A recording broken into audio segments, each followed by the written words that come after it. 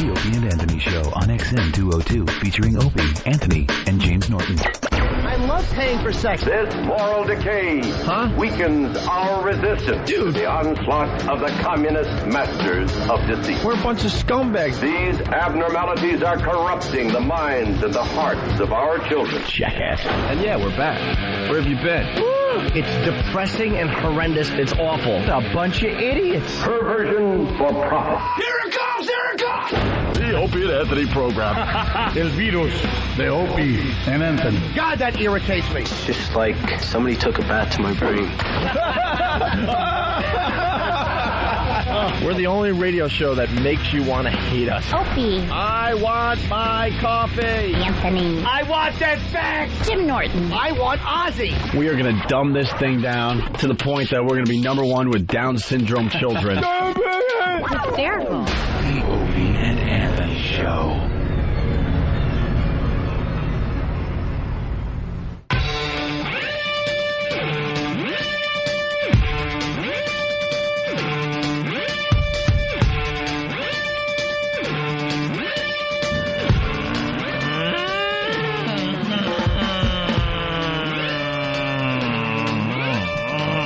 No palaver? I don't know. I didn't hear enough of this palaver. Steve's messing with the intros, trying to figure it out. Coming up with a new one. So we're playing some of the older ones, I guess. Should at least get the guy. What was his name? Russ Myers? Yeah. Is he still alive? I don't know, but get one of his older films and get another quote from him to come into. Well, I gave the guys Mondo Topless. Mondo Topless. Mondo Topless is One filled of his classics. with great sound bites. It's like his Citizen Kane. It sure is. And it's got his voice. But enough of this palaver. Yeah. That's from Mondo Topless. Doing like a narration of the whole thing while topless broads just run around. And he goes, but enough of this palaver. And he talks like that the whole time. Where is my Mondo Topless CD or DVD or whatever? You got it? Dan's got it at home. He's brushing up on some old school porno. Mondo Topless is hilarious. You kids don't know what it was like in the old days when we had to sit through storylines. No, Mondo Topless has no storylines. It's just a bunch of strippers in the San Francisco area. In the 70s. And the girls drive around in these old cars topless, and Russ Myers is the narrator just losing his mind. I guess I didn't mean storyline. I meant like some kind of, like the filmmaker thought he was doing something. No, he knew. But he thought he was actually putting together something. No! Dude, I have to disagree with you. If you watch... Porno was illegal, so it was his way of making sure we could see boobs. That's all it was about. But if you watch something like Super Vixens... That I can't disagree with. But Mondo Topless, all it is just girls Mondo Topless talking about their toplessness. Look. All it is girls dancing on the beach, on the railroad tracks, in the woods, taking a mud bath. Just being There's no storyline. Topless. And then Russ Myers just doing the narration, just losing his mind. Just read the synopsis of Mondo Topless. All righty. Let me get a look at the synopsis. Topless. In phrase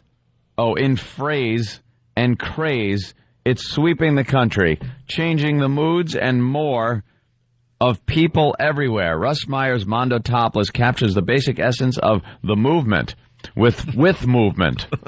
Way out wild, undulatory movement. Go-go girls in and out of their environment, bearing far more than their souls. Behold the buxotics. You've only dreamt about these kind of women till now, but they're unbelievably real. Listen how slow you have to read it, because he uses ridiculous words. Big busted Babette Bardot. Super stacked Sin Lin Lee. Double D Donna X. Protuberant Pat Barrington. Capacitously domed. I told you. Domed Darla Paris, and last but hardly least, Darlene Gray, a mere slip of a frail, tipping the scales at only 112 pounds. But get this, her untoppable, gravity-defying, bra-busting boobs have got to compromise nearly 23 pounds of that total by themselves. All right. Can we get clips from Mondo Topless today? Because Russ Myers, he is hilarious as a narrator. He narrates. It's almost better than watching these girls topless. It's almost better.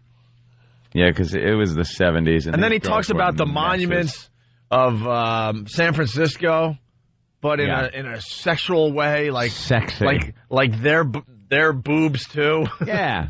Talks about the tunnels, and you could just imagine what he says about the tunnels. Well, it's really, really funny. I've had many showings of Mondo topless at my crib. At the house, does it just run like one of those techno clubs where there's screens up and things just loop? You just loop that one. It's just it's very entertaining to sit around and just check that out. Anyway, good morning. It's the Opie and Anthony Show. The O&A virus spreading across America. 1-866-313-FREE is our phone number. That's 1-866-313-FREE. We're going to go right to Philly, say hi to Guido, listening to us on WISP. Guido, what's up? Nothing, guys. Good morning. Good morning, Guido. I got to give you guys props and compliments. I loved that interview with Michael Rowe. Everybody loved it. We all want more Mike Rowe. Yeah, my brother called me. He rarely calls to talk about the radio show, but Brett, who's the owner of Riley's there in Huntington, F.H. Riley's, he's like, dude, man, I got to tell you, I loved Mike Rowe on the show yesterday. I love the shows he does on the Discovery Channel. He was a great guest. Yep. It was great, dude. We were looking it up on demand on the cable lines. I had to find every show possible. I wanted to watch it more. Oh, Dirty Jobs is a great show. Now Shark Week is going to be great. I had to watch Jaws last night, too, because of that stupid thing, and I memorized the scene. I hope Anthony did, too. Yeah, I didn't watch it last night. You got to get him back on, please, ASAP. Yeah, we continued with Mike Rowe on XM Satellite Radio, and he was telling us about noodling, which got me very, very excited, because I remember seeing this on TV. Noodling seems very scary. Yeah, this side of the show did not hear us talk about noodling, but it's illegal in, 46 states? Mm-hmm. Oklahoma is like the home of the noodler. Noodling is really, really big in Oklahoma. And basically what you do is you go into these swamps, and you go in water that's at least up to your waist, if not higher. Yeah, you can't see your feet. His neck. Up to his neck, right. Yeah, okay. You can't see anything. The water's so murky, you can't even see down a few inches. Yeah, we got to talk about this for a couple more minutes because this is just amazing. Like, just imagine being in swamp water up to your neck at times, and you can't see your feet, and now you're using your feet to feel around for, holes, he said? Holes in the bottom on the floor of the lake or whatever it is, swamp. And on the side of the swamps. Yep. And in there is a catfish. So what you do is you then stick your hand in the hole until the catfish bites your hand. And then you pull it out of the hole. And then you grab, because as he bites, he's putting, I guess, your fingers in his mouth. So you grab and make a fist to hold him and pull him out. And that's how you do it. You use your hand as bait. Right. And a lot of people get fingers bitten off. Yeah, Mike said scars. A lot of the guys down in Oklahoma are missing digits. And Mike showed us a scar where the catfish bit him. Yeah. Who the hell would do that? And all kinds of other creatures live in holes in the bottom of swamps. Alligators and these other things. What were they called? Water moccasins and... There's a combination between... A gar? Gars, right. Yeah, gars, which is like an eel with an alligator mouth. And if you stick your hand in one of those holes to noodle a catfish, you're losing your whole hand. Oh, yeah. It's over, Johnny. Yeah, but these guys do this for a living. Yeah. And they have no problem doing it for a living, to the point where it's illegal in a lot of states because they're taking too much catfish out of the water. And people have been dying doing it. It's kind of give your life for a stupid catfish. But just imagine. It tastes good. Yeah. Just imagine, though, you have to walk around in the swamp with this murky water, and then you have to feel around for these holes, and you reach into the holes for the catfish, hoping it's a hole that has a catfish in it. Yeah. You're hoping. It's like being on an awful date. Fishing around, you come back with 2 fingers missing. Oh, well. Damn. Got to throw her back.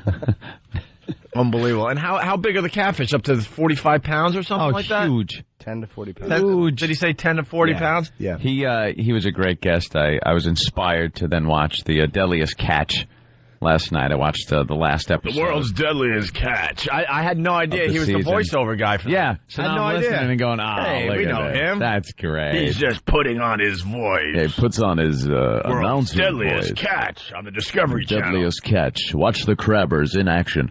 So I was watching the Crabbers, and it was like the last show of this season, but they're continuing. They're going out again. A lot of these guys, made like upwards of $50,000 for a few weeks' work. Yeah. Out on these crabbing boats, but just the danger. They showed guys caught in these storms where one got hit by a rogue wave, and the camera was on, and tipped the boat over.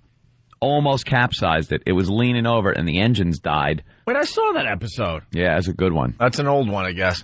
But it was the last one of one of their seasons. Okay. And when they played the practical joke on the other ship, they pulled up one of their crab pots, emptied it out, filled it up with panties, and then welded it shut, and then dropped it back in the water. And the guys come, they're picking their pots up, and they go, "What the hell is this?" And they try to open it, and it's welded shut, and they gotta like get a pry bar out, and there's panties in it. So they went back to one of the other guys' pots and put a big metal pipe on the cable that holds the pot. So when they try to reel it in, instead of it getting on board, the metal pipe hits the rigging, and they have no way to bring this pot back on board, so they got to improvise stuff, and they're joking over the radio about it. And these are guys that are in seas that would I'd be puking constantly. And they're just making little jokes with each other. Yeah, they're just having fun. Yeah, having some fun. They're losing close crew to the members end. left and right, but they still have time to joke. There's a guy there. Then they had to tie all their empty crab pots up, and they're just huge stacks of them, and they have to be really secure. They go over to one side, the boat can tip, they can knock people off. And there's guys on ice and wind and waves like you can't believe just clinging on to this with no lifeline. They got a life jacket on, but you're in that water for any longer than a couple of minutes, you're dead. So it doesn't even matter. And he's just hanging on the edge, threading chains through these things. And if a wave would have hit, goodbye. Yeah. Goodbye. We do that so we can, oh, this is, ooh, you had the king crab legs? They're so tasty in the butter. There's some guy just dead because you're eating crabs. Yeah, he's just floating at the bottom of the bay. A little. As you're eating it, just picture a fish going, just nipping at his eyeball socket as he's just floating somewhere because they couldn't find him. Doink, doink, doink. Just some white, like when you get egg drop soup. The yolky boiled thing coming out of his eye socket, and a fish just pecking away at it. And you're, oh, this looks delicious. Yummy. The family crying. I don't eat crustaceans. What? Are you religious? No, I don't like the way they kill them. They boil them alive. That bugs me. That's wonderful. You're kidding, right? No, I don't like the way they... You're tasty. kidding, right? No, I don't like the way they throw They're them not in the pot really living. They're little pea brains. They're not really screaming, by the way. They don't know anything. They know. They don't know. They run on instinct. Instinct. Their brains are purely to make their body function. There isn't an emotion there. There isn't anything. If they look like they're suffering, it's just an instinct that this is bad, must survive. But it's not like, oh, will I ever see my 18 billion children again? No, it's probably not like a thought, but I mean, it's gotta hurt. It's not a thought. It's gotta hurt. And I eat animals. I don't want anybody calling me up. Believe me, I eat any animal. I'll eat... Pain is probably... Cows suffer a lot more than a lobster. Oh, they probably do. A lot more, if you really want to get into it. Oh, when that bolt gets throat. shot in their head. Yeah, they electrocute them because they don't want to spoil the meat. The way they do a chicken. The probe, they electrocute it. What they do with the probe? Yeah, in certain animals. Yeah, boiling a lobster is a lot tamer than what they're doing to chickens and they cows. Knock it over the head, smash it. And King veal, crab. forget about it. Well, veal is just Crustaceans must be fresh. That's the problem. You can't kill it because then you don't know how long it's going to sit there dead. No, as you order it. As you order it, they should knock it over the head with something. Give it a tunk. knock it over the head. Do you understand their brain is so nothing that a knock over the head wouldn't even do anything? Oh, give them a little tug. Like their whole body is based on the entire nervous system. It's not like you kill the brain and you're pretty much done. You kill the brain of a lobster or a crab or something like that. It's still moving forward. It's still fine. Can't move it's got sideways, like really. This nerve, like what we would consider a spinal cord. Yeah. That's like running the show. Yeah, right. The brain is doing nothing. They're still fine. You can smash its head and throw it back. It'll be like all the other ones are going, hey, here comes old smashed head. Yeah. But he'd still be nipping with his... Yeah, he's fine. Anyway, hey, you were watching World's Deadliest Catch. I decided to watch TV that makes me really pissed off. Sweet 16. Love the show. Greatest show on TV. Love to hate those little bitches. Those little chubby, spoiled brats. Yeah, they get everything they want. One chick got a BMW for her 16th birthday last night, a $50,000 car. Dude, they do that all the time. They get them the best cars. They are just spoiled brats. And their parties are these things that could only possibly be important to a 16-year-old. Because they're these big extravaganzas, and they think that, like, when they're 30 years old, that the same people that are there are going to be talking forever about this party. And it's just the dumbest, stupid party that you ever want to see. But it's entertaining to watch how upset they get. Like, I love when they start crying because they're not getting something they want. That's the best part. But I need to be carried in on an Egyptian litter. I don't even know what it is. Yeah. They audition these, like, muscle men guys, and they're 16-year-old girls sitting around. And the muscle men guys are like, ugh, she is a chubby mess, and I got to make your shirt off. Sexy. Yeah, take your shirt off, and they're all, woo! And then they sit through the stupid high school hate list, where they go, well, we're not inviting her. She's a bitch. She tried to steal my boyfriend. And it's just all that petty high school crap, but it's fascinating. Did you see the Indian twins last night? No. Spoiled, rotten Indian twins, and they're handing out the invites. And one of the guys was stupid enough to hug one of them after he got an invite. Oh, boy. So she starts screaming, give me that invite back. You're not invited anymore because you touched me or you hugged me. She don't want to be touched? I don't know. So then... Okay, I understand. So then this dude is like... He's kind of like a skater dude, so he got all his skater buddies, and they crashed a party and just raised holy hell. It was hilarious.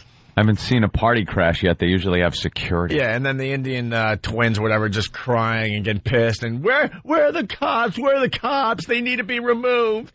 That's where you actually want a gang to show up and start firing. Oh, no. They're ruining my party. They run off. Do you think these girls, forget it, I can answer my own question. I was going to say, you think these girls know they're so spoiled and look really stupid on TV when they watch the show back, but...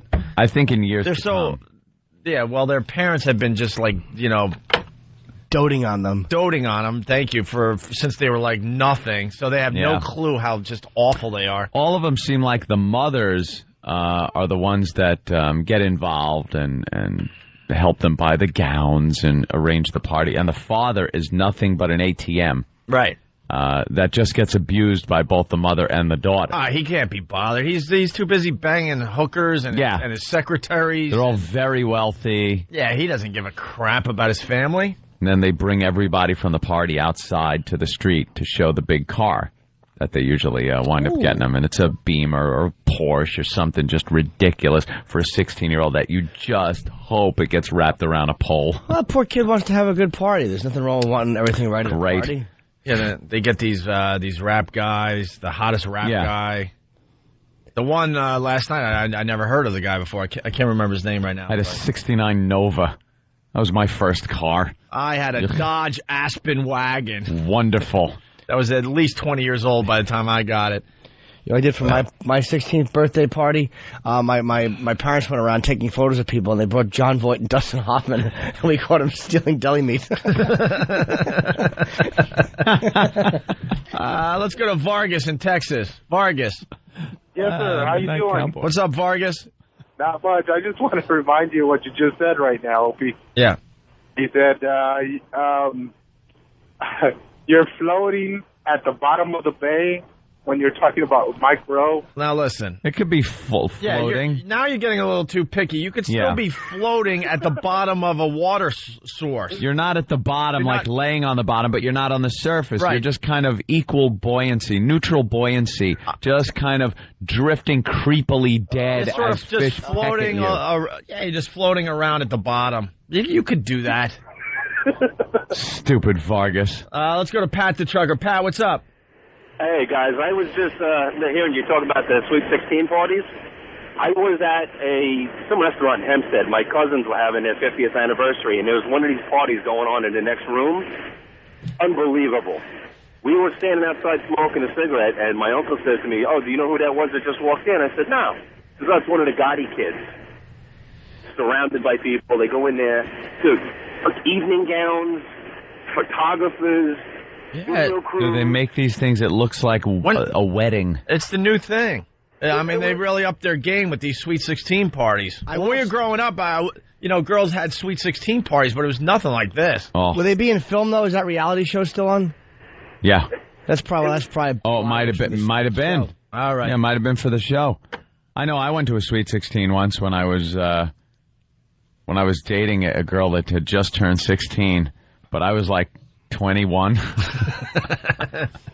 And it was just awkward and embarrassing. Smoking probably with facial hair. Dude, it was horrible. Stupid truck outside. The father gave me a talking to in his I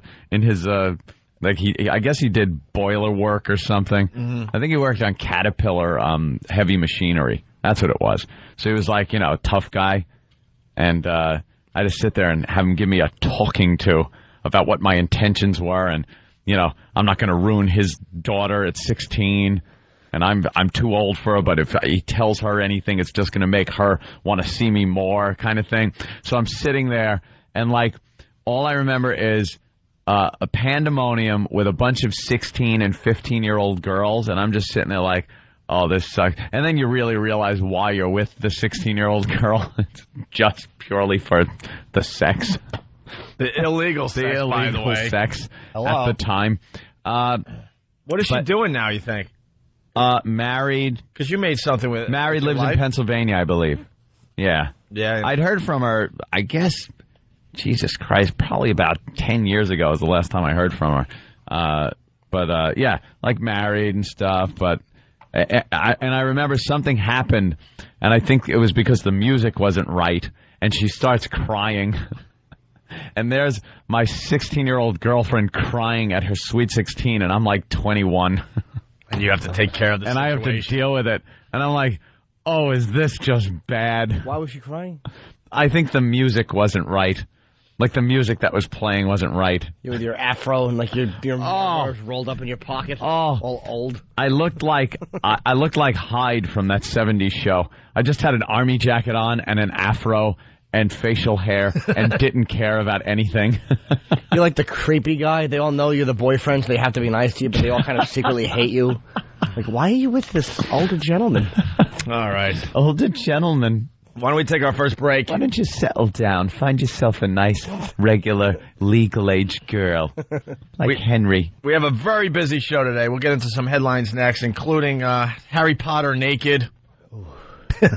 Lance Bass of NSYNC is gay. He's got the gay. He's gay. Yeah, I like how a couple of the people found out. Oh, really? Yeah. You got some info on that? We got the scoop on how Joey Fatone found out he was gay. Is it true or is it just... It's true. It's in the paper. Right. It's got to be true, right? All right, we'll get into it next. It's the ONA virus spreading across America. The Opie and Anthony Show is on an extensive quest to find the most obnoxious 30 seconds of audio ever recorded. How annoying? This annoying.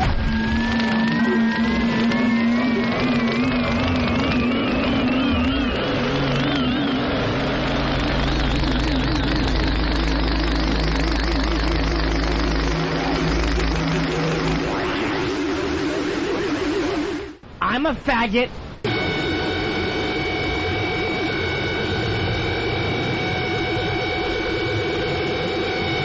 You can do better? Email your annoying audio to Danny at foundrymusic.com. That annoys me.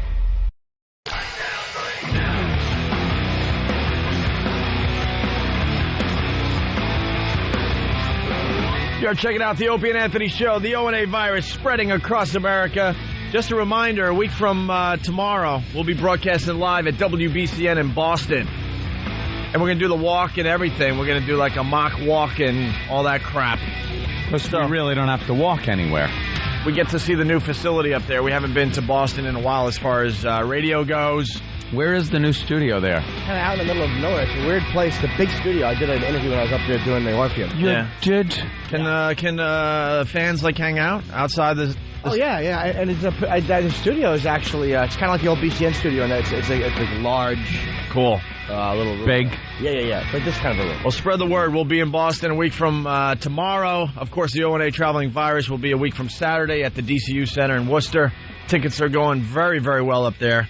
All the info on the O&A Traveling Virus can be found at opieandanthony.com. But the headline here is we'll be broadcasting live a week from tomorrow from WBCN, and we want our fans to show up at the station, okay? Certainly. We'll probably have tickets to give away to the O&A Traveling Virus and other things as well.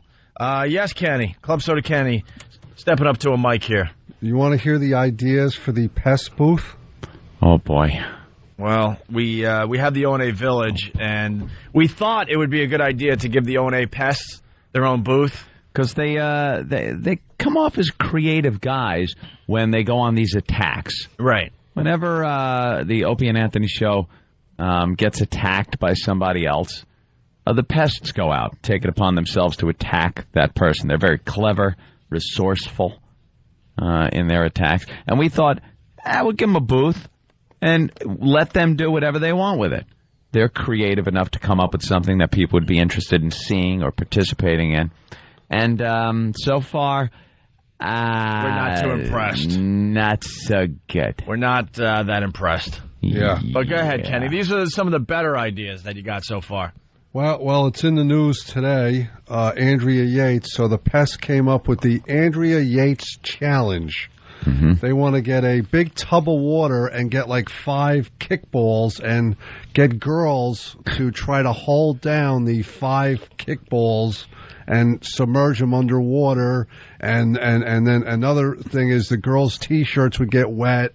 And, if they could hold the kickballs down, you win a T-shirt. That's all right. Wonderful. Wow. That's good. Can't wait to see that at the O&A Village.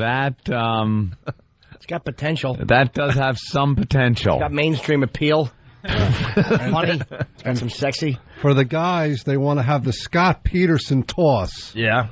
They're going to get a little rubber dinghy and fill up a duffel bag, stuff it with I don't know what, and see how far a guy can throw the duffel bag out of the little rubber dinghy. How much room do they think they have? I like the tie-in, but all right. I don't think he really had to toss her all that far. Yeah. Yeah. So, but, they're working to the best of their capacity. How about anything that isn't tied into murdered children? Yeah. Right. Maybe How about stay that? away from that. Yeah. Maybe we should start there. There was also suggestions of Andy Gore stuff. The Yahoo Skiffles Jug Band has volunteered their services.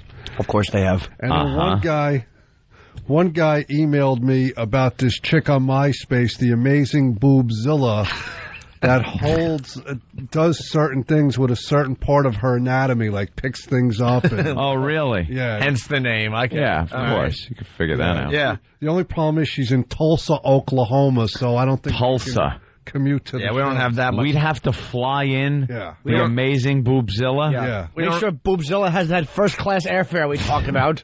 Yeah. What? We don't have a huge budget for the O&A Traveling Virus, so we might have to pass on Boobzilla. Boobzilla. Yeah. But if you go on her MySpace, I guess she's hooked up with all kind of freak show acts, so... Yeah. Maybe it's something we can explore for the radio show, even for the future. And she has a MySpace account? Yeah. We could figure out the MySpace account, I'm assuming, right? Right, the amazing Boobzilla. Well, now you just screwed it all up. Thanks, Kenny. I think they'd have figured it out. Is that a real name? Thanks for going with it with me. Oh. That's why I said I think they could figure it out, because you already said the name, and then all they would have to do, but now I think they dumped out because it's I'm sorry. But nudity on the web they have a problem with for some reason. On MySpace, you're not allowed to put that on MySpace. So MySpace is all right. Pretty, Maybe it got through. All right, thank you, Kenny. No news. So if other pests have ideas, what should they do? Club Soda at FoundryMusic.com. All right, thank you. Club Soda Kenny, everyone. Let's get into some stuff here. Here's one of the big stories. It broke last night officially. Did it? But people have been wondering for years, I guess. I think it broke years ago. Ooh. It's not the most shocking announcement, but it is a very public confirmation. A cute as a button boy bander has come out of the closet. In our number 10 story, sorry ladies, NSYNC member Lance Bass is gay and proud of it. In a People magazine exclusive, Lance shares with the public his true sexual orientation after years of keeping his personal life private. Lance says he feared being openly gay could have negatively affected the success of NSYNC while the band was still together. Ow. As for why he's talking now, Lance says he wanted to come out on his own terms, especially after some hurtful rumors, and it is a huge relief. Hurtful. Lance's boyfriend, Amazing Race winner Riken Lemkule. As for the NSYNCers, J.C. Chazé said that he's known Lance for more than 10 years. He's family, and he supports him unconditionally. You want to come out on his own terms? Yeah, right. He knows that NSYNC isn't getting back together anytime soon. Yep. So the timing is right. It's kind of like Rosie O'Donnell. Yeah, come out on her own Acting terms. like she loved Tom Cruise and men in general, and then when the show was over, then she finally admits that she's a lesbian. Gets the lesbian haircut and everything. This guy didn't come out on his own terms. He wanted to yell and scream that at the height of his popularity. Yeah. That would be the biggest thing. That'd be the way to do it. You shout out you're gay from the stage. Huge NSYNC show. A little girl screaming. Imagine you're feeling it. You're like, I'm feeling good about my sexuality. It's time I come out of the closet. Man, this would be a great time. Goes from this yelling, screaming crowd, all the rest of NSYNC standing around, and then you don't even. Hold on, I got some. And you don't even check with the band. You just decide. No, I'm just feeling it, man. It's time. How's everybody doing tonight? Yeah. Yeah! Oh my God, Lance! You know, people, it's a very special evening, and I just want to share something with everybody. Yeah, I love you too. I love you too. I just want to share something. Thank you. Ladies and gentlemen, I'm gay.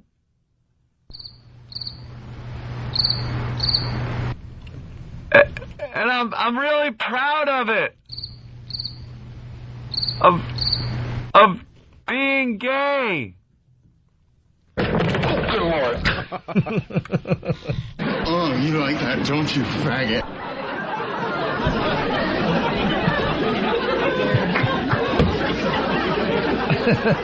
I love you, Johnny Cakes.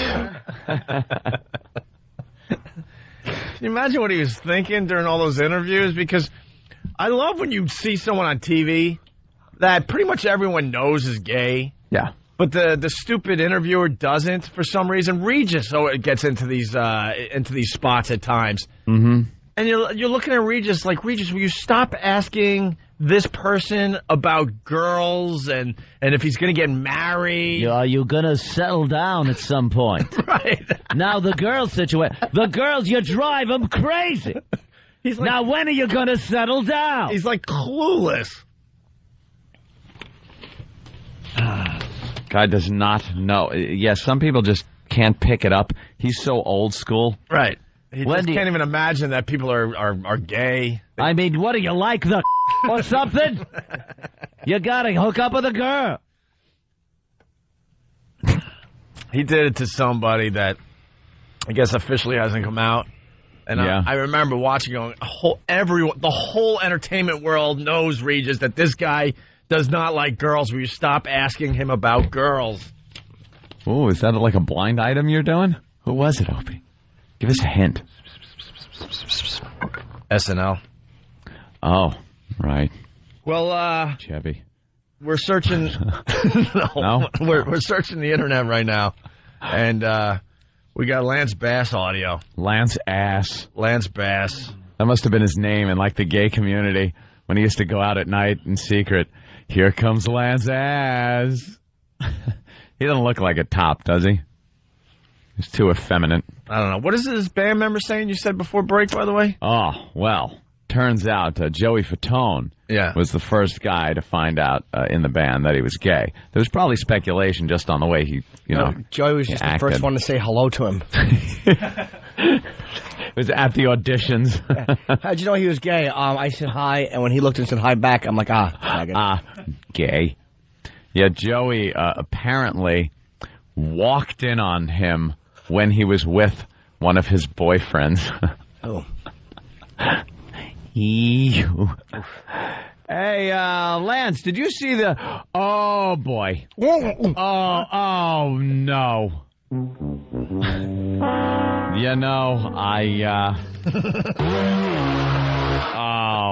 I really shouldn't have walked in here. But, yeah.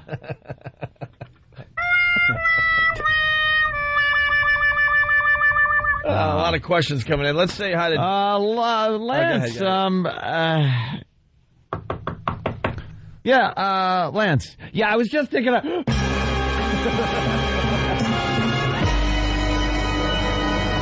I'll just leave you two alone. This isn't what it looks like.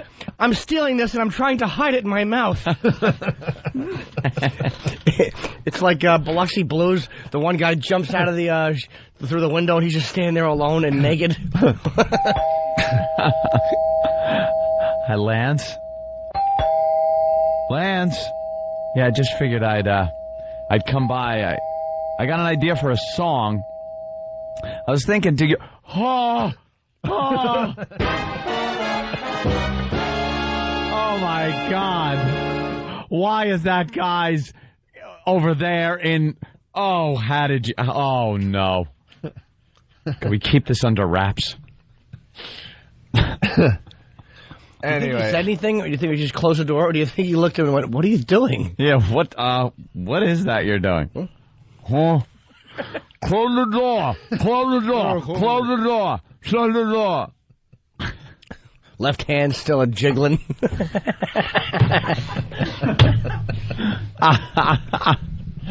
Wow. Well, I didn't know you were into collecting Roman armor. Started with the helmet, did you, Lance? It's him and an older gentleman. It's naked Martin Sheen from Apocalypse Now, just drinking and bleeding on him. And he had to do so many interviews because it was a chick band. Yeah. So many interviews where he was asked about girls. Do you have a girlfriend? Yeah. How do you control yourself on the road with all these girls wanting you? That was the big thing, always. The little girls, the young girls that would come out to see the band. Right. And they would ask all of them. Right. How do you deal with it? How do you deal with all these girls chasing you? And he'd, have to... He'd have to answer. This is Lance, answering all the questions. Now, got any Entertainment Tonight music? Got any Entertainment Tonight type music? Oh, look at E-Rock. Come on, E-Rock. Come on, E-Rock. E-Rock. E-Rock. E-Rock. E-Rock. That's who does all these types of things. Yeah. Yeah. Well, actually, as we wait for that, we have actual Lance Bass let's hear it. Audio. E-Rock's getting the entertainment music. Here we go. Listen to this. Lance tells a guy's network his fantasy involving twins. I'm here with Lance Bass of NSYNC. Now, you once wanted to travel into space, but you're here at the Playboy Mansion. Is that good enough? You're at the Playboy Mansion. Like he wanted to be at the Playboy Mansion. That's like any of us going to the Ramrod. Right. So we're here at the Ramrod. That's some dopey publicist. Like, come on, just do us a favor. Play along, faggot. The rumors are out there. Could you be seen at the Playboy Mansion? You're gonna ruin this gig. You're gonna ruin it for everybody else. I'm here with Lance Bass of NSYNC. Now, you once wanted to travel into space, but you're here at the Playboy Mansion. Is that good enough information? No, I mean, it's very cool. I live in Los Angeles now, so this is great. I've been here, like, a couple of times. But now you know how to work it. I just saw you on the bar over there doing something a little nasty. What are you talking about? Yeah. It was great. My fascination is to have twins take body shots off of you. There you go. It's a about time we have our own network for real this time. Like, everyone's like, oh, guys have their own networks, you know, but, like, this is it. This is it. We got it all for you, man. Hey, thanks for talking to us. Thank you very much. Have a great time at the Playboy. See, what you can't guys. say, you can go to YouTube and see the video, and they have a quick clip of him at the bar at the Playboy Mansion, on the bar, and girls are doing body shots off of him. They like pour the booze on his body, and the girls are like lapping it up. How many girls right now are scrubbing their tongue with like an SOS head? No. And you hear what his fantasy. My fantasy is to have twins doing body shots off of me. Yeah. Oh. Danny DeVito and Arnold Schwarzenegger. Yeah, here it comes. Yeah, there's already a network for guys that he was talking about. It's called Logo, and it's on Cablevision, I believe. Do you think when the bandmate walked in on him, he's like, "Oh, I didn't know you played the trombone." He plays the Bill Bone. Holy crap! The feedback is just amazing. Where do we start? All right. Get Sam on it. There's so many good ones coming in. Steven S. from Bayshore, Lance Bass is forming a new group called Broth, Sweat, and Tears. Cigars and Scotch. He didn't want to travel to space. He wanted to go to, Uranus. Right. Very good. Yeah. Slobbery Pete. What a wasted invitation from Hef. Let's see. Yeah, okay.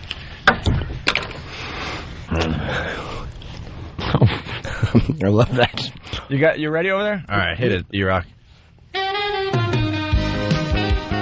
We're here with Lance Bass. Lance, how do you deal with all the women?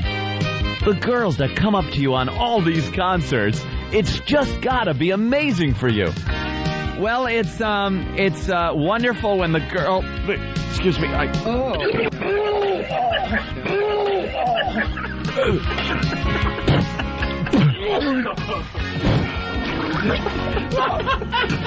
Well, So you have just... It's like they're throwing girls at you on stage. Are you okay? Lance, tell us about your love life. It's got to be so exciting to come off stage with NSYNC and just have what must amount to a harem coming at you. Lance? Lance?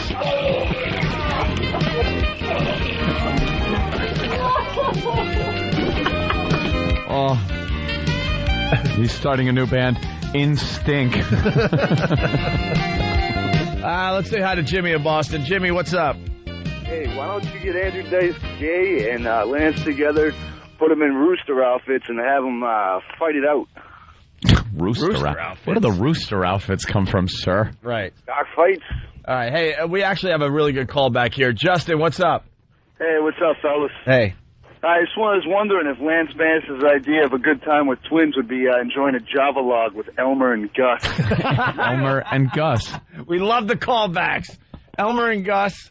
What's the story of Elmer and Gus again? They were denied marriage. Yeah, they're a gay couple that they're like in their upper 80s, or one's like 88, the other's like 92, something like that. They've been together. They met like back in the 30s or something. Yeah, they've been together for like 60 years or so, and it was a big story here in New York because they were denied marriage, and they're really bummed out about that. Elmer and Gus.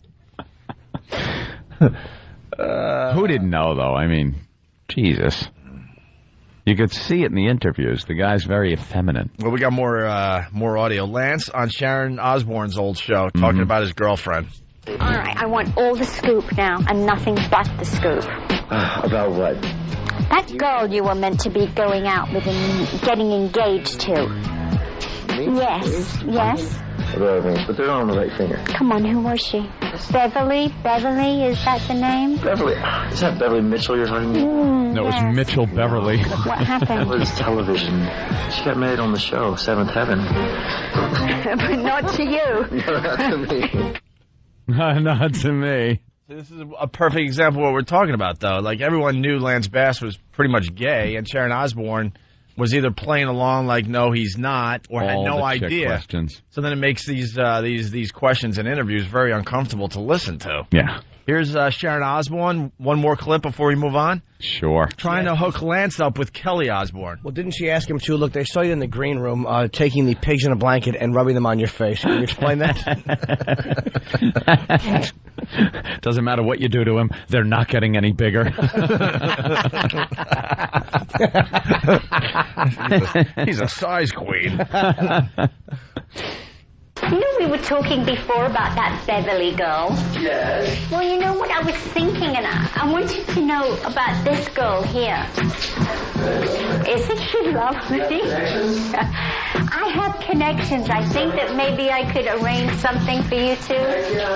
She's sweet, quiet, very shy. What do you think? I think so. All right, I will hook you up. Hook you up. Oh, one last question. Does she have a... Sharon Osbourne setting Kelly Osbourne up with a gay guy. Way to pay attention, Mom. Yeah. So there you have it. Lance out of the closet. Yeah. Lance. Yeah. Just a flare. Just a fag. Yeah, the instant feedback going wild. Nothing funny, but they really got nothing we could say here.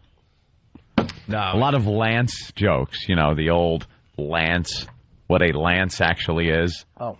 You know, yeah. Like in a joust, you use a lance. Yeah. Talking about what you could possibly do with that. Yeah. And where it can go. Let's see. All right, we can move on for now. We'll have more on Lance Bass coming out. Oh, I'm sure a lot later on in the show. And I'm sure a lot of the entertainment shows will do a whole big thing on it. So yeah, we should make sure we get that. We should tape all the entertainment shows. All right. We'll. I think we should do the Tom Brokaw thing. Tom Brokaw should do that. We got to talk about. I'm gay. Come out of a closet. I just want everybody to know I'm gay and proud. Tom, no. Proud to be a homosexual. No, that's not your... Homosexual. No, that's not your... A faggot. No, that's not your story today. You're not. You're not gay. I'm not gay? No. How will global warming affect my gayness? No, you're not gay. You just did a... Will hot men be even hotter as the temperature climbs? This is the questions I was dealing with. Tom, you're a little confused. No. Here on my special about global warming. No, it's a known fact you're not gay. You're doing a special on global warming. The closer Earth gets to Uranus, will it make it even warmer? This and other questions will be answered by Tom Brokaw on his special on global warming. Warming of the planet of Earth. Suck at talking. It's the ONA virus spreading across America. Call the Opie and Anthony Show right now. 866-313-FREE. Opie and Anthony. Yo, this show rocks. Thanks, buddy. Where are you calling from? Thrasherville, USA. And what do you got for the show? Pain. This place is painful enough, buddy. If you have a point that's relevant to the topic at hand, call the Opie and Anthony Show at 866-313-FREE. Rock!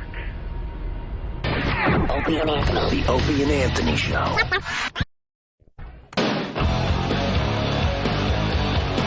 You're checking out the Opie and Anthony Show, the ONA virus spreading across America. You guys want to take our first call from Maine? Yes, let's hear what Maine has to say. I think we just started up on a station in Maine. Portland, Maine. I don't know, a couple days ago. Portland, Maine. Hey, Wayne, what's going on today? Hey, what's happening? Hi. From Maine. Hey, you guys have been up here for like your fourth day, and everybody I know just hates it bad. Yeah. Really? I mean, this is talk radio. I mean, Rush Limbaugh and Howard Stern, they're supposed to be all gone. We don't want to listen to that junk. Then what are you doing listening? Why are you listening then? Like, if you don't like it, why wouldn't you just go find something else to listen to? Well, there's no other morning show up here that's any good. Well, then you're stuck with us. You're stuck, Wayne. So what are you going to do? Is there anything, Wayne, was there anything in even a very short time, 4 days, that you found at least compelling, something that made you listen a little longer? No, Nothing. Really. No, then why are you still listening? Then why after 4 days? Does your life suck that bad? You sound like a dope. There's no music you could listen to on another station? Yeah, what would you rather listen to, Wayne? What would you rather? Music in the morning. That's what we want. Music, is that what? Then get an iPod. Yeah, that's right. Don't be such a faggot, Wayne. Just listen to your music. You don't need us to play it for you. Your station sucks. I mean, I don't know why it's even on the radio. Wait, it sucks, but you're listening. But you're listening. That blows. Wayne, you understand that blows your whole argument. You think we suck, but you've been listening for 4 days. No, just 10 minutes at a time. Just it doesn't Wayne, matter. You're hooked. You're a dummy, Wayne. Wayne, you don't even know it, but you're hooked. It's called the virus. You have the sniffles right now. You have the sniffles, but you're infected. Because there's something about this show that you gotta keep tuning in. You will keep listening, Wayne. You know that, right? No. What kind of music would you rather listen to than this? Oh, good question. Disturbed and Korn, System of a Down. Well, the music that they played last week. Last week was great. And then you guys get on there, you guys talk for 3 hours. That's horrible. Yes, what we do. It's called talk radio. Yeah, we're doing Would you rather talk hear radio. some Disturbed than some Con? Con? I mean, I don't see any fun talking about Tommy Lee's. Then don't listen, you ass. Wayne, don't listen. We don't care if you listen. What's Tommy Lee's what? Lee, what? That's like old news. He had hepatitis 10 years ago.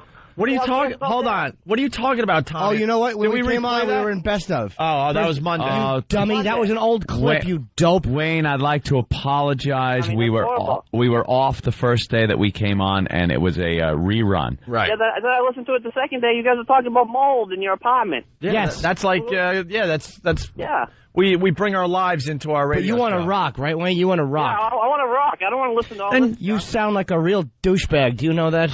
I don't think so. Yeah, yes, you do, and you know you do. Wayne, I mean, you guys need to get off our station. We're on your station. No more music in the morning, little boy. What do you think of them apples? That's stupid, not having music in the morning. Yeah, well, then why don't you hum? Put your head in an older gentleman's lap and hum your favorite Disturbed song. Why don't you get AIDS and then hum Down with the Sickness? Shut your face, stupid. Yeah, we love Disturbed. As a matter of fact, we're going to be talking to those guys in a week or two. So I thought they were in tomorrow. Oh, is it tomorrow? I'm so annoyed. I'm going to be in tomorrow. Nashville. I'm missing those guys again. Oh, okay, tomorrow we talk to Disturbed.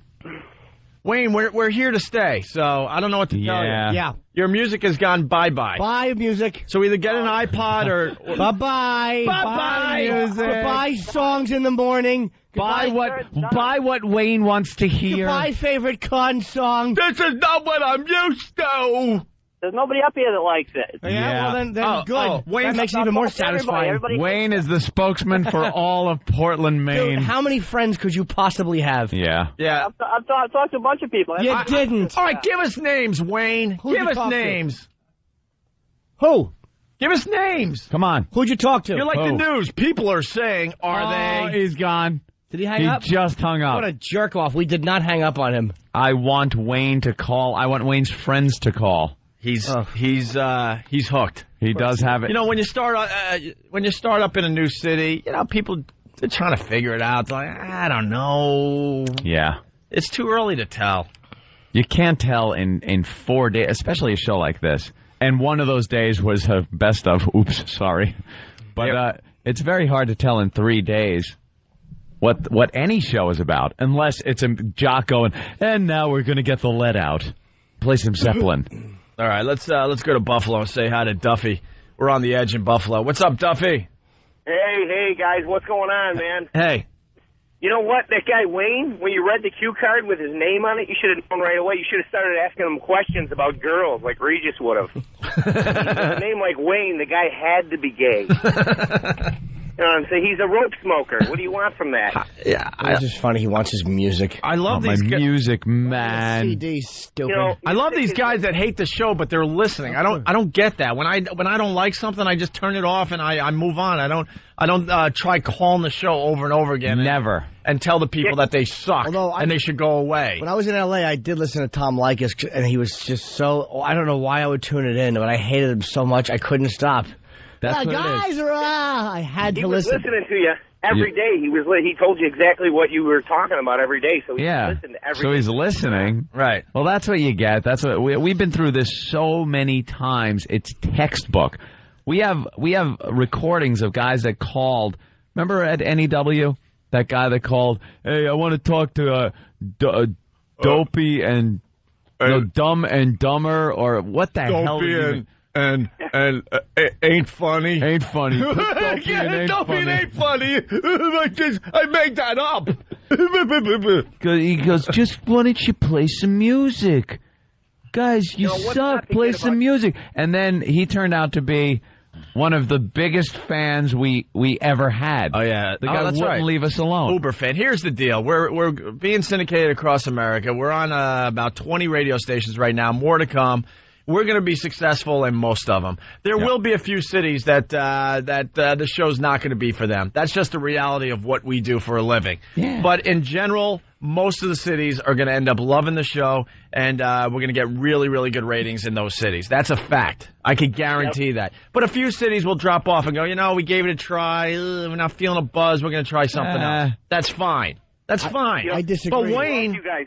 We'll be number one in every market, and I say in 30 days. That's it. 10 days. And stupid Wayne's going to talk for all of Portland, Maine.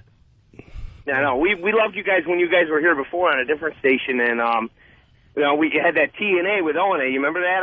No, I don't remember anything about that. You know what I'm hearing, and I want to. You don't remember that? Of course we remember, Duffy. Jesus, Duffy. Dope. I need someone to do some research for me, because I was talking to Fareed, who is the CEO. He pretty much owns Citadel, okay? He runs Citadel.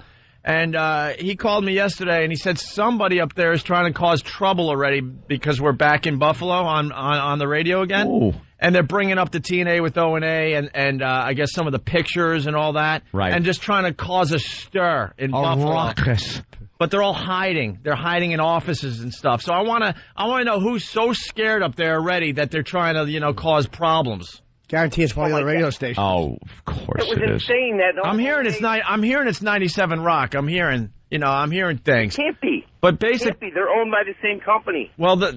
Something 3 and 97 are the same exact company. Well, something's going on up there, and we got to get to the bottom of it because they're not happy. We're back in Buffalo. There's some people running around scared, and they're trying to cause this trouble with our old event TNA with O&A. And they'll never come out and just do it publicly. They're such little douches. They have to hide. Because Fareed's Fareed's saying, well, they're handing the pictures out to advertisers and this and that. They're just trying to cause problems up there already. Oh. Nah, you guys are here. You're not going anywhere. So we're gonna try to find out who was behind that little thing, and then we're gonna have a little fun.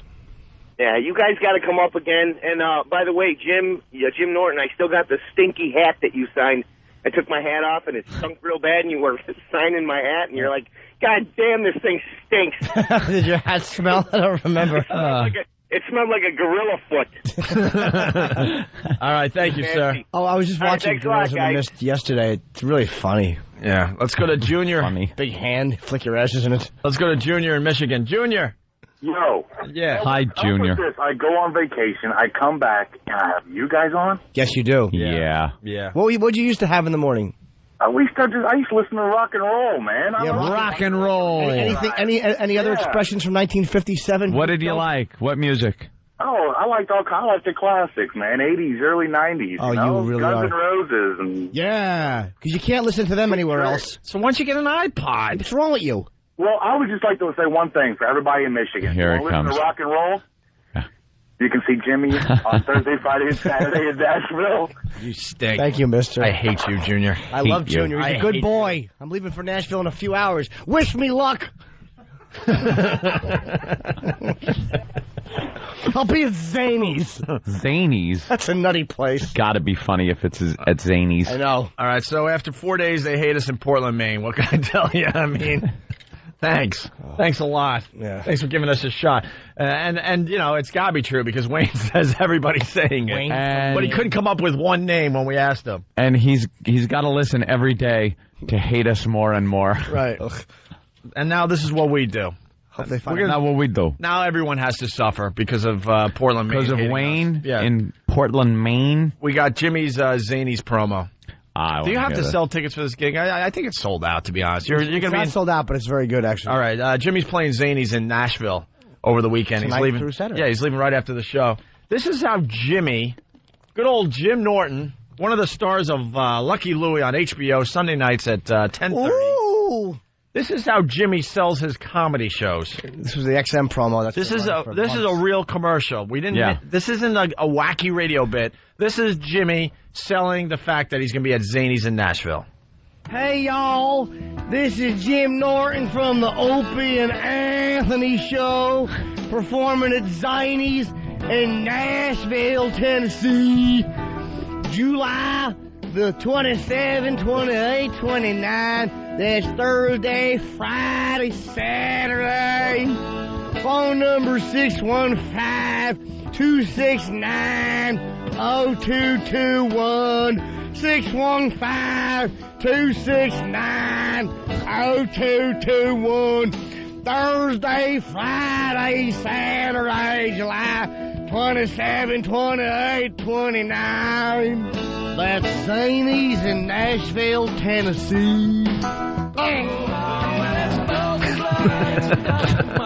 Wonderful. Well, I can't wait to go. That's a promo? Oh, yeah, that was my... Better call that phone number right away. Wow. That's a commercial. You are horrible with those. I love annoying them. Come down. Yeah. That's uncomfortable. Bad fake As you learn about the show, you'll learn that we love to annoy you. It's one of our favorite things in the world. Thank God I have a Houston one coming up in a couple weeks, too. Another Southern promo on its way. Let's go to Chris in Pittsburgh. Chris, what's up? Hey, call Pittsburgh. Chris from Pittsburgh, yes, go. Welcome aboard. Hey, you guys blow everything. Uh-oh. Oh, my Boy, God. sure I think this might have been a compliment. It sure cut out at the wrong spots. It was a good phone call. Could you call back, sir, on a better thing? Chris. On your dumb rotary cell phone? We're desperate for a compliment today. We could have got one there. You have to give out the number. A lot of people don't have the number. No, the phones are ringing. No, I know. They're ringing. But I mean from other new markets. I want a compliment from a new market, not just Philly. And we love Philly, but we know they love us. How can they not? All right, let's say hi to Mike in Maine. Mike? Yeah, Mike. I want to get Hey. number. Oh, and hey, what's up, guys? What do you say, Bill? What's up? Just want to let you know I was down in New Jersey when you started on NEW, and now I'm up in Portland, Maine, and I'm loving it. Thank you. Telling all my friends about it. Wayne can go F himself. Yeah. Yes, he can. All right, thank you, sir. Thank you. Let's go to Megan in Dallas. Megan. Hi. Hi. I want to know how you're doing in Dallas. How are we doing in Dallas? I don't know. I have not a clue. You know when I just said that, not every city is going to like the Opie and Anthony show. Oh, come on. We have to be doing We got well some in Dallas. early favorites. Well, you're up against Lexington Terry and Kid Craddock in the morning, who obviously Kid sucks. Craddock stinks. He is so old school and boring. He's very gay. Cookie cutter radio with Kid Craddock. Dallas. Well, they have us on from 5 to 8. No, I know. We don't know what. Honestly, we can't tell what's going on. I'll be completely honest. We can't tell what's going on in Dallas. They run the show at 5 in the morning to 8 in the morning. Uh-huh. So we need to do more hours of radio? I don't know. Is that it? Well, a lot of cities want the show live. Yeah. What they should do in Dallas is just go on an hour delay, get us on from 6 to 9, and then maybe we would know what we're doing. Yeah. But they decided that it's best that we're on 5 to 8. So I don't know. That's for me, because I wake up then. We looked at the ratings. You can't even tell what's going on. I'm being honest. Well, once you find out, will you say it on the radio? We're certainly not moving the needle in Dallas. No?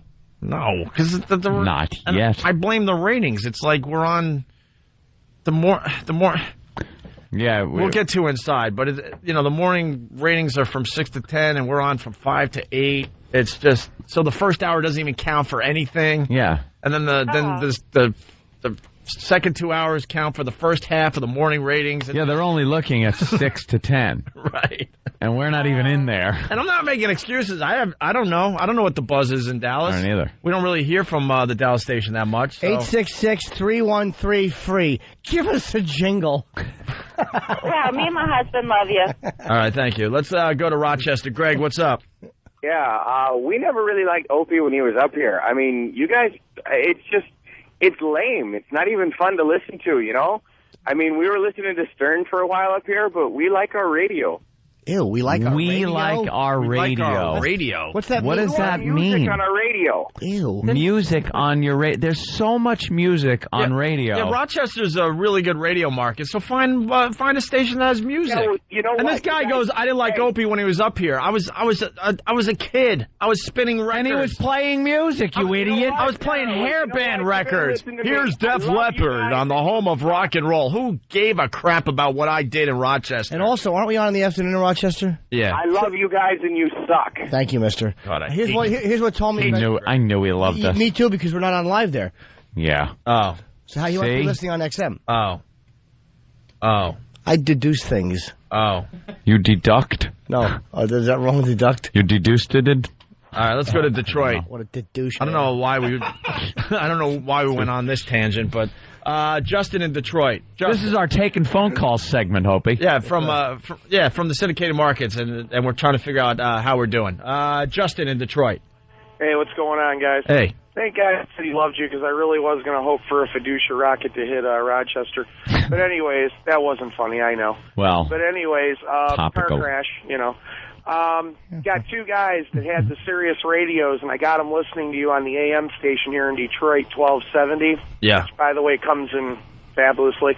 Well, they got XM radios yesterday, and I helped them install them in their semis. Oh, nice. Oh, thanks. The ratings... Semis? The ratings in Detroit, pretty good so far.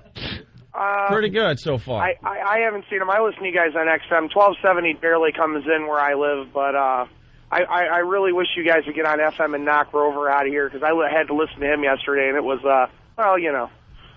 Well, I like Rover. He seems like a nice guy. He's a good boy. He's a nice guy. Wait a minute now. I don't like the whole. Yeah, I don't like holes on radio. No. We have, by the way, for the next people that want music, I think we had some live music in here the other day. We had drums. Oh, you want to hear that again? No, I'm just saying people want music. I mean, we don't need it now, but anybody wants music, we do have some music for you if you want. You want rock and roll? We got rock and roll. Yeah, we'll play this for Wayne in Portland because he wants his rock and roll. He wants to do some, why would it be out? One and done, that's good when something is really good to play. No. You have it, E-Rock? Looking. E-Rock's spending the morning looking. That's right. Anyone else notice that? Yes. Searching. Just searching and looking. Eric's not happy unless one hand is moving stuff one way and the other is moving it the other way, and he's peering stupidly into the middle. All right, let's say hi to Kyle in Michigan. Kyle. Hey, what's up, guys? Hey, Kyle. I live in this elite Grand Rapids market, and I was just wondering how you guys ever think you're going to make it here with Puddin's Playhouse as your competition. Ew. We're Puddin's up against Playhouse? Pudding's Playhouse.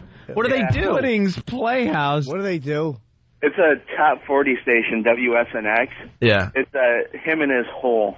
But it's where Lance Bass hung out. The name of the show is Pudding's Playhouse? Yeah. And what do they do on the show? Really, they just annoy people. I mean, just by being there. One time they tried to do a live HIV test on the show. Yeah. And the very next day is when he got his hole. Yeah. And how did boy, that didn't seem to go together. This call sucks. You brought up as the much HIV as test. Pudding's Playhouse. I'm on Pudding's Playhouse. Oh God, radio.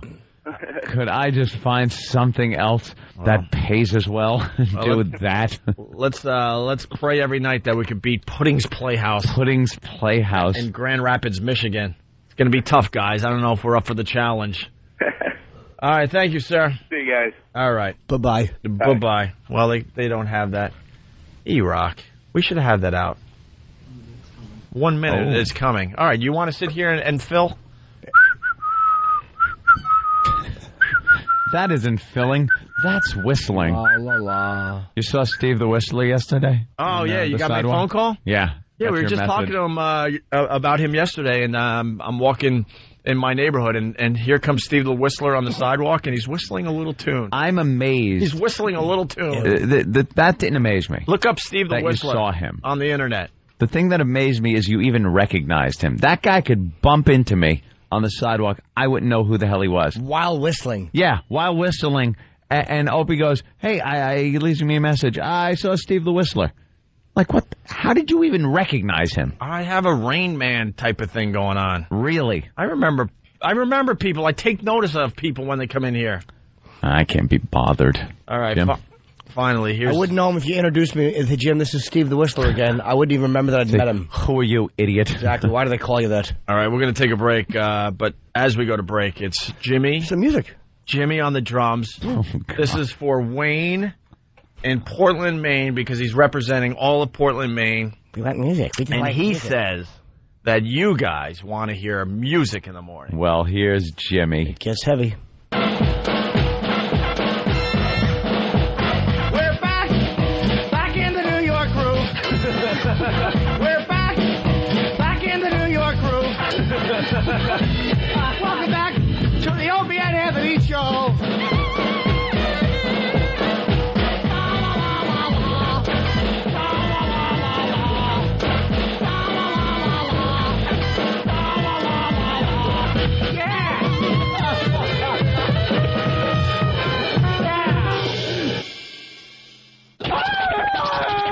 Shuffle, shuffle, shuffle, shuffle. Shuffle, shuffle, shuffle, shuffle, shuffle. Shuffle, shuffle, shuffle, shuffle, shuffle. Shuffle, shuffle. Opie and Anthony. The Opie and Anthony Show.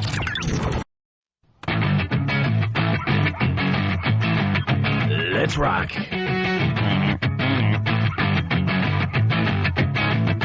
You're checking out the Opie and Anthony Show, the ONA virus spreading across America. We're loving it. Tell a friend if you're enjoying what you're hearing. That's your job. Or if you hate it, tell a friend. Oh, yeah, absolutely. One or the other. We don't care. Whichever way. Harry Potter nude. What? Wow. Harry Potter is going to be nude on the stage in London. We know what that's about. Yep. He doesn't want to be known as Harry Potter. Doesn't want to be little Harry Potter anymore. It was cute when he was, 10, 11? I don't even know. When did he start? I have no idea, but he's up to... I think he's up to 17, 18. Remember the big ruckus when they were casting? Like, who would get the part of Harry Potter? And then they picked him, and he's a little kid. And now they're all grown up. That, what's her name? What's her name in the movie? The girl.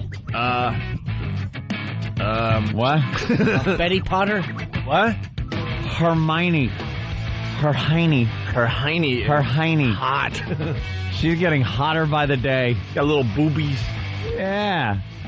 You see her at the award shows and stuff, walking the red carpet, a little dress. She's going to be one of those for the countdown, you know? Like they had the Olsen twins countdown, but they spoiled before they hit 18. No, she's getting uglier. They spoiled. What? She's getting uglier. Hermione? Yeah, she's getting uglier. No. And they got She got better looking. Nah. What are you, crazy? She's aight. You're a crazy person. Now you're talking like a crazy person. Her ears and her nose, they're starting to grow a little too big. What? That's what happens. I think it's that. It takes the cuteness away. It's that maybe she's going through an awkward phase. It's an awkward phase, all right. And what do they got? Where their feet get real big and their hands get big. They got to film like 10 more movies or something too. They better not still use them. They got to just switch out the characters, but they got to change it up once they get older. They don't have enough duct tape around to make her look like a young girl anymore. You know what happens in a lot of these movies? They're still huge moneymakers, but the cast gets too old. And you can't do anything with it. You don't think that... I read yesterday, the Star Trek franchise is still huge, but everybody's too old to stick on a goddamn starship. Half of them are dead now, so they're doing a prequel. And Matt Damon is going to be playing young Captain Kirk at the Starfleet Academy. And there's going to be like him and Spock and Bones and...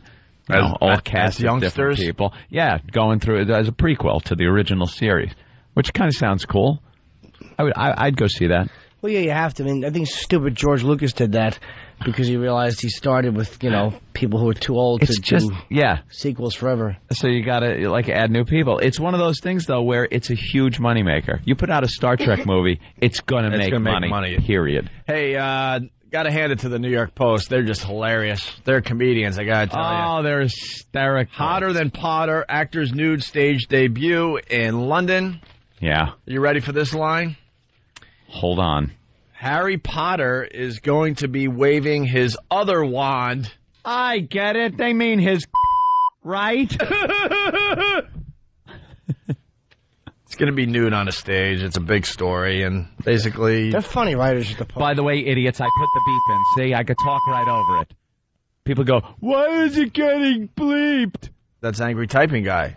Oh, sorry. I stole Opie's bit. Let me do it right then. All right. Guys, I was listening on XM, and it's supposed to be uncensored, but I heard beeps. Not beeping it. I have a button here, and I beep it for funny. See? I could curse or anything, but it's over that. It's over, beep. Or I can make it sound like, hey, sucker. Oh, that didn't work. Okay. You can't have the on the ice. You can't? No, if you go, hey, sucker, you go, Jimmy's got a fat. Attaboy. That's it. What about me? What about me? What about head. me? What about me? What about me? What about me? What about me? What about me? What about me? How about Opie has a... what about me? What about me? Long, delicious... Oh, Jimmy. It's long and wrong. Let's go to Tina in Boston. Tina. Hey, what's going on? Hey, Tina. I just wanted to call that you guys know I haven't seen any WOW stickers in Boston. Your radio station has to start passing them out, man. I got a nice rack.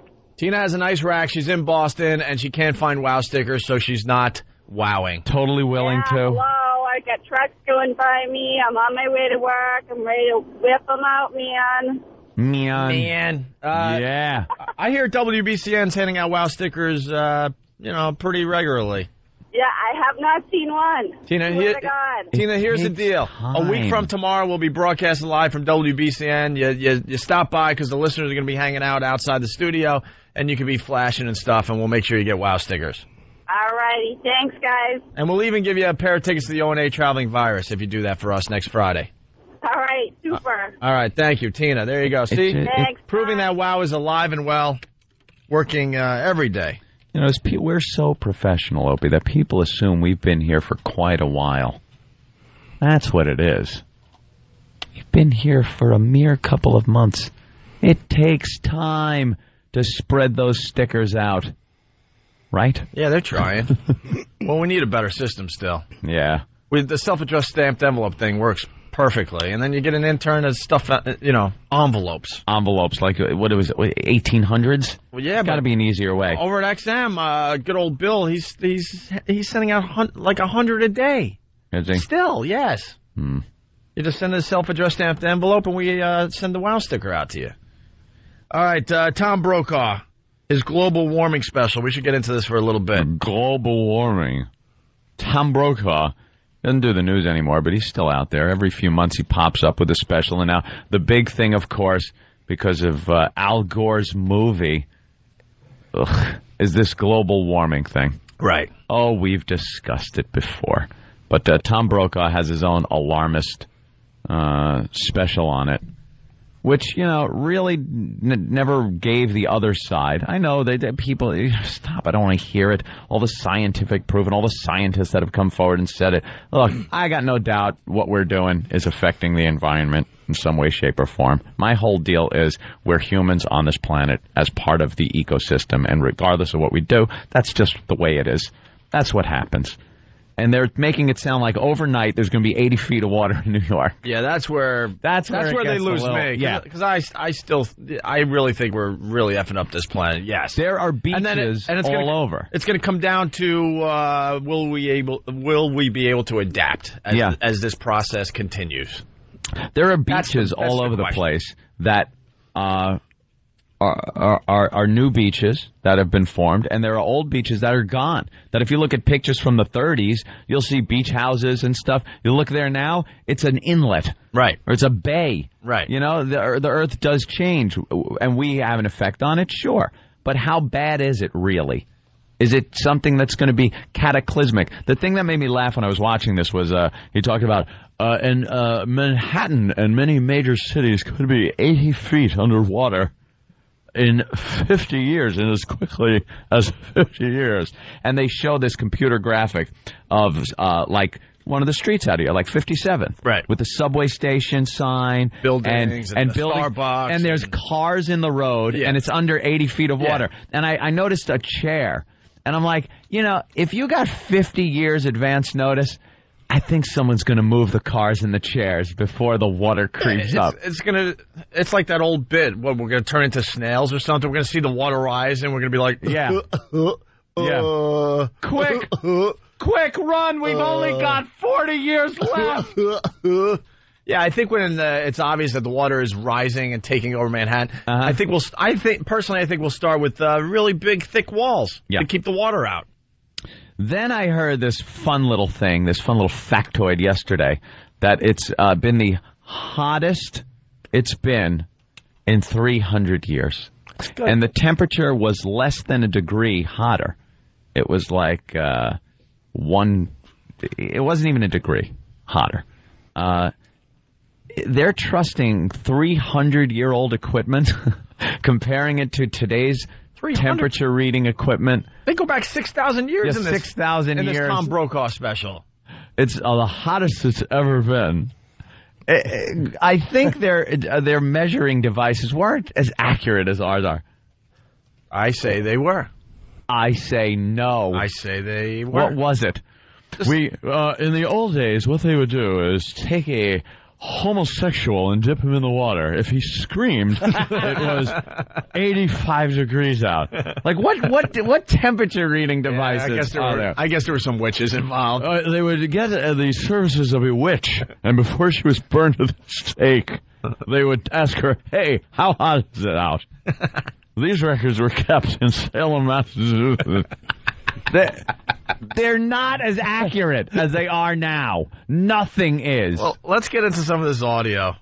All right, here's the big intro to the big global warming special with Tom Brokaw.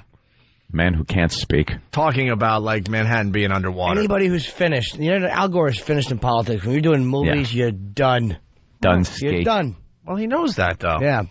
He's out there trying to make a difference, though, Jimmy. It's not softcore porno or anything. It's not like... No, but I mean, if that's what you're... Jesus, he's doing that. Emmanuel 7, they stole the election.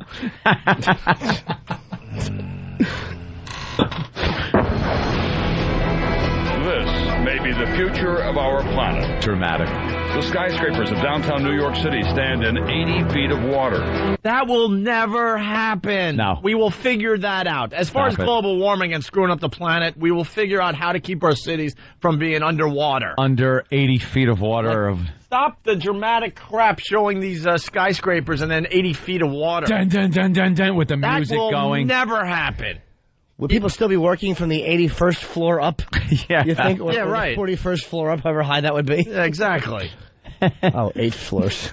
Skyscrapers of downtown New York City stand in 80 feet of water. Ooh. Its famous subway system submerged. Boston, Philadelphia, Washington, Miami, they would all be underwater. We're doomed. Melting ice has flooded the oceans. The Arctic ice cap is long gone. Good. Who needed it? Severe weather relentlessly assaults the planet. Relentlessly. Record heat, record droughts, record flooding. This is not a world we want to get into.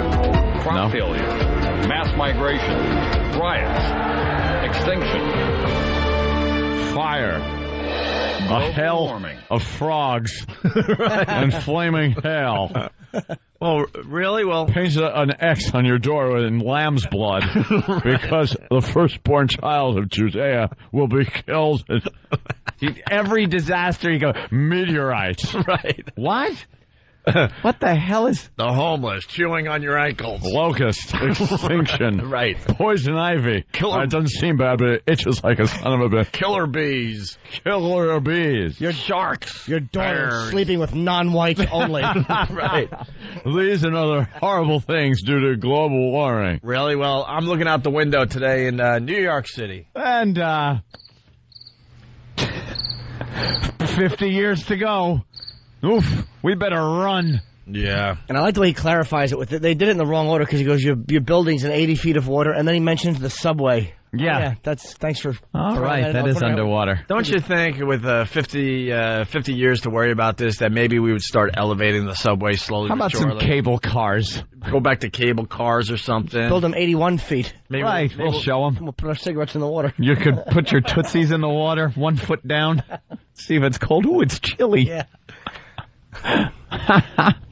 Brokaw's a dope. All right, moving on. Let's listen to this one here. Rapid melting is not happening just to the glaciers of Patagonia. In the United States, one of the nation's most famous landmarks, northern Montana's Glacier National Park, may soon lose the very thing it was named for. A park. Some of these glaciers are 5,000 to 8,000 years old, yet they're melting so rapidly they could vanish in my lifetime. In my lifetime, if I was put in a cryogenic freezing and lasted for 8,000 years. But it could happen, people. Hopefully that'll be in a week. In my lifetime. That's what was shocking. Like, he wanted to shock you, like in your lifetime, and if you're in your 20s, it's like, okay. But in his lifetime, wow. That could be, that could be fast. That could be really fast. And the Arctic ice caps and stuff, they were just mood killers anyway. Nobody needs them. Has anyone ever gone there? Never. I've never been to the Arctic ice cap. I could care less what happens there. When you want to go disco dancing, did you ever go there to do it? Never disco danced on the Arctic ice cap, Jimmy. I think we should melt them on purpose because it's funny. Let's go to Phil in Indiana. Phil. Phil. What's going on? Hey, Phil. I know how to the temperature back 300 years ago. How did they measure temperature? They do it by excavating certain levels of the soil, and they can determine by photosynthesis how much sun and the temperature of the plants as they've decomposed. But you guys are missing the point. But Phil, you are not getting a fraction of a degree temperature reading from sediment. And the photosynthesis theory has been disproved, by the way, because photosynthesis has been proven inaccurate when you come to geological digs. Shut up, Jimmy. No, you guys are missing the point, though. 300 years ago, it was hotter than it is now. And there weren't any factories or cars or anything like that. And a lot of historians link what happened 300 years ago weather-wise to the Renaissance and to great adventures in human thought.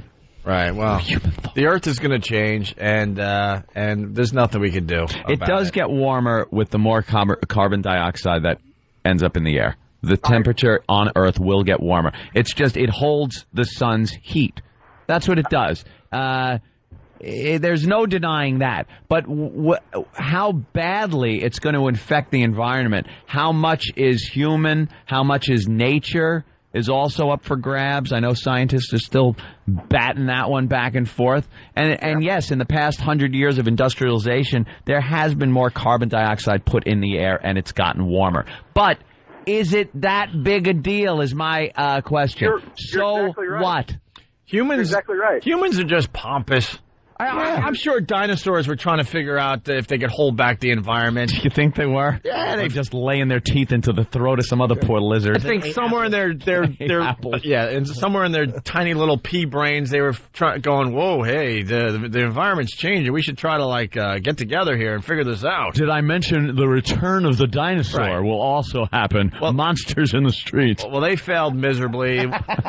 Humans, pompous. We think we can hold back the environment. We're going to fail miserably. And then it's going to be the bugs' turn. The bugs? Yeah, the bugs will survive. Who said that? Survive. Was it Ronnie from Ronnie and Fez that said that? What? If ants weighed 40 pounds, we'd all be in chains, Fez. We'd all be in chains. He comes out with the funniest crap. Oh, that's why. We'd all be in chains if ants were 40 pounds. I got to start smoking pot. That one kills me, man. You just imagine 40 pounds ants. We'd be enslaved by them. Yeah. Didn't matter. Little pin brains of theirs. Who cares? Oh boy, elliptical. Oh yeah. Let's listen to this. Yeah. Oh, by the way, we don't really care about Tom Brokaw and his global warming special. No, who cares what he's got to say? It's the way he's saying it with that L problem. I just love how he talks. The better it is. We like warm weather. He cannot pronounce the letter L. The first time I realized this was watching him report on the Achille Lauro. The cruise ship Achille Lauro, when poor Leon Klinghoffer was pushed overboard by a terrorist. What was his name? Abu Akhlaf. No, that terrorist was actually Pete Muhammad. It was Nidal. I don't remember. One of them. All right, boy. God, some savage. All right, listen, here we go, because we got Wayne Newton joining the program. Wayne Newton. Nice.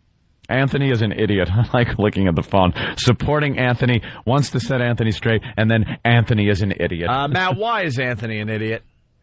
I was watching one of those shows one time on Discovery Channel, and they took core samples from the ice caps, and they determined that in a 10-year span, we either went in or went out of the ice age. Dude, those samples were tainted. Wait a minute. A 10-year span, we went in or out of an ice age? It took 10 years, that's it. Do you know how long the ice age lasted? Do you know what the ice age did? A long time, but go in or out of it. It only took 10 years. In 10 years? 10 years. Dude, So? they think a But do you know how long it lasted? You guys are great, though, but you're...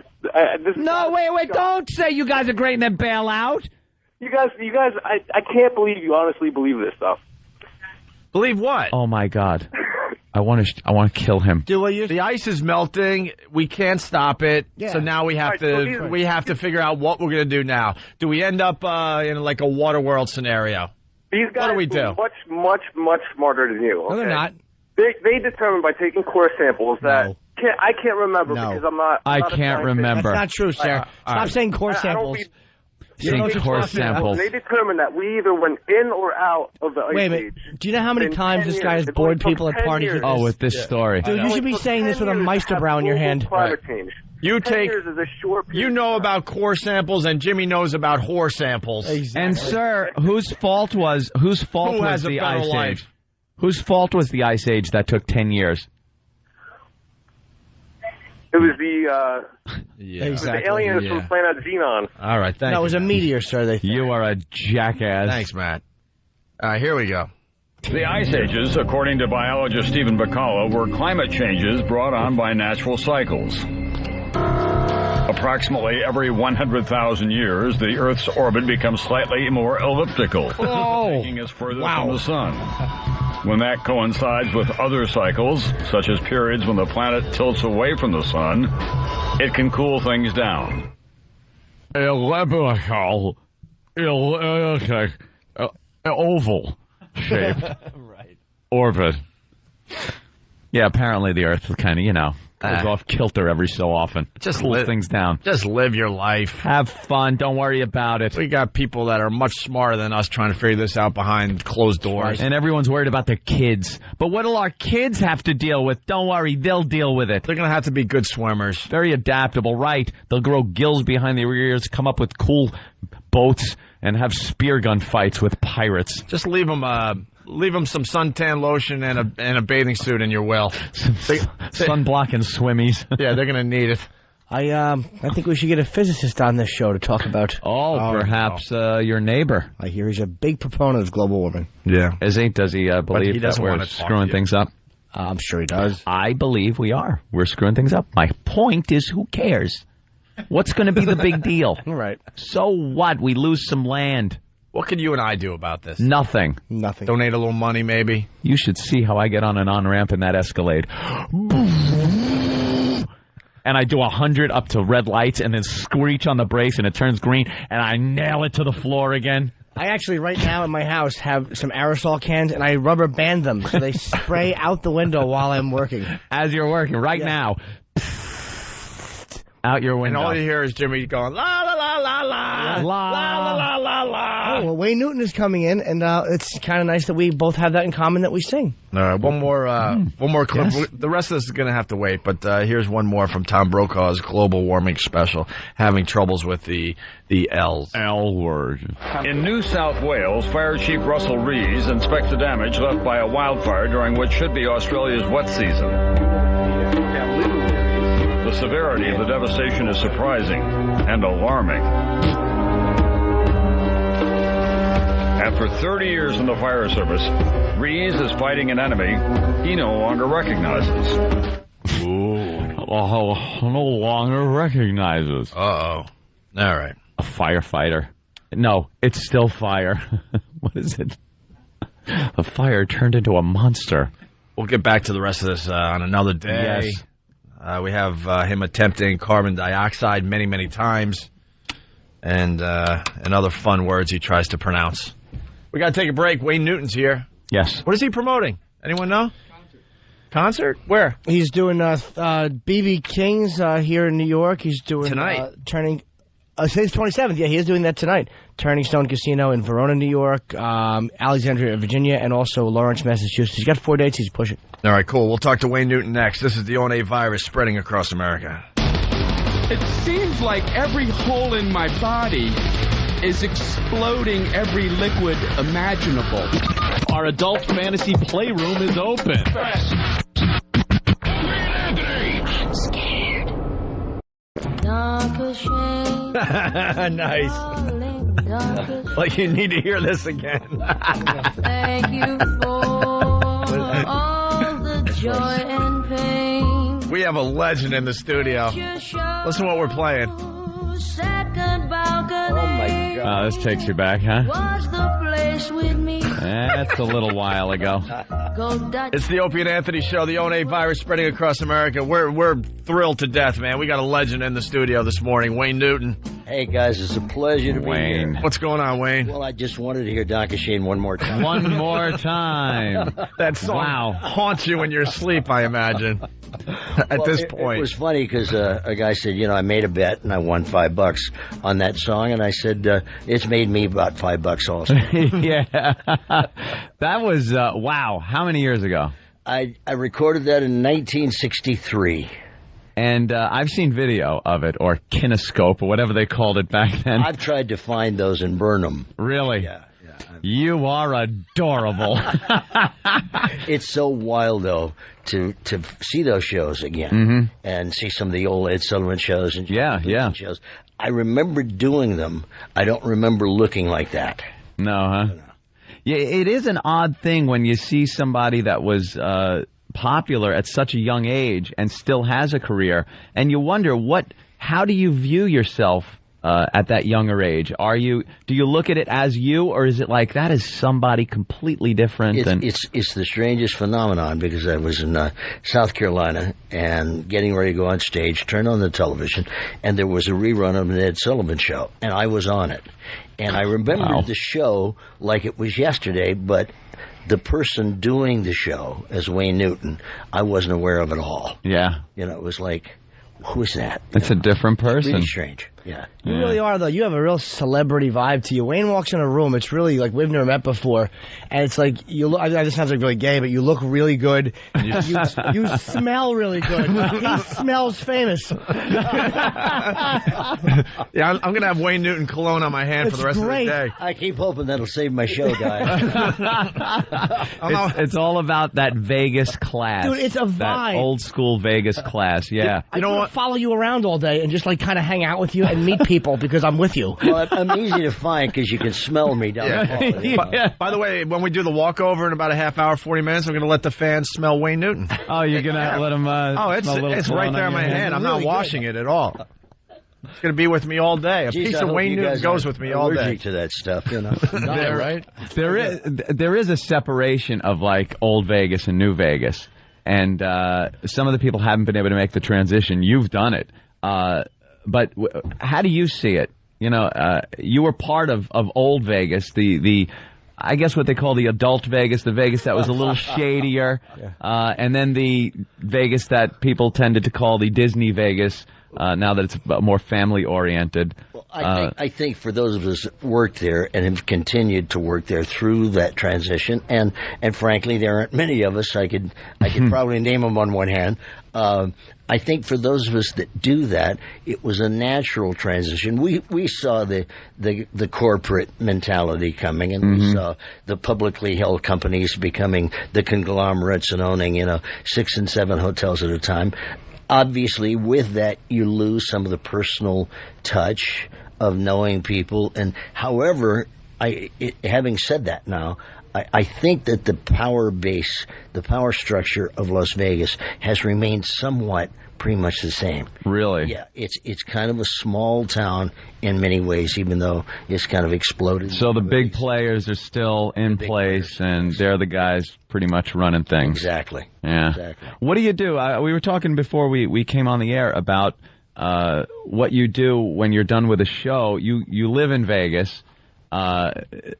everybody that goes to Vegas knows what to do. You go to the casinos, you go to the shows. What does somebody who lives there do for fun? What do you do to go out and have a good time? I go home. You just go to your home? I just go home. Because see, look at me, stupid. I'm thinking of a house and the TV and something. Not Wayne Newton's house. He owns a mountain. What do you think he does? It's like NORAD. Right. He just drives into a mountain. He owns his own state, Anthony. I mean, but you get sick of being because you are the show. So he probably just retires to a study and real quiet and just wants to be left alone. What do you do at your house? I really walk around. We have about 70 Arabian horses. And I walk around the ranch when I get home. And, the ranch, Jimmy. Check the horses and check the animals. And many times I'll turn on the TV, watch a little news, go have a glass of wine with my wife out by the pool. Cartoon. And a cocktail. And really, it's the kind of thing where in the old Vegas, you could go out to dinner after the show, call your friends and say, hey, come on, let's go. Now, in order to do that, you have to call somebody and say, keep the restaurant open for us because they close early. Why is that? Because they want you gambling. The town has become more convention-oriented. In the days where the town started to jump at midnight, now those same people have to be at their meetings at 7 and 8 in the morning, so they go to bed. Yeah. Anthony, Club Soda Kenny's in front of a mic, so this has got to be very important. Hold on. This is Club Soda Kenny, Wayne. Probably one of the most profound questions you've ever been asked is going to come out of this idiot. We were talking about Wayne's house, and I had the pleasure of having a Sunday dinner at Wayne's house back in the day. He was he was hanging with the Dice Man. Yeah, and he's got a zoo on his property. The guys came over. We had to burn the chairs and plates out. I don't doubt it. We had a great time. But he's got a magnificent house, and the one thing I was very overwhelmed by, in his office, he's got memorabilia from his whole career, which is really a sight to see. Hey, Wayne, I lost the D off my jacket over your house, and now I can't go on stage with just Iceman. Have you found the D? Could I come back and look around? Hey, you got that down. Thank you. Yeah, I've been trying that. Maybe I could open for you. Anytime. Get out of this. How about tonight? What are you doing tonight? Oh, tonight? Where are you going to be? BB King's here in Manhattan. Nice. 57. Is that 57 or 42nd Street? 42nd Street. It's it is 42nd. It's down there a little bit. Yeah, 42nd Street. A little south of here. Tickets available? Or it's that way. I can't see that. It's sold out. It's got to be sold out. I have no idea. Luckily, he doesn't care. He just shows up. You know, I read you did your 25,000th show in 1994. Yes. What are you up to now? That's over 10 years ago. I wouldn't even know where to start. You wouldn't even know. No, when you consider that I've been there since I was 15. I started doing 6 shows a night, 6 nights a week until 1962, and then I've been headlining since 1963. So that's 2 shows a night, 7 nights a week in those years up until really about 10 years ago. Wow. And, so being on stage is something I've been comfortable doing. Yeah.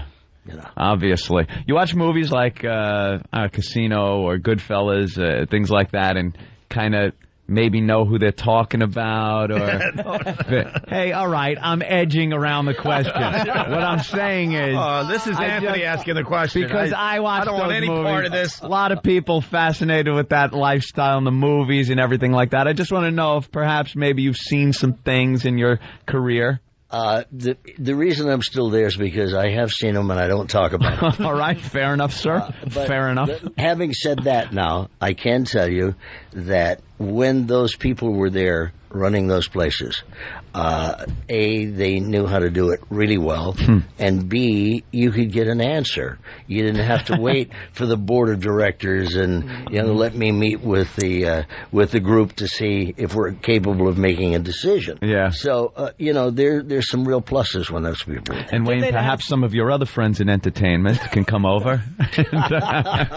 Didn't they know how to take care of entertainers too? Because now it's all these these corporate idiots that they're kind of disconnected from it. It's like I heard those days, those guys really like the entertainers, and they well, try to take they good care liked of the you. entertainers, and the entertainers were the reason that the people were coming, and they knew that. Bill Hara, for example, certainly down in that same group that we're talking about. But, you know, you played Bill Hara's place. You got a house on the lake to live in, a Rolls Royce to drive. Jesus. And in many instances, when the engagement was over, the Rolls Royce became a gift to you. I mean, those were the kind of people in those years that appreciated the hard work and the effort that the performers put in. They weren't just trained dogs, you know. Sometimes you had to hose the trunk out, but the car was yours. No, you didn't have to do that until you left the state. Hey, it happens, you know. So you're still, how many shows a week are you doing in Vegas now? You're still doing the theater, right? We still do 5 and 6 shows a week, and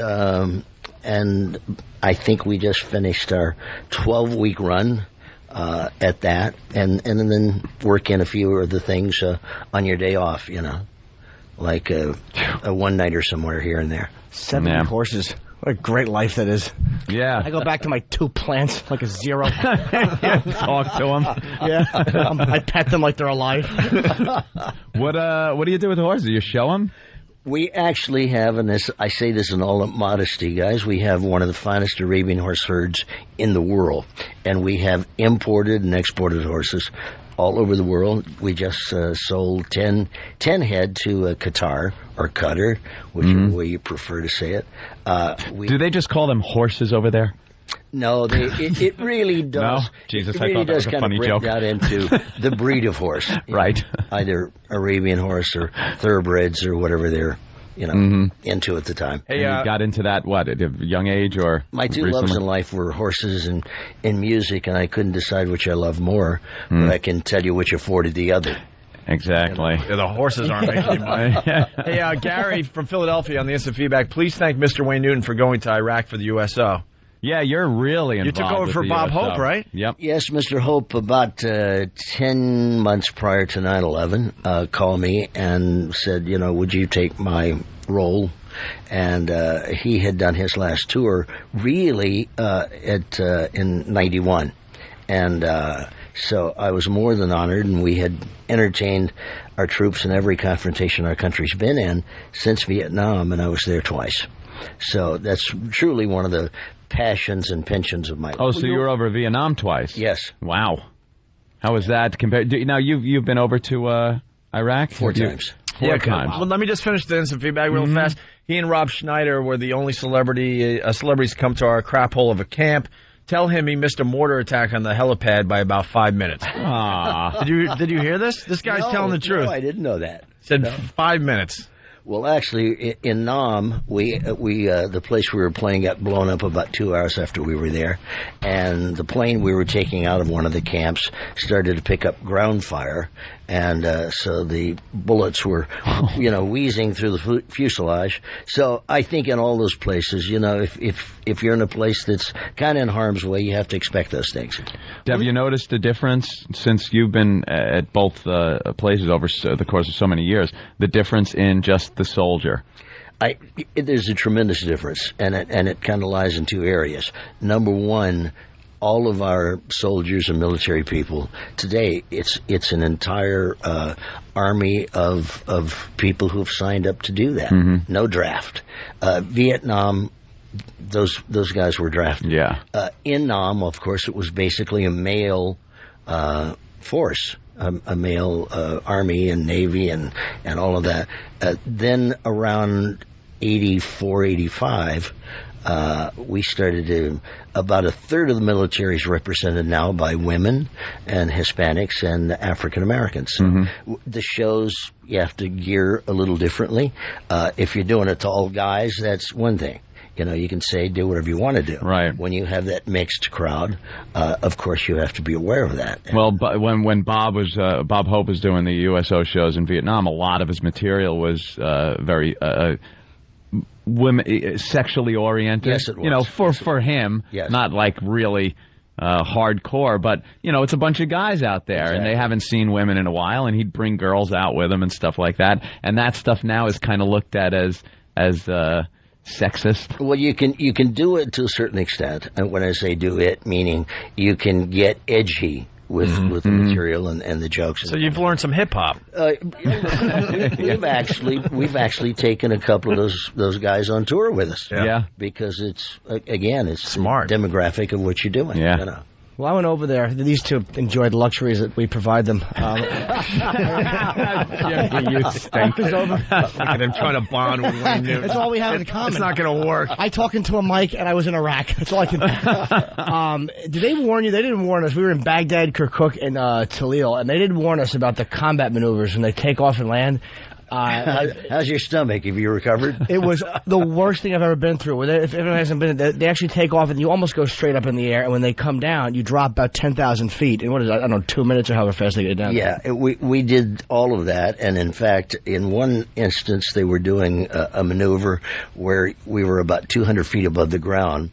And they would do a roll to one side and then a roll to the other. This went on for about 35 minutes, mainly because of the RPGs. If they shot one of those into the air, if a plane is high enough, the trajectory they can kind of guess where it's going to go.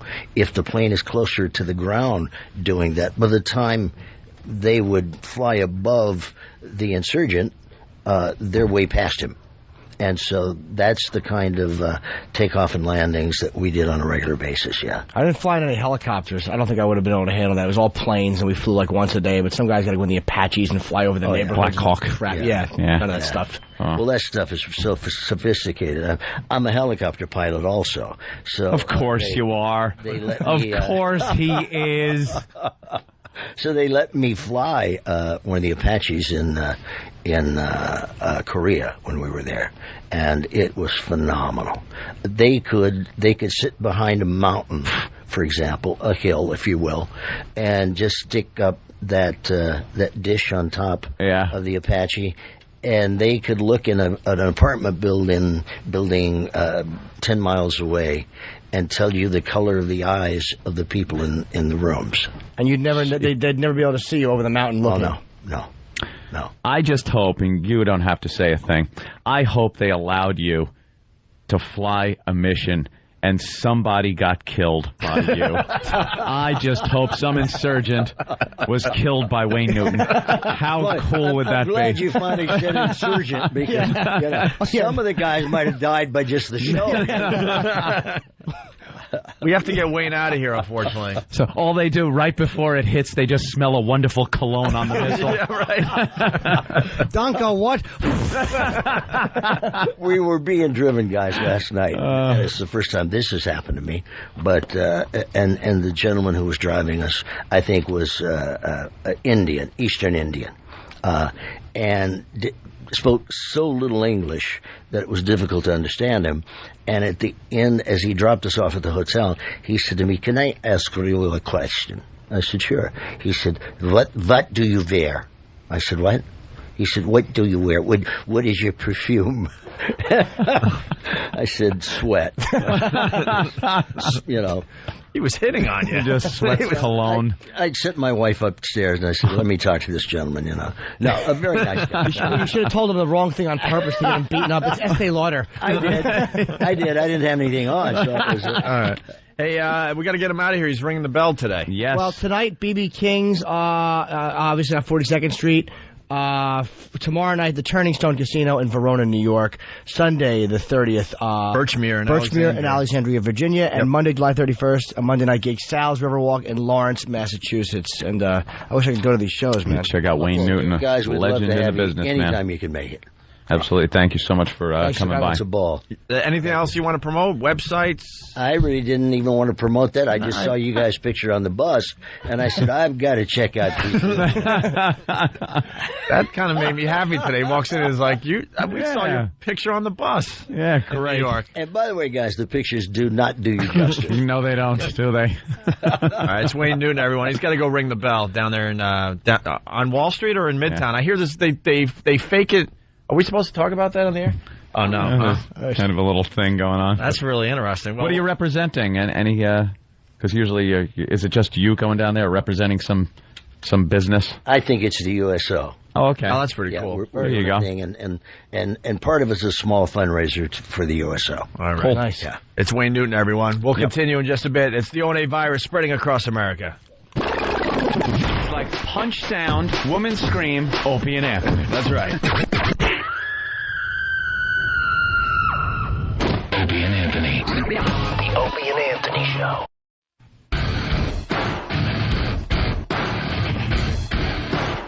You're checking out the Opie and Anthony Show. I got a real problem here. What seems to be the problem? I gotta now go home and explain to my girl why my junk smells like Wayne Newton. Well, he shook all our hands, and Wayne Newton smells wonderful. He really smells good. During the commercial break, we've all been smelling our hands. Yeah. I don't know what he just smells like. Rich, famous guy. Yep. By the way, outside the studio today, when we do the walkover, the O&A Pest, you get free smells off my hand. Wow. If you want to smell Wayne Newton, step right up and smell away. It's almost like a scratch and sniff. I wish I would have hugged him. Oh, imagine that. I got a hug. Yeah. You sure it smells like him too? Yeah, but I got to tell Lindsay why my junk smells like Wayne Newton. Because he shook our hands, and then I went into the bathroom. Yeah. Hopefully she doesn't realize it before you tell her, because that would be embarrassing. If it comes down, hey, Wayne. Did you see how comfy he was too? Like the whole suit thing. Any of us in suits are like we're all stiff and stuff. He gets ready to sit down, and the jacket comes off. And he sits down, and he's all relaxed, and then he gets up, someone puts his jacket on, his wife, I guess, puts his jacket on, and then he goes, oh, there's a problem with this watch. And he did something to his watch, and Jimmy goes, yeah, there's too many jewels on it. It's too heavy. It's too heavy. Arm can't hold it.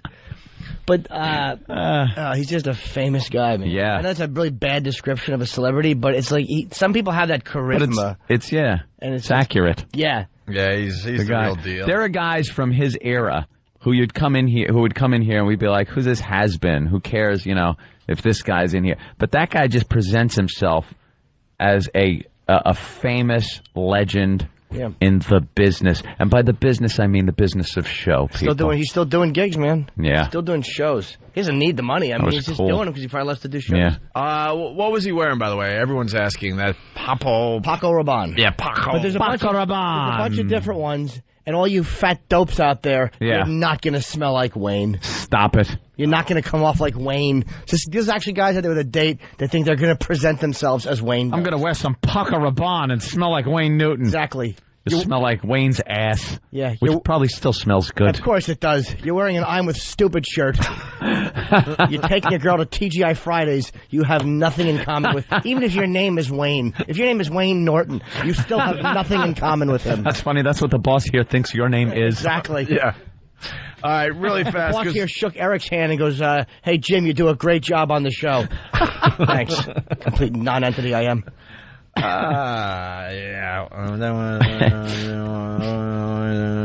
Yes? Oh, well, yeah, that's what you're going to get. You're right, Chester's liver. So Opie is telling us he shook Wayne's hand, then went to the bathroom, and didn't wash. That's right. I did not. Oh. And then he writes, so come and smell Wayne Newton mixed with Opie's you-know-what. Right. Yes, sounds great, he says. Look, I'm even holding my hand like this. You're keeping it fresh? I love our listeners, and I want them to smell Wayne Newton. You must keep the scent pristine. I haven't touched anything. Look, it's just kind of hanging here like it's dead or something. That's good. Hey, superheroes were on the Today Show. What? I thought I saw that. I looked up and saw some stupid thing. The reality shows, we all love them, but they're running out of ideas. Now it's a reality show about superheroes. Yeah. They're getting people to come up with like a brand new superhero, and then they do some. And what do they have to do? Be real superheroes? I don't know. It's just stupid. Can we shoot at them? Stupid. And just watch them not be superheroes because they will die? Not bounce off someone's chest. Just lodges in there. Well, he's all laying there bleeding in a stupid superhero uniform. There's a hole. The back of the cape is blown out. Well, the beauty of this audio we're about to play from the Today Show is Matt Lauer, because he's just terrific. Of course he is. He knows how to riff with the best of them, and he comes up with some wonderful jokes that have something to do with superheroes here. Oh, no. Do I have to strap in again? Here's the intro explaining the show for the people that don't know, and then we'll move on from there. Haven't you always wanted to save the world and have supernatural powers? Well, tonight the Sci-Fi Channel debuts a new reality show called Who Wants to Be a Superhero? On the show, 11 contestants will create their very own superhero alter egos, live with each other in a secret lair, and compete for a chance to be immortalized in their very own comic book. The heroes will do their best to demonstrate their abilities under the watchful eye of legendary creator of the Spider-Man and X-Men comic books, Stan Lee. And 3 of the superheroes competing on the show are joining us this morning. They are Major Victory, Sir, Fat Mama, and Cell Phone Girl. Cell Phone Girl. Whoa. That's a superhero? Ugh. Yeah, well. I hope that's the girl who the guy shoved the cell phone down her throat during an argument. All she does now is just to press her neck to dial out. She's Cell Phone Girl. Cell Phone Girl. Angry boyfriend, shut up.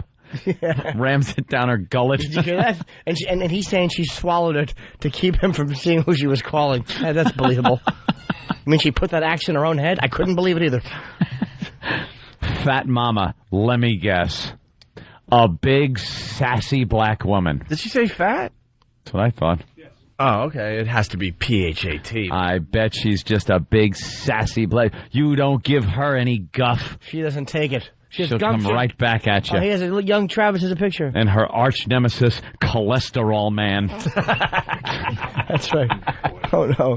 It's the attack of the scale. You have to jump on it and break it. Bill from Waterford. I bet their secret lair is in the village, Greenwich Village. Yep, look at that. Fat Mom. I'm looking at pictures of them. They're in the Post today. She looks like Cynthia McKinney. She should be shoving a Pentagon security guard right now. The wrong badge Fat Mama. Fatso. Uh-huh. You seeing her? Uh-huh. She's down here between the big girl, the wannabe cell phone girl. All right, well, let's get into this. Fat Mama is Al Roker, right? Is it a joke? They just dressed Al Roker up? It's Monique. Monique. All right, here we go. Major Victory explains his powers. How did you get your superpowers? I got my superpowers here on Earth. I was in a chemical accident, and slowly but surely I got these powers. Now I help people. It was an explosion at a speaker testing facility. Yes, the chemicals got on me. Right, and your powers include you can levitate, never knock down, super strength, you can Okay, jump. hold on. The idiot superhero can't even describe his superpowers. He tripped up so bad that Matt had to bail him out and tell him what his own stupid superpowers were. This is how stupid this is. I'm a superhero. My name is Aloof Man. You're aloof? Yes, now ask me about my superpowers. Aloof Man, what are your superpowers? Wouldn't you like to know? You're being aloof. You're such an ass. You're ass, man.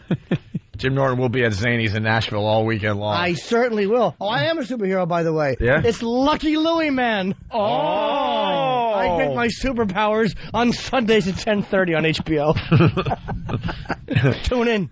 Back to Major Victory. Yeah. Right, and your powers include you can levitate, never knock down, super strength, you can jump, get this, 375 feet straight up. 380 on a good day, man. And go 25 minutes without air. That's right. All right, now do they actually test you on these abilities? No, what they test me on, they test me on being a good person inside. That's what the show did. Wait, Major Victory, can I ask a question? Sure. And please do not take this the wrong way. It's about my spandex, isn't it? What's in your pants? These are my cards. Oh, that. Now talk about a superpower with you. We got a couple things going on there. We got cards. Don't take this the wrong way. Let's move on to Fat Mama. Let's do that. What are they babbling about? I guess in his pants, he wears tights like most superheroes do. Yeah. Danny? And I guess there was evidence that he is a guy. Right, and basically they just start panicking, and then there's 3 people talking over each other. Yeah. It was probably cards or something, right? It was something else. Was it impressive or disappointing for the women? I wouldn't tell you. I couldn't tell you. You saw it, though. I wasn't. Well, yeah, but I wasn't looking at that part. All right. We know about the no homo rule here. We know the no homo rule. Did your mouth water? Was the guy packing or not? Exactly. Was it like huge? It was a mess. He was just fine. Why were you looking? Right. Go look at some more. Go look some more. Yeah, why don't you go check out some more bulges? Bet you it's your screensaver now. Danny's a crotch surfer. Danny's a size queen. Good one. That's why Danny doesn't dig the Asians. All right, here we go. Drink that water, Lance. Fat Mama explains her powers and sings her theme song. Of course she's going to sing it. Lucky us. What is your power? Your superpower? My powers are I can grow 5 times my size if I get really angry. I do that must after be Hungarian pissed. dinner. Yeah. She's probably very angry. She hasn't had one happy day in her life. A lot of happy meals. She has donuts hanging from her hips, by the way. Really? I'm looking at a picture of her. There are donuts. Oh, she's one of those fat people who feels empowered by just, like, blaring her fatness out there. Like, look, I'm heavy and it doesn't bother me. Yeah. Really? Her arch nemesis are old police officers with fire hoses and German shepherds. Who's your arch nemesis? The governor of Alabama. George Wallace. Her superpower is being late for work. That's coming in like crazy today. Able to shuffle a half hour late. Look, in the office. Nope. At her desk. Nope.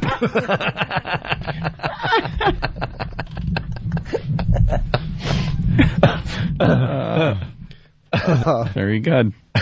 There she is, Fat Mama. Okay, Bum on 42nd Street. Want to see Fat Mama's powers? Take away her Twinkie. And this is coming in like crazy, of course.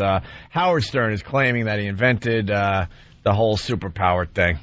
The superhero thing. Of course he is. All right, here we go. More Fat Mama. I get really angry. I do that after a Hungarian dinner. I always eat a donut she gonna do her theme before every song? task to Not give yet. me my energy. Wait, And you got a theme song too, right? I've heard the theme song. Oh, you have? Yes. Let's hear Wait, it. Fat Mama's theme song? She's going to sing it, right? Yeah. Because it's something like, I'm Fat Mama, I get bigger, I can be a real angry... All right, why don't we just listen to the song and see if that's the one that you remember, because I think it might be different. Huh? I think the word uppity was in there, actually. I think you messed up. Oh, no, I don't remember it. And you got a theme song too, right? I got a theme song. Okay, y'all. A little. Okay. Fat Mama, I'm here to save the day. Fat Mama, I'll take your food away. All right. Ice cream now, because I'll take them from you, so you don't look like a cow. Fat Mama. Fat Mama. Yeah. That's wonderful. Fat Mama, I like chocolate and vanilla. Fat Mama, I look like... Yeah, well... there's actually a witness to one of Fat Mama's incidents that was going on. I seen the cops knocking the truck window out, and I thought they was giving the man UPS. I thought the man was dead. That's the way it was. Giving the man UPS. Yes, you heard correctly. Fat Mama's kryptonite, a bowl of carrots. Let's say we have Fat Mama's theme song. Oh, yeah? Days never finish. Master got me working. Someday Master set me free. Let's go to Walter in Indianapolis. Walter. Yeah, Fat Mama's arch enemy should be Jenny Craig. Yeah. Very nice.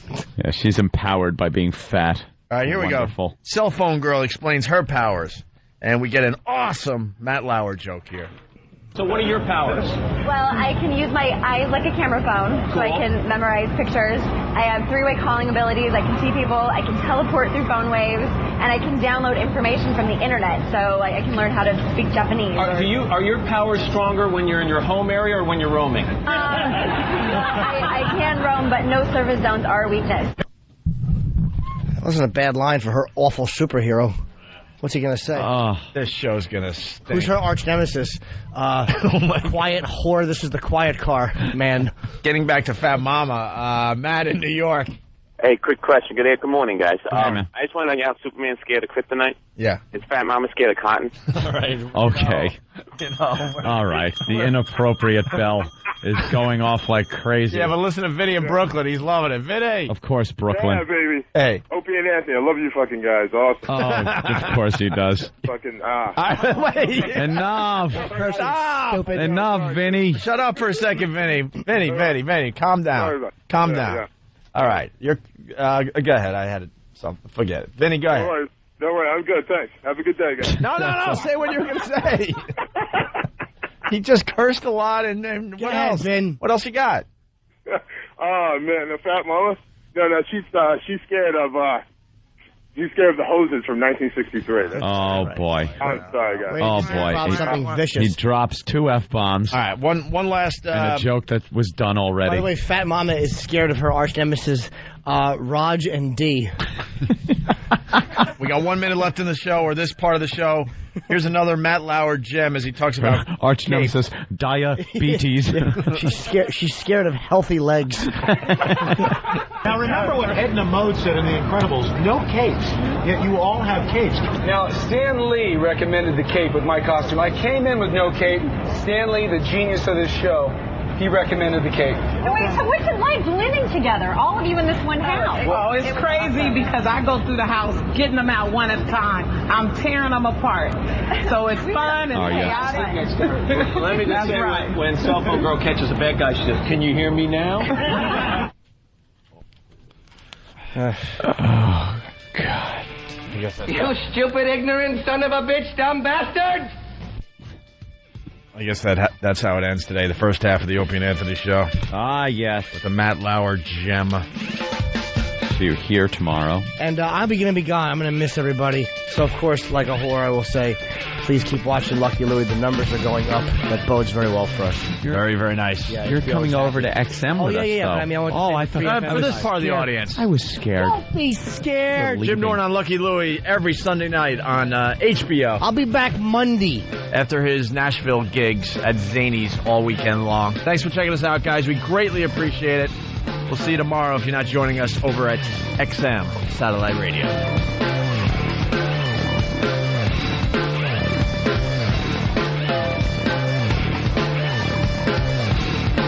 Steve, SOS, I need milk immediately. Coming soon to the Opie and Anthony Show, Milk Diva World Tour. Featuring all your favorite Milk Diva hits. Live in concert. My blood sugar level is dropping as I speak. Featuring the classic, There's a Deli Downstairs. There's a deli right downstairs, is there not? Who the F gets milk from Dwayne Reed? And who could forget the #1 smash hit, I'll Suck Milk Out of a Cow. I'll suck milk out of a cow. I don't care. I just need milk. Plus, special guest, the Milk Divette. I walk into the studio and he goes, "Where's my milk? Why are you going to Dwayne Reed for the milk?" And for the first time in over a decade, you don't bring me milk anymore. And then I'm noticing there is no milk around, so I'm like, I will pass out. You sound like a madman. I know I'm whining. The Milk Diva. Coming soon to the Opie and Anthony Show. Opie wants milk. He only takes it from CVS or Rite Aid. Who would go to Dwayne Reed for milk knowing how desperate I am right now? You get condoms and maybe some shampoo from Dwayne Reed. You don't get milk from Dwayne Reed. The Opie and Anthony Show. Opie and Anthony. The Opie and Anthony XM walkover begins now. Who wants to smell Wayne Newton? Oh, boy, who wants to smell Wayne Newton? Are we on the radio? Treat. Wayne Newton shook hands with Opie. Opie, yeah, well, you took a piss, too. And now your cock smells like Wayne Newton, but your hand still does. Kenny, do I still smell like Wayne Newton? It's lovely. He doesn't want to smell. Want to smell Wayne Newton? I just took a leak. My hand smells like Wayne Newton and onions. For little Jimmy, make him feel better?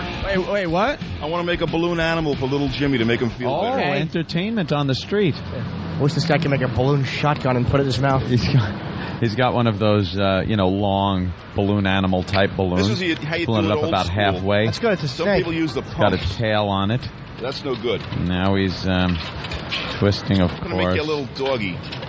Okay. Be a little doggy. Yes, the universal sound of the animal being Hey, Mom, made. on the radio. Looks more like a rat right now. Yeah. Oh, wait a minute. The cute part's got to come yet. The cute part? What, the little red cock? The thalidomide dog. Oh, the... Now, I want you to blow right on the tip of his tail, Jimmy. Ugh.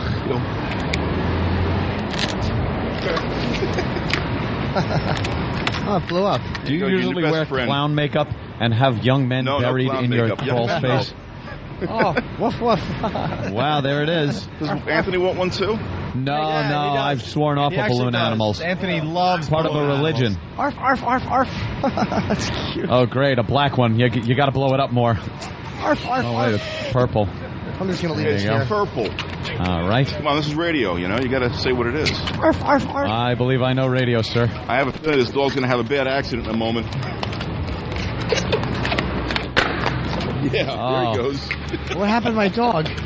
You killed it, Opie. Stepped That's on my dog. 2. Opie 2, dogs 0. Let's carry these around and give them to a lady on the street. Oh, that would be sweet. Ladies love the doggies. They do. Is this another dog? This is going to be another dog. Yeah, let's give that to a lady. One-trick doggy, aren't you? It's the same fucking dog. It is. I'm not blowing on dog penises. Funny I don't want to. I don't want to. Kenny did it. Got real big when Kenny blew on it. Ooh. Wow. And it's well, my hands are kind of full, but Kenny can, yes. Hey, wow, that's exactly. pretty good. That's great. That's a hell of a have someone carry your jacket? Because I carry it. Just down at the O&A Village. You're going to do balloons at the O&A Village? That was good. That scared everybody. No, we'll give... Toots. All right, we'll That'll get her. Do you need a plug, balloon guy? No, I don't need a plug. I just came down to make Jimmy feel better. We see you a lot. It didn't work. We didn't know you had a talent. Hand out too. That's right. When you make yourself a balloon headstone, that will make me happy. That was amazing. God. He made this. I thought he was going to make something maybe different for me. Yeah, or a balloon. And it was the same balloon. I think he just does one thing. Yeah, he stinks. The doggy. Here's a girl for you, Jimmy. He's the balloon door. She just took it. And ran. White panties underneath her dress. She took it. Yeah, you should have given us a girl that we see every day in the wheelchair. Yeah. The motorized wheelchair. That's what she needs. Why don't you give her 2 brand new balloon shoes? Sterling Services. More active than she is. How about some balloon legs? Look at this, miss. He made a balloon jumping jack.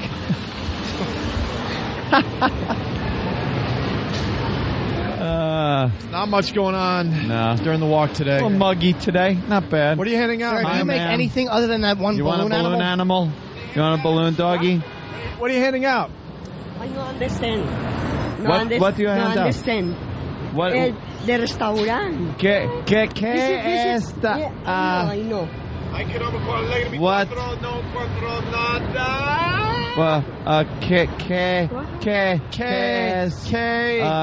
Restaurant Italia. What? Something she speaks what? About an Italian restaurant. Oh. Either that or you're going to be killed by the mafia. Wow, she's pissed. She's still looking at us. Of course she's pissed. Go get her over here. Let's smooth things over. Great. 20 yes, people sir. just turned around when you said miss. Absolutely. Sir, do you make Please anything check. besides that one balloon animal?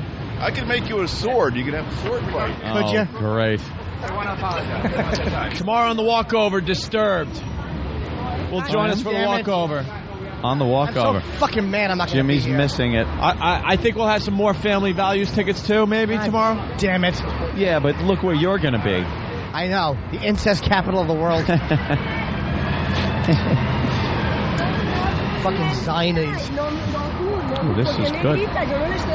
What is that? Danny's talking to her. Oh. Come on. I have a guy.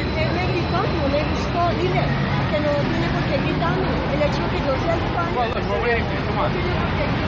Come on. Oh, 1 second. 2 minutes. 2 minutes. 2 minutes. Es para salir en la televisión, en un noticiero. No, it's not television. Come on. It's not television. 2 seconds. Let's go talk to the Italian broad again. Is she coming? Nah, she left. She ran away. And by the way, it's a good thing we have fucking Private Pile handing out WOW stickers. How about a hot chick? Private. No wonder nobody's taking them. Wait for me. Ew. Hey, people. Yeah, we're making a movie. Yes, it's called That's what we're Pedophile doing. Hat. Would you like to star in it?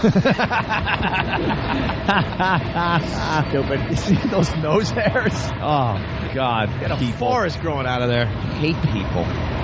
I love people. Disgust me. Dennis Miller with AIDS. Look at this dyke. Fucking Helen Reddy. Wow. Helen Reddy. I wouldn't say that up close. She did look like her. She'd kick your ass, that woman. Oh, fat lady smoking with a Starbucks. Good. There you go. That's awful capri pants. Oh, high heels. Big white. Look how flat that ass is. That's just She awful. is 2 feet in front of us. Nice calves. Nice belt. What is that? For the cowboy to hold on to for 8 seconds? Look at the black woman here. Look at those tits. Oh, she's awful. Fat mama. Jesus. All right. And we're at our last corner. Is it offensive Gentlemen. to black people? Hello, sir. It's offensive. Like when I see a black guy, sometimes I'll just touch his skin and go, "My God, it feels the same as mine." What the hell is this guy doing? He's wearing a Q104 Q104 shirt. Yeah, we got to start attacking that Jim Kerr. Why? He plays Zeppelin records. Yeah, he's hot. How do you do? Hi. Fat and cranky. Good. Cover your gut, ma'am. Oh, Jesus. She shouldn't be wearing a belly shirt. She should say hi when someone says hi to her. That's right. Exactly. Let's see. That woman looks angry. Of course she does. Yeah. All right. Well, thanks for That's it. There's pepping up nobody today. in front of the... they're all behind us, but nobody in front of the building today. That's a boring walk today. Tomorrow we got Disturbed. Kind of damn fun. it. Look at this gay black gentleman. You Can't can you have tell him come in Monday? he's gay. He's got breasts like that fat black woman that just Why don't walked you by. cancel Disturbed and have him come Monday? I No. want to hang out with them. Thank you. But I like them. No. It's the second time I'm missing them. They're never going to know who I am. I want them to be my friends. All right. Oh, it's crackling now. I guess we'll see upstairs.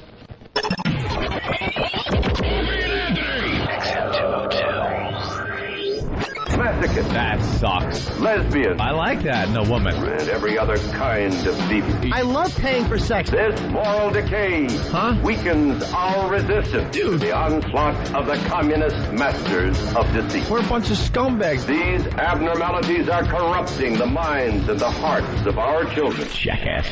I can't believe it. It's pedophile humor.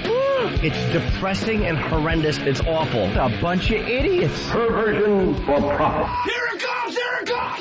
The Opie and Anthony program. El virus de Opie and Anthony. God, that irritates me. It's just like somebody took a bat to my brain. We're the only radio show that makes you want to hate us. Opie. I want my coffee. Anthony. I want that fact. Jim Norton. I want Ozzy. We are going to dumb this thing down to the point that we're going to be #1 with Down syndrome children. Hysterical. The Opie and Anthony Show. But enough of this palaver. Let's get the show on the road.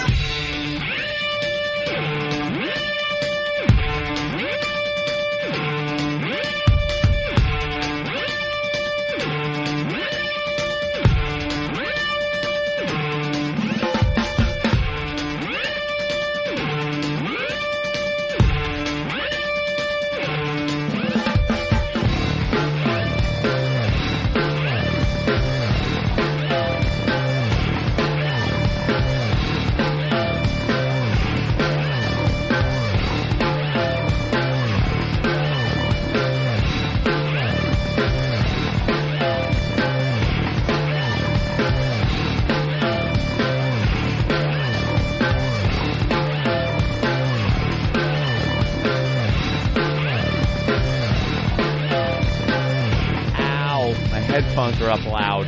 There we go. Oh, that Jimmy just doesn't care.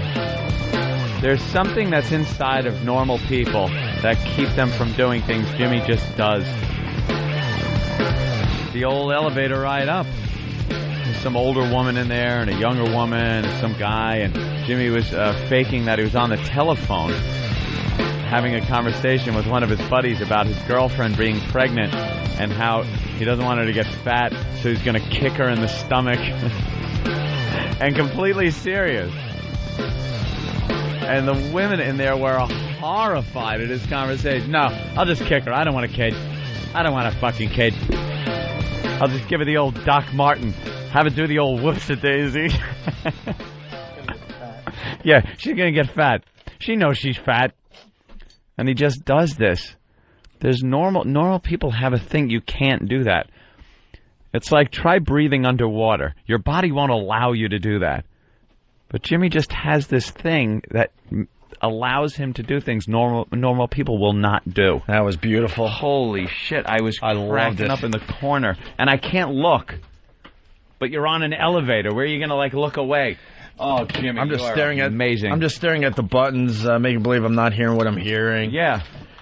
All right. Oh, Technical Virgin. That's right. We got to talk about that. Where's that story? We should do that right away. Cause cold in here. It is really cold Always in here today. Cold. How about a sweatshirt? Do you have a sweatshirt here? I'm putting mine on. Full-blown age sweatshirt or whatever? Uh-oh. The last page of my little book, Obits. What? What does that mean? The last entry in my book, Obits. Does that mean we got to quit? No, I got a new book that I'll start up tomorrow. This is all the stuff we've talked about in the last 3 months. Remember bits like What's Happening in Your Town? No. Wacky Radio Alert? No. And then I cross them out when we do them. Oh, look at that. Sexy Estate Clips. How have we done? Going to Where Elephants Go to Die. Gay or Just Plain Funny. Look at that. Gay or Funny. I remember that old gag. Phobias. Are they worse than Anthony's? Your What? phobias. Well, we never checked that one off. I don't have many. Phobia. That's just a running gag, isn't it? Yeah. That Well, never gets checked off. These are all these dumb little thoughts in my head. Sometimes we get to them, sometimes we don't. Yeah. This one was called Phobias. Listener phobias. Are they worse than Anthony's? Great. I'm the brunt of a joke. I believe. These are just random thoughts that I write in a book. I believe I'm offended. We started a silly words list. Words like poopy, hiney, and lozenge. Coolie. We never added to that list. Did anyone ever call their ass a coolie? Let's see. Yeah? You did, Jimmy? Coolie, yeah. When you were a kid? Yep. You're coolie? Karaoke day, we never did it on the show. I either call like a Chinese worker from the 1800s? I wouldn't have known that then or now. I think it was. I would either call it Call that them coolies. or an uncle's cockholder. I don't know. It just keeps going on and on. Dankeschön. Let's see. Kids cursing, of course. Football holes. Oh, we have to do that this season. Football holes. Football holes. What, the holes that... Sideline reporters. We were going to start doing it at the end of last season. Football holes. All those stupid women that are on the sidelines and they think... and they fucking Pam Oliver. And they have to act like they played football their whole lives and now they could comment on it. Yeah, we got to do that when football season starts. AIDS versus bird flu. I don't remember what that was about. Life-size electric mousetrap. Okay. I think Dukes was slipping. Why? I was sure I said something that... oh, you know what? Smells... something about Wayne Newton's ass and the way it smelt. I was sure was going to get dumped. Maybe because it was... something his ass smells good, like cologne. Yeah, but then it alluded to, like, his ass and not being used like, that guy's an ass. I don't know. Maybe, All right, Dukes, sleep at the switch. That's good. By the way, I'm going to retire this book, and I just put write... it on the eBay. I just write things down, right? And one day Rich Voss was in here, so we were writing all the words that Don't tell me. He got stupid. He got wrong, and he's going to be filling in for Jimmy tomorrow. instead of saying installation, he said insulation. Instead of saying, he said installation instead of insulation. That's whatever. Instead of saying oatmeal, he said oatmeal. Instead of saying gonorrhea, he said gondorrhea. What a complete idiot. Instead of saying escalator, he said escalator. Escalator. Remember that one? And then instead of big boned, he said big bond. Big bonded. Big boned. Big boned. Oh, Big boned. Boss is... Who's Richard Pryor's sports shirt am I wearing? That was mine. Wait a minute. No, it has to be yours. You're the Richard Pryor guy. Is this the one I gave Travis? If so, I'm taking it back. I gave him my new one by accident. Let's see. Jim's Pop Culture Quiz. Look at that. It goes on. We're doing Mousetrap trivia next week on the Opie and Anthony Show. I thought... OpieandAnthony.com will have all the info. We're looking for contestants for the Mousetrap trivia game. Yes. $1,000 up for grabs, and maybe other prizes. Yes, Anthony. I thought Bill Burr was coming in tomorrow. No. Oh, okay. Goddamn rich boss. Goddamn rich boss. What happened with you and Bill Burr? It was a whole thing, right? But there was? Yeah. Oh, boy, this guy, Mike. Mike is calling us out. It was nothing. Mike, what's up? Hey, I just wanted to ask you guys a question. How bad do you guys cringe when you have to hawk those tickets for $10.41, which is the frequency of WBCN in Boston, 104.1? Is it? Yeah. Wait a minute, 104. Oh, man, we didn't even notice that when we sarcastically goofed on it. Mike, you idiot. He's trying to call us out. He says, you guys make fun of Hacky Radio, but... Mike, we goofed on sell that. tickets for the price of station numbers. Stations. I missed it. I'm sorry. Mike raises a good point. What can we say? Well, we goofed on the fact. We just wanted to get you guys a cheap ticket for the O&A Traveling Virus. God forbid we do that for our fans. Exactly. God forbid we're nice, motherfucker. Bastard. Top annoying songs. We ever do that bit? It's not crossed out. And we didn't finish the artist because John Mayer was great yesterday. All right. Yeah, we'll do that today as well. We were going to do it with John, and we wound up just talking about other things. Well, listen. I need a water fan. You hear that? Oh, I'm a radio guy. We're getting smoothies today. I'm not. Smoothies. I got to get on a motherfucking plane. Smoothies. You don't drink a smoothie before you go on a plane just in case it makes you sick, right? No, what am I going to do? Shit all over the cockpit? Hey, pilot, hold this. The fucking lumpy cancer shit. Thanks a lot, sweetie. Next time have it here, you're going to get your cock smacked. Ooh, look at the new book. Because I know you won't eat certain things before you fly. Even last night, I went out with my friend, and this is terrific. We had a lovely steak. Yo, you did. I had steak. That's safe, right? Steak is safe. It's not steak food. I like having a It's not like sushi. Sushi can be very dangerous. I had a steak very well done. I also had some asparagus. Start with a salad? I had no salad, just asparagus, a Diet Coke, bottle of water, and steak. Dessert. No, for dessert I had fresh fruit. So I had a little more bread than I probably should have. So I'm trying to watch my figure. So I had fresh fruit. Carbs. Raspberries and strawberries. Nice. All right, listen, let's get into the technical virgin thing. There's an update on the technical virgin story. Don't even say the story yet. No, strange twist, though. Yeah, that's right. For the new listeners, maybe they don't know what the technical virgin thing's about. This lovely young girl did technical virgin promos. What does it technical virgin even mean? Is it explained in this clip? Oh, it sure is, Anthony. Thank sure is. Baby Jesus. I've got big plans for my future. A good college, a career, maybe even my own business someday. But one thing I'm not planning on is getting pregnant. That's why I choose anal sex. I mean, sure, it hurts a little, and I wind up walking funny for a day or two. But I think my future's worth it. Anal sex. The smart choice for your future. Yeah. Hilarious. It's the best. That's hilarious. It's technical virgins. Because technically, still a virgin. You save yourself for marriage. But you don't lose the guy because you're not putting out. You're giving your ass, girls. That's right. You give beautiful up the stink hole. It's a beautiful thing. It's wonderful. Here's another. Any more? Technical virgin promo. I know my mom worries about me. She's afraid I'll do too much too soon and with the wrong boy. That's why she got me this. At first I was a little nervous.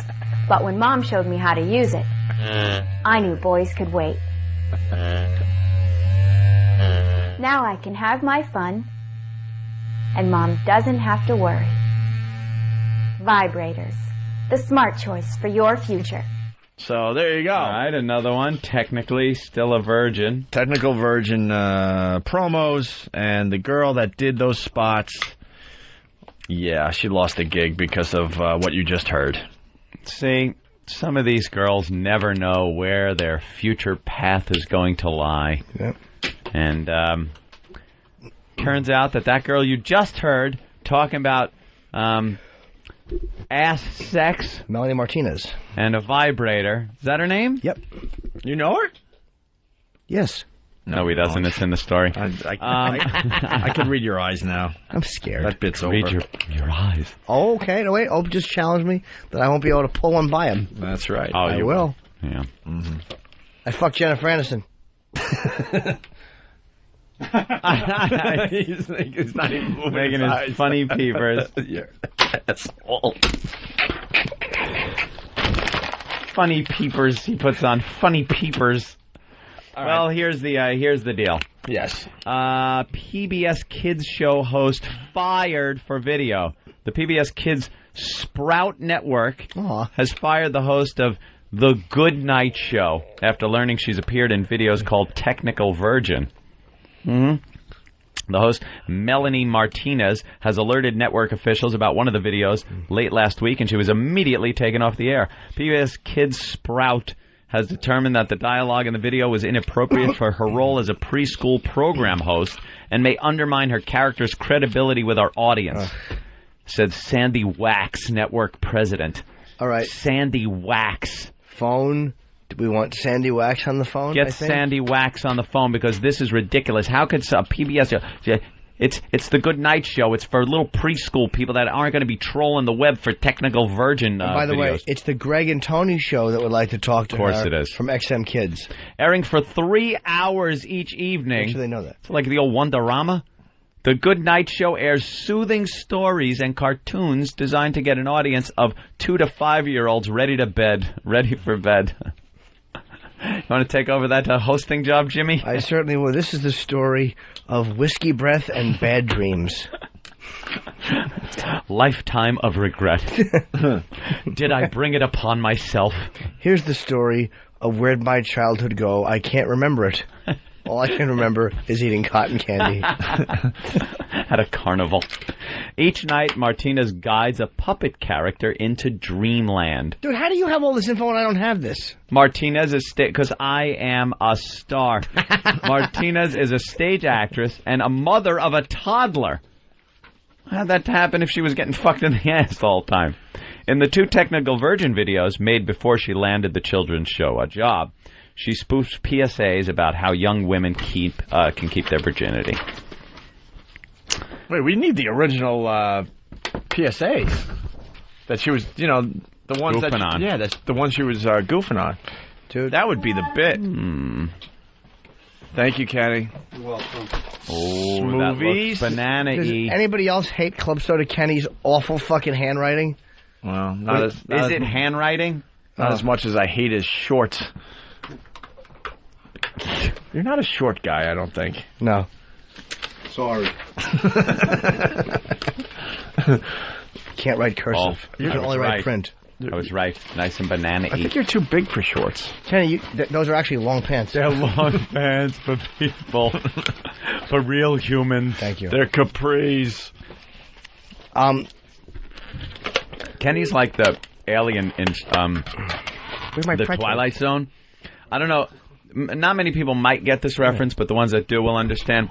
Kenny is like the alien in the To Serve Man episode in the Twilight Zone. Yeah. Remember that big one? I think it was played by the same guy that played Lurch. And the voice was Mike Wallace. No, stop it. Listen to the voice again. It sounds like Mike Wallace, the journalist. I asked for pretzel nuggets. I'll get them right away. No, not from you. That little tidbit. What are you eating? Turkey and... I gotta have a sandwich. Don't get on a fucking plane. Okay. All right. And if I just may say, I have to run over to Pete's office real quick to do some traveling virus business. No. Yeah, I'll be right back. Aww. What if there's an invasion? You have somebody else here. All right. Come back soon. I gotta get on a fucking plane. Yeah, no, I'm going to have the car pulled up front for you, and you just jump in right after the show. All right, the car will be pulled up for you. Oh, yeah, we'll see, won't we? I want to leave a little earlier. Wow. 10:30. You're in a huff. Well, I got to hurry up then and go back. All right. Stomping. All right, thank you, Kenny. All right, thank you. Is that it on the technical virgin thing? Yeah, she lost her gig. All right. I think when you fuck up like this and you have a kid show, you just let them fucking do whatever they want. Who cares?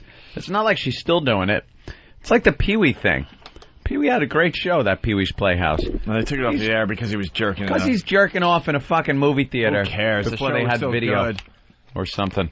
Yeah, who cares? I don't think the kids that are watching the show cared, or the Here's adults. the thing you're missing, dude. What am I missing, Jimmy? Jimmy. I'm trying to fucking tell you something. Why do you get angry only when the food's in your mouth? This I'm trying to fucking eat. is really interesting.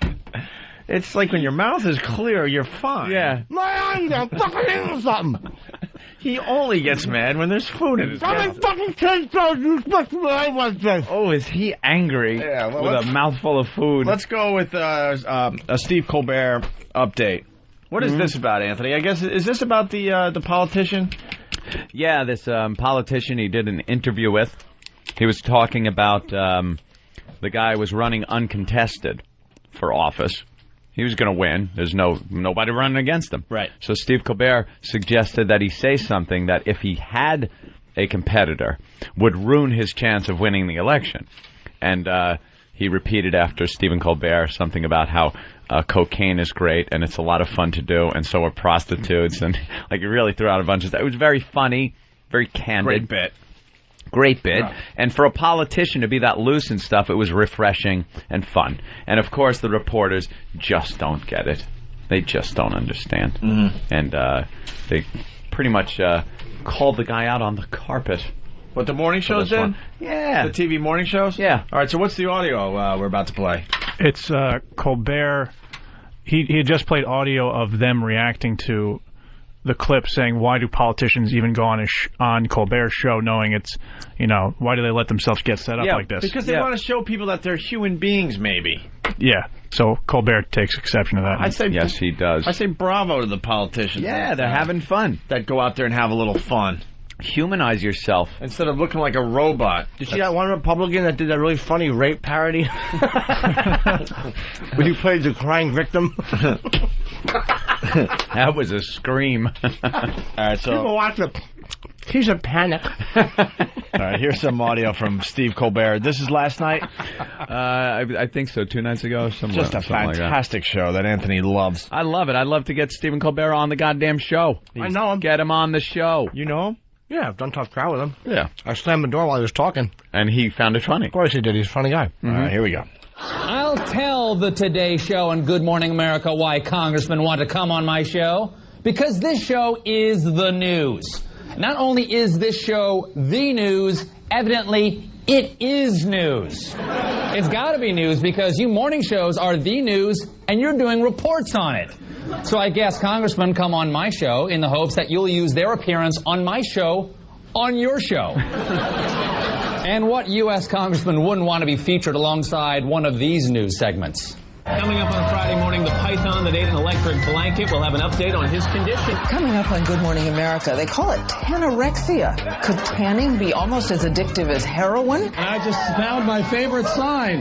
I like cheese, huh? Honesty. I like cheese. Okay. Mikey the Chimp is here along with Judy Harrison, his trainer. Good to see you. Thanks for being with us. So we're in the middle of a game of Texas Hold'em. Oh, man, we're all just beating up on the morning TV. Yeah, I it's love just it. I love because it. it's now become so obvious. I love it. That it's not news anymore. Right.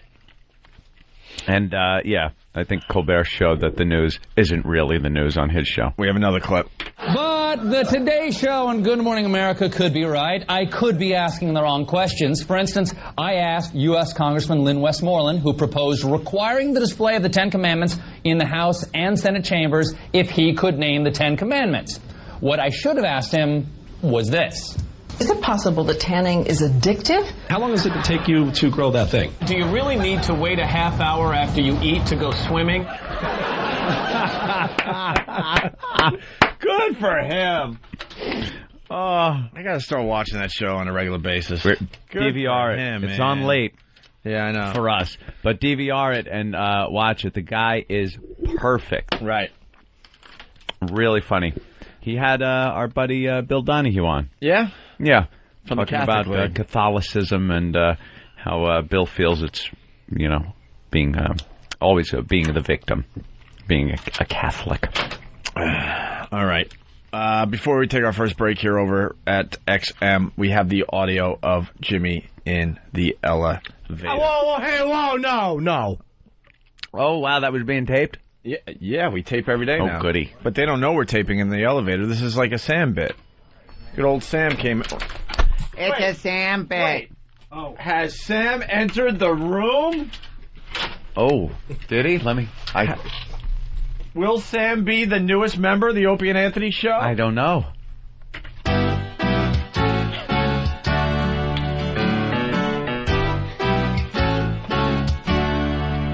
Sam's not black. His ancestors, Thomas Jefferson. He's not black. He doesn't have big lips, just a real big thumb. Well, his skin's kinda weird. It's not black or white. If he's white, then he's dark. If he's black, he's light. Who the hell can figure? Who the hell can figure? If Sam's white or a nigger. White or a nigger. Yeah, we tease him, cause he's white with an afro. Sam's not black. He's not black. Don't smoke crack. He ain't black. Wow. That was damn okay. Who did it? Someone needs some credit. Who did it? By Sam. Sam. Dave from New Jersey. This is the guy that does the song parodies, right? Yeah. He is really good. He's Right, the one he is good. He's the one that did the David Lee Roth parody. The other two that came in recently, we really like. The Jimmy wow. Norton ones. Yeah, where are those? We got doesn't poke fun at me. Huh? No. We got them. But, wow, that's really good. Dave in New Jersey. Sam got a song now, whether you like it or not. Yeah, I guess so. Yeah. I don't know how he got the big thumbs thing, though. We've never really talked Is about your it. thumb big? Yeah. Wow. That is like a black guy's thumb. What the hell's going on there, man? It's got an extra joint. That's like a regular finger on your hand where the thumb belongs. Wait a minute. It does have an extra joint. Wait, what is going on with your thumb? You have a toe thumb. Okay. All right, look. Okay, you gotta leave. I can't look at that. What is that? What side of the family that from? I have no idea. What side of the evolution chart? No kidding, man. We found the missing link. Jesus, he right is. there. He's the missing fucking link. We've been looking for you for years. Oh, you're right. The missing fucking link. One thumb going this way, one thumb going that way. And a racially confused guy in the middle going, what do you want from me? My God, man. What race am I? So Sam tapes Jimmy in the elevator every day, but the people that are in the elevator with us, they have no idea. Right. They have no idea. So a picture, if you will, after the walkover, we go into an elevator. Very full this time. Very full. There's like, a bunch of show members and then a bunch of people just trying to go to work in the same building. But the people trying to go to work, they have no idea that there's show members in there for the most part. Yeah, they don't know we're all together. They together. might recognize one or two of us. Who knows? But in general, they think they're just kind of in an elevator with other people that work in the building. So picture, if you will, you're in an elevator and you hear this. No, I told him the same thing. Yeah. Wait. Yeah, no. Two things. I want my pretzels, and I was acting like I was on the phone. Yes, of course. You were acting like you were that's on the important to phone. the setup. Yeah. Yeah, so you don't think I'm talking to anyone in the elevator. I was actually pretending I was on a cell phone. Pretending he was on a phone and he's just talking too loud. Like everyone does, so it's not out of the ordinary. Right. It's just the things he says it gets is out of the cutesy. ordinary. Right. No, I told him the same thing. Yeah. Yeah, no. Well, it's not going to happen. What am I going to do? I told her she was going to get pregnant, so what am I going to do? I mean, if she's going to have it, I just hit her in the stomach. There's nothing else I can do about it. I'm not having a kid. What am I going to do? I kick her around, and if she wants to have it, then let her have it. If it's, there's something wrong with the kid, I'll just punch it too. I don't care. It doesn't matter to me. She's fat. I don't like fat women. I threw her one. Right. Yeah, I know. I told her. She knows. She knows she's fat. She's gonna get fat with that kid. The old whoops a daisy. The old Doc Martin right through the belly. That's all. And that's us walking off the elevator. The women in there were horrified. It's a legal thing. Okay. The women were horrified. Stupid lawyers. A legal thing, my ass. See, the bit is, you do all that, yeah, and then you let Sam continue in the elevator. They don't know that he's part of the crew, and then you get their comments after Jimmy leaves. And what if you have one more person we don't know who they are in there with you, and you're recording them? Of course, some dumb lawyer wouldn't think of that. Good point. Maybe. From now on, you take the fucking ride with Travis. You like any other couple.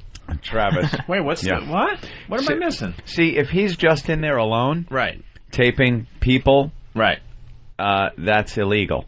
But if Jimmy's in there, he's taping Jimmy.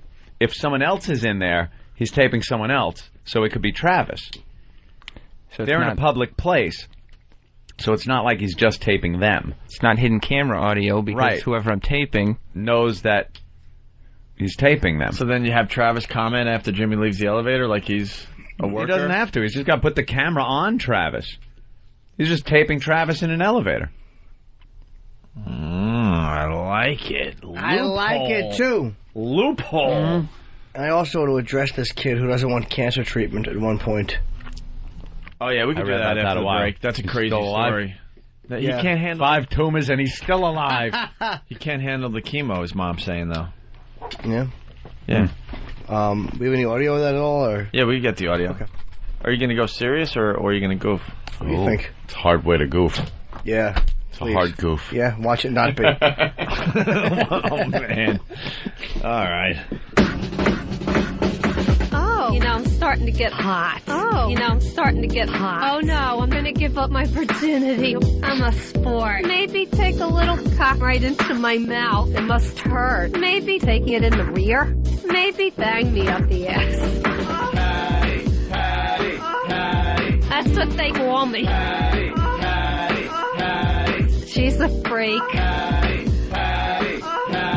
That's what they call me. She's a freak. What do you want me to do? I'm gonna be facing the wall. What do you want me to do? I've always wanted a juicy cock. Put it between the boobs. I'm into the PFing. Put it between the boobs. Put it in the pits. Put it in the pits. My favorite oral treat. My favorite eating cock. I'm hungry for a big, fat, juicy cock. After I whack your bag, whack your bag, whack your bag, whack your bag. Shoot your big wad of cum right into my mouth. That's what they call me. She's a freak. That's what they call me. Oh, God. After I suck you off, I want you to bang me up the ass. I'm hungry for a hard male cock. Stick your huge cock in my tight ass. That's scaring me. I take it in the rear. I'm a freak. That's what I was taught. I got a big juicy cock from Ben the other day. Oh, I like the banana. Oh, God. I like the banana. I'm a freak. I enjoy having sex with a guy. I enjoy cum in my mouth. I enjoy cock between the boobs. I enjoy cock in my tight ass. That's what they call me. She's a freak. That's what they call me. She's a freak. And Anthony Show. Just a kiss on the lips, and I was on my knees. I'm waiting to give me. That's even funnier than what I said. Are we on? We're on, Jimmy. Nice. Yeah. That's my welcome back, folks. I just had an observation when we were going down the elevator at Free FM, getting ready for the walkover. I was right next to Steve, and I'm just amazed at how much hair this guy has on his body. And I was thinking, you know, by the time he shaves his entire body, does he have to just start right over? Start right over again. And then Jimmy said, what did you say, Jimmy? It's like a window washer? Put the window washers on like a skyscraper. They go around, and then as soon as they're done, they have to restart the whole stupid never project. done. They're never done. Neither is he. I have to shave my arms today. I would love to know how many razors he goes through in a week. Probably one per arm. It's just amazing. Well, we've seen the savage Lebanese on TV lately, right? Mm-hmm. Very hairy country. His arms were all like Goldblum's back hair on the fly. Brundle Steve. Brundle ass. I'm going to fly over there in August. Oh, by the way, today is is day 100. Sorry? The Surrey watch is up to 100 days today. No one has seen hide nor hair. I love the fact that Tom Cruise is doing this. I'm completely with him on this. The dirty media is not going to fucking capitalize on his kid. If that's why he's doing it. But, you obviously know what I really He hope. would whatever. But he capitalizes when it's in his favor. I'm thinking it backfired. The whole Katie Holmes, going out with Katie Holmes thing. He did that to get some juice for Mission Impossible. Absolutely. Either he's had a kid. So he's probably, he's not that good of a guy. He's probably waiting for his next movie. I think he either had a kid doesn't have morals and it was like that. retarded, or he never had one. It was a farce, the whole thing. I got a new one. What? Mix up at the sperm bank. Black baby. He thought Hispanic. He thought he was buying some white juice. He wasn't too white. Well, I know he never had a child with, what's her name there? His previous wife? Nicole Kidman? Nicole Kidman? No. So somebody may have had a problem. But she had a kid, right? She's had a kid since? Okay, see, that right there shows something. She's capable of having a kid. But he's the type of guy, let's say he is gay. He would probably just suck it up, get really drunk and, he would. Close his eyes and just and just deal. Oh, you're saying that like if there was something that you had to fuck a guy in the ass for, you could just suck it up and deal. I'm talking as if he's gay. I'm talking as Tom Cruise. I'm saying if he's gay, right? You can't just stick it in and suck it up. It would be like you stick it in Jimmy's ass and fuck him. Just suck it up and do it to get what you need. I don't have a big movie coming out. I don't want to do that, by the way. Right. All right, do we need to? He would be like that disgusted. All right, well, pop a Cialis or something and just get the job done. Do the same thing. No, because I don't have a movie career to protect. And if you did, you would fuck a man in the ass. I'm talking... If you needed to. No, I'm talking as Tom Cruise. You want to fuck me in the butt? As Tom Cruise. Okay, let's put this in perspective. He's Tom Cruise. Right. He's got a movie to promote. Right. So he wants to have a real live baby. Right. So he's going to fuck Well, what you're a saying woman. is if Nicole Kidman had a kid before, then... It would prove that his sperm works. No.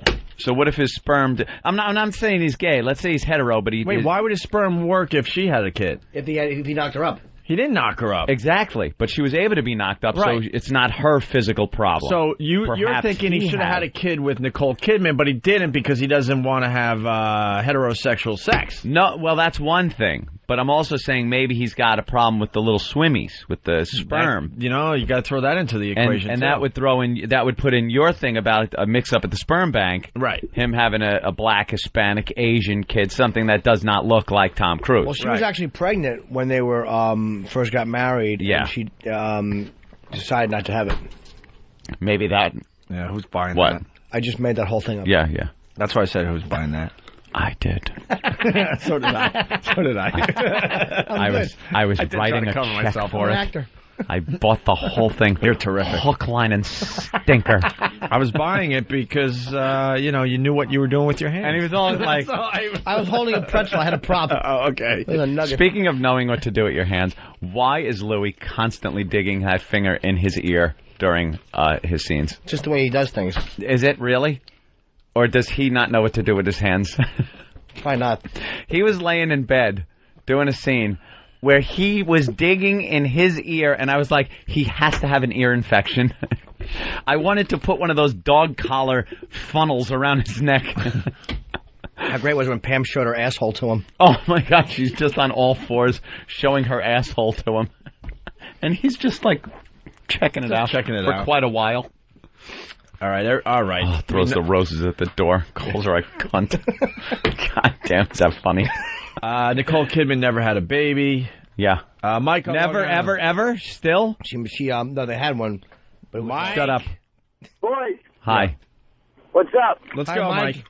Listen, Leah Remini from King of Queens, she said Remini. she saw the baby. Remini, what the hell? Yeah, who the fuck is believing her? Who cares? One person says they saw it. Yeah, show me a picture.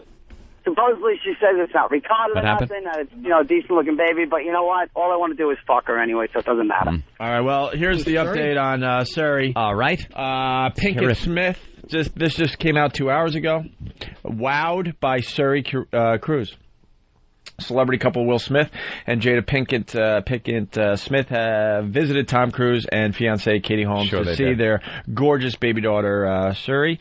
Cruise and Holmes have baffled the media and public with their reluctance to show off their 3-month-old tot. Good. After their publicity-hungry behavior during their engagement and courtship. The couple have been placed under pressure by the media, who have raised questions about Suri's birth, and the Batman Begins star's pregnancy. However, rocker actress Pinkett Smith says she and her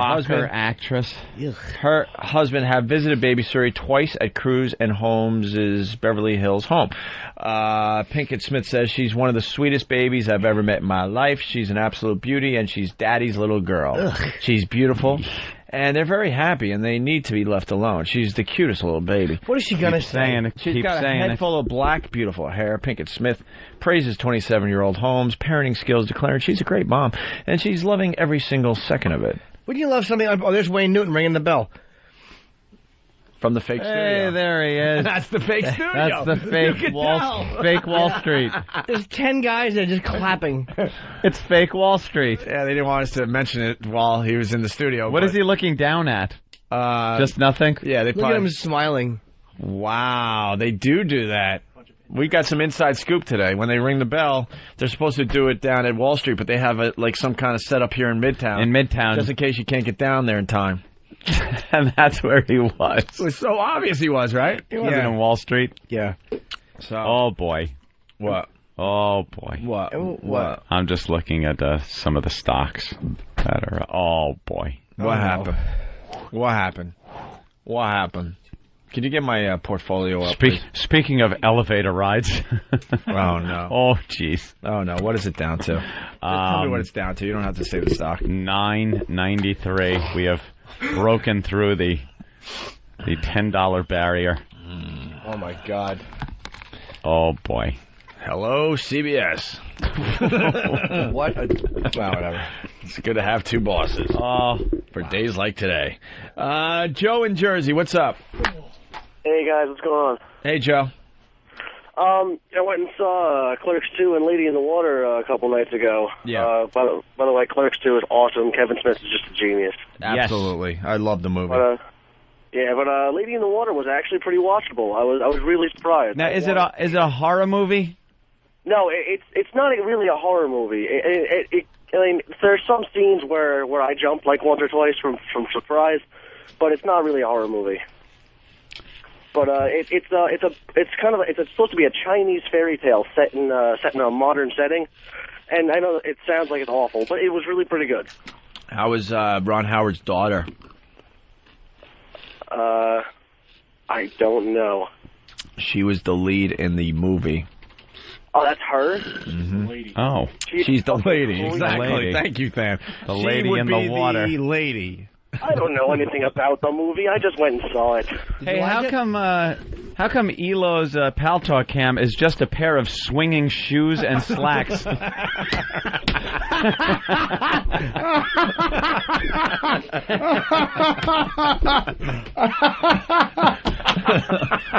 my God. We're going to pay for that one. I know, I had to.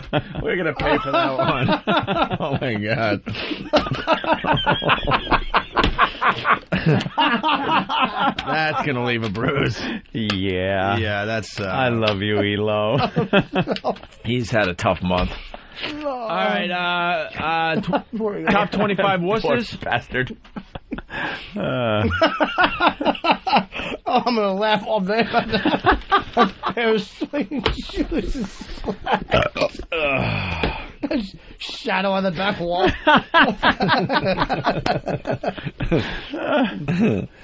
You guys want to go back to the top 25 biggest wusses ever in music? Yeah, we never finished up on that one, did we? We have to acknowledge these lists are dumb.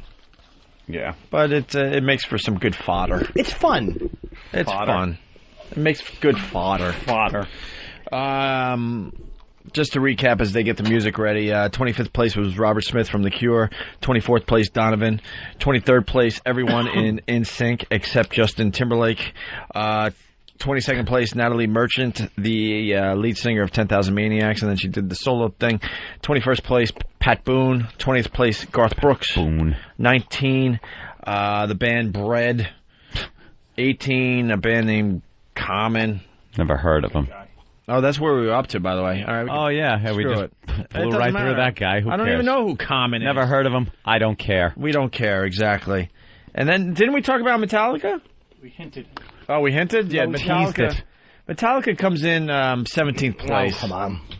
The 25 biggest wusses ever? Come on. But there's the reasons. What? Why is Metallica? Napster, maybe? Blender Magazine is trying to get outrageous, man.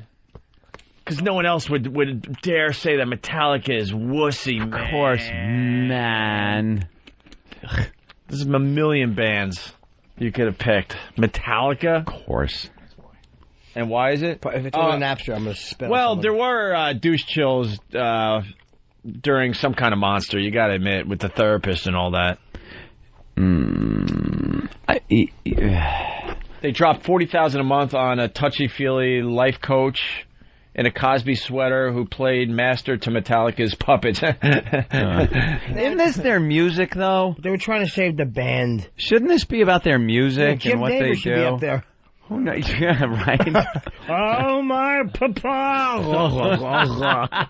It was Suck it, Gomer. You know what? Gomer's piles. That's what hits your cock. Let me tell you why that's not wussy, by the way. Because they had the balls to actually show everybody that. Yes. There's probably other really cool rock bands that have therapists and stuff, but you never heard about them. These guys threw it on a DVD for everybody to watch. And it has nothing to do with their music. There was a lot of douche chills watching the therapist talk to the band, but I say they have a lot of balls to show us that. You think Freddie Mercury, is he on there? Yeah, Queen? right. No. Exactly. Is Queen on there? Why? The guy sucked cock and took a dick in his ass. What about George That's Michaels? pretty wussy. George Michael, same thing. George Michaels is sucking old blue-collar cock. Yeah. Old blue-collar cock. Yeah, how about sticks? What's wrong with The sticks? sticks on there? They're not little wussies. Renegade, man. I know. Dude, Mr. Roboto? I actually like that one. I know you do. I was just going to say no you don't, but I know you do. Wait, what part of it do I like where it gets pretty cool? Ooh. It goes, Dame arigato, like when the beat gets going in the middle of the song. Domo. Yeah, Domo. Bunch of fucking trannies with mullets. They're not on there? They're See? not on But there. Metallica is. Yeah. Stop it, Blender. Am I machine or man? Right. Secret. I've got a secret. No, you don't. We all know. Fucking You're bad not fooling mustache. anyone. Right. Doing the acting out the stuff on stage. Of course they did. Like a Roboto. Yeah, How about just Mr. Robot? Why would you throw the O in there? Here we go, guys. This is Gato, Mr. Roboto. Am I machine or man? What a fucking mule juice gargler. This is so gay. Pete handles them. What? For him, Pete. Really? Piece of fruit. You're wondering who I am. I'm Machine or mannequin. Machine or man. There's a cock stuck deep in my can. It belongs to Sam or Sam. All right, enough. Wait, I like when he goes modern instead of Modern. I've got the secret I've been hiding. Who's not Up in my ass. Who's not dancing to this? From Habit Trail. My brain IBM. Huh? Come on, who doesn't want to move to this? If you see me Of course you do. acting Good strange, stuff. I want to do the robot. don't be surprised. You want to be the robot? Yeah. That's why I jerk my dick in a weird, like, robotic fashion and shoot fucking robot oil all over you. All right. Robot oil. Wonderful. All right, we got a lot. I want to know about the modern man. I know. Listen to it at home. I will. And on my iPod. Let's go He's to modern. Let's go to Gary in Tennessee. Hey, O'Brien, how y'all doing? Hello, Gary. Are you going to go see Jimmy in Nashville? Well, I'd like to, but I'm kind of on the road. Oh, no. Kinda. All right. What do you got? I just drive I just wanted safe. to say. Go ahead, O. That was Jimmy. Go ahead, Gary. All right, I just wanted to say. Well, you have- got to kind of. And. That was Jimmy. Jimmy again. That was Jimmy. What do you want? You got something about Metallica? Yeah, you got. Is there a way of... All right, boys, I'm out. No, don't give up. No. Don't give up so quickly. Oh, he hung. The guy had no fight in him. He'd probably been like his wife was getting nagging him or something. He just wanted to call and Gary, talk. we like you. What do you want to say? He's gone. Welcome. Something about it. All right. 17th place is Metallica. 16th place, Paul McCartney. For what reason? He's put out some wimpy shit. Yeah. If it's musically and not personally. Well, it's another personal thing. He smoked pot his entire life, and then Heather Mills in 2002 made him quit smoking pot. He's 65. He should quit smoking pot. Why? That's when you should start taking all those drugs. Then you got to start taking care of your body. No. Because he married a drill bit? Because he made a bong out of her foot. He smoked out of the left one. Just put a bunch of pot in her big toe. You unscrew. You just the nail puffing on the thigh. Paul, you know I hate when you do that. It makes my legs smell. I got chased by the drug dogs in the subway, in the underground. What do they call it? I don't know. The tube. They call it this. They call it the tube. The tube. By the way, a lot of people asking, Moby on the list? No. No Moby? Right. Hagar? No. Halford? No. Hagar? Let's Sammy Hagar be on the list. 15th place. I can't drive 55. He's all man. 1 foot on the brake. There's one on the gas. He's driving. He's just 55. rocking. Go fuck yourself. He just can't. He goes Court too fast. judge.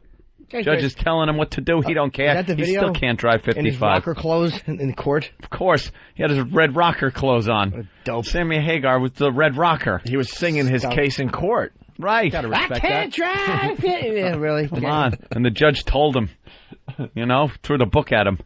All right. But he's still, driving fast. He sped away. Vroom. Of course he did. He told them. 15th place. You want to just play the song? What is it? The theme from Arthur. Christopher Cross? This would be Christopher Cross. Yeah, he's a winner of the Grammy for Best New Artist. Back in I have no idea what the year was. This was 19... This was 1980. 81. What was it? I say 1980. Yeah, 79. Don't give me 70-fucking-9 on this song. That's when the album came out. Oh, this song? I don't know. Give me 1980. 79 was like Ride Like the Wind stuff. Show me Arthur. This is Arthur's theme. It's a good song. And I felt like the moon was following me. Did you? Yeah. You ugly fucking pig. Right. That wasn't the moon. That was the ugly stick you were being beaten with your whole life. Yeah, Arthur's 81, Ant. I'm taking you to the stable to look at something prettier than you, my horse. I love when he goes, Susan, I can't tell you her last name. That would be indiscreet. Johnson. Johnson. That was a funny movie, man. The first one was great. Screw with me, Bert. Then they fucked it up and they tried to sober him up for 2. Oh, Arthur 2. On the rocks. Funny. Anyway, I Christopher think Cross. now I should go to the hospital. He falls down. Moving on, the 25 biggest wusses ever in music. No need to say why that was wussy, by the way. Nah. I like that song. I listen to it when I'm down. Well, it was because of another song he did, Think of Laura. I don't know that one. Think of Laura. That was from a General Hospital when Luke and Laura. Yeah. That big storyline was This going. is what made him a wuss. And this is when she roamed around that made him a for wuss. 3 fucking months where she was supposed to be dead. And Luke is all, and then she finally turns up. For 3 months, they just missed each other. And you had to hear this song play every fucking time. Yes, I was out of work. I've never heard this before. No. No, why would I have? You watched General Hospital No, in I would- why would I? 83? 80. I don't know. All right, This here we was go. 84 or Luke and Laura's 83. wedding was a big thing, right? That was before that, though. That was 81. I'm talking this now. Yeah. All right, let's go to the 14th biggest wuss ever. You got that one queued up there. Of course he does. He's Derek. All right, let's go, Derek. Dumb as a rock, but he's queuing up he is songs. as stupid as they come. There. Can't spell worth a shit. La la la la. No, why? He probably spelled this with a K. Because he lost his chick to Mick Jagger. Oh, Jesus Christ. So did David Bowie's wife. That makes half of the world wussies. And then wrote a song. Thanks, man. Oh, okay. Then wrote a song, Lady Darbinville, about his undying love for her. She didn't come back. What's his name? Huh? What's his Great name? tune. Cat Stevens. Oh, Yosef Mohammed. Yeah. Is that his name now?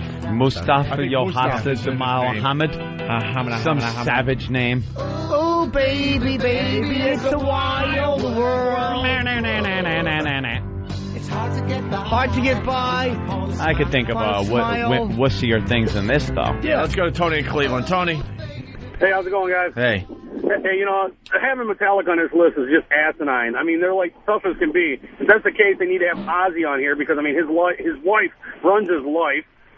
I mean, what's Hey, I think he's got a point. Yeah, if the guy put Ozzy on the list, he did it because of the Osbournes, and he's just trying to be different. It's just an impossibility that Ozzy would be on this list for real.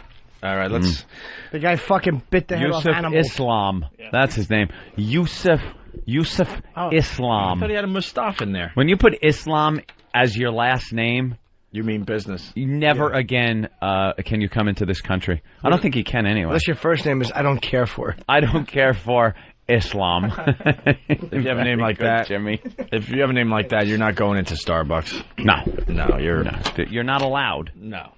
Stay out. Do we care about the rest of the list? Yes. Oh, please. I like these lists. 13th place, biggest wusses ever in music, Bell and... Bullshit! Bell and Sebastian? What? Oh. I've been in radio Bell and pretty much my Sebastian. entire life. Who is Bell and Sebastian? We're making a big comeback. We're at $10.35, by the way. Well, Sebastian actually came before Biv DeVoe. Bell... Do we have one of Bell their and songs? Sebastian. All right, let's listen. Let's rock out to some Bell and Sebastian.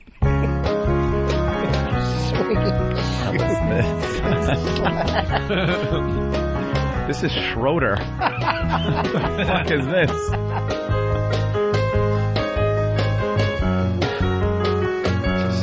This is not buttery. This is not a buttery beat. Not at all. I get It's it. only buttery because cum is leaking out of your ass while you listen to us. I get it. They're not going to sing. There you go. All right.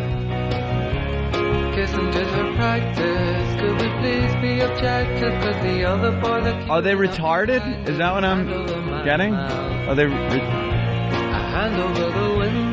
Oh, he's English. Well, no explanation needed as to why they're wusses. It's a real toe tapper. Holy Sounds like crap. All right, get it off. Turn it off. Oh dear! Oh dear!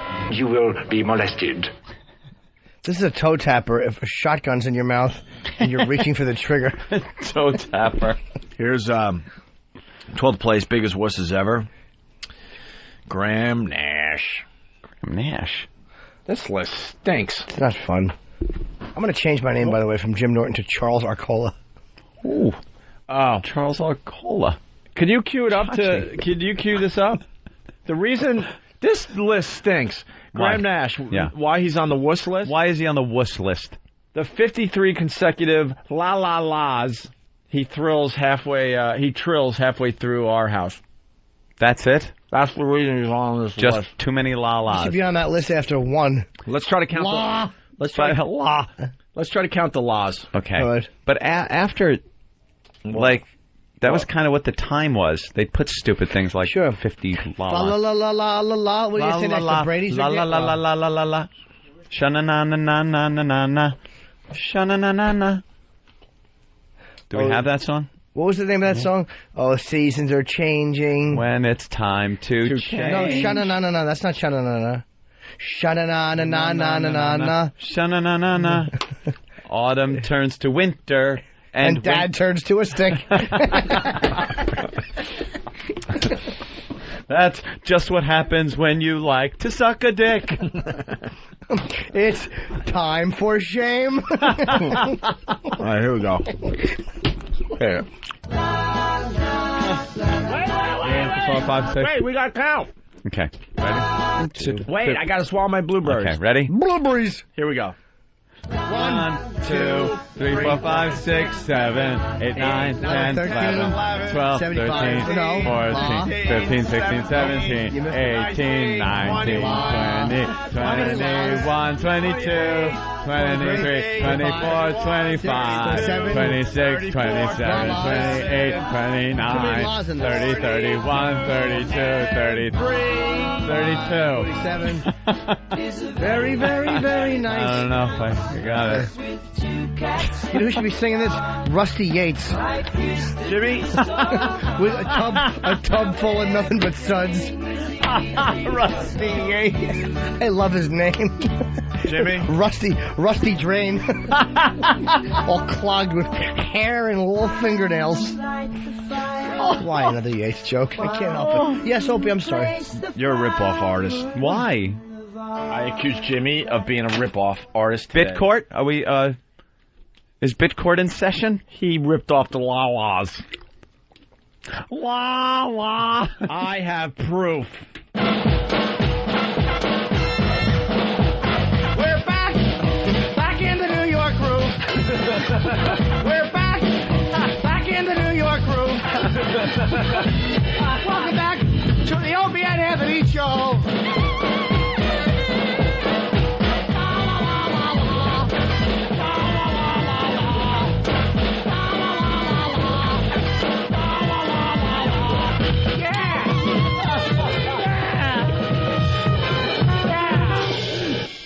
That's the Jim Norton Orchestra. I love that song. and I'm saying fa la la la la. Oh, you're saying fa la la la la? No, only a faggot would say la la la. Fa la la is cool. Really funny.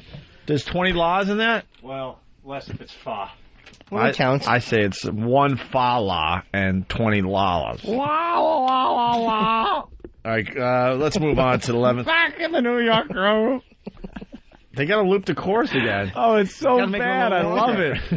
We're back in the New York groove. And it's just utter pandemonium going on behind them. It's catchy. It is catchy. You can't help it. I'm a fucking hit. Let's be honest. We should just put out a CD of all the dumb stuff like that. Grey Wolf. Yeah. All right, 11th place, biggest wusses ever. We got a song to bring this one together. Yeah, man.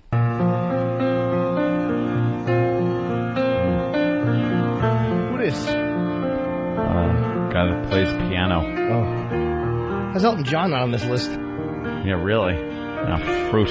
Exactly. He's not on there. Here it comes. Here it comes. I remember long ago or something. Barry Manilow, Mandy. Barry Manilow. 1975. But right? the reason. Why don't I get a year? No one gives me anything. Because it's too much work to look up years every time. You don't need a year. Yeah. Just say 77. No, 75. 75? I think 75. How come he looks like yeah, it's just very sweet.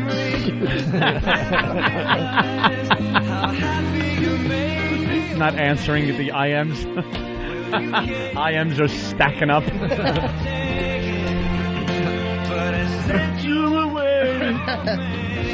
don't have the air? Of course he doesn't. Right, turn off the song. Thank you. Please. The reason is because my name is Lola. That was a rugged song, though. The Copacabana? Yeah.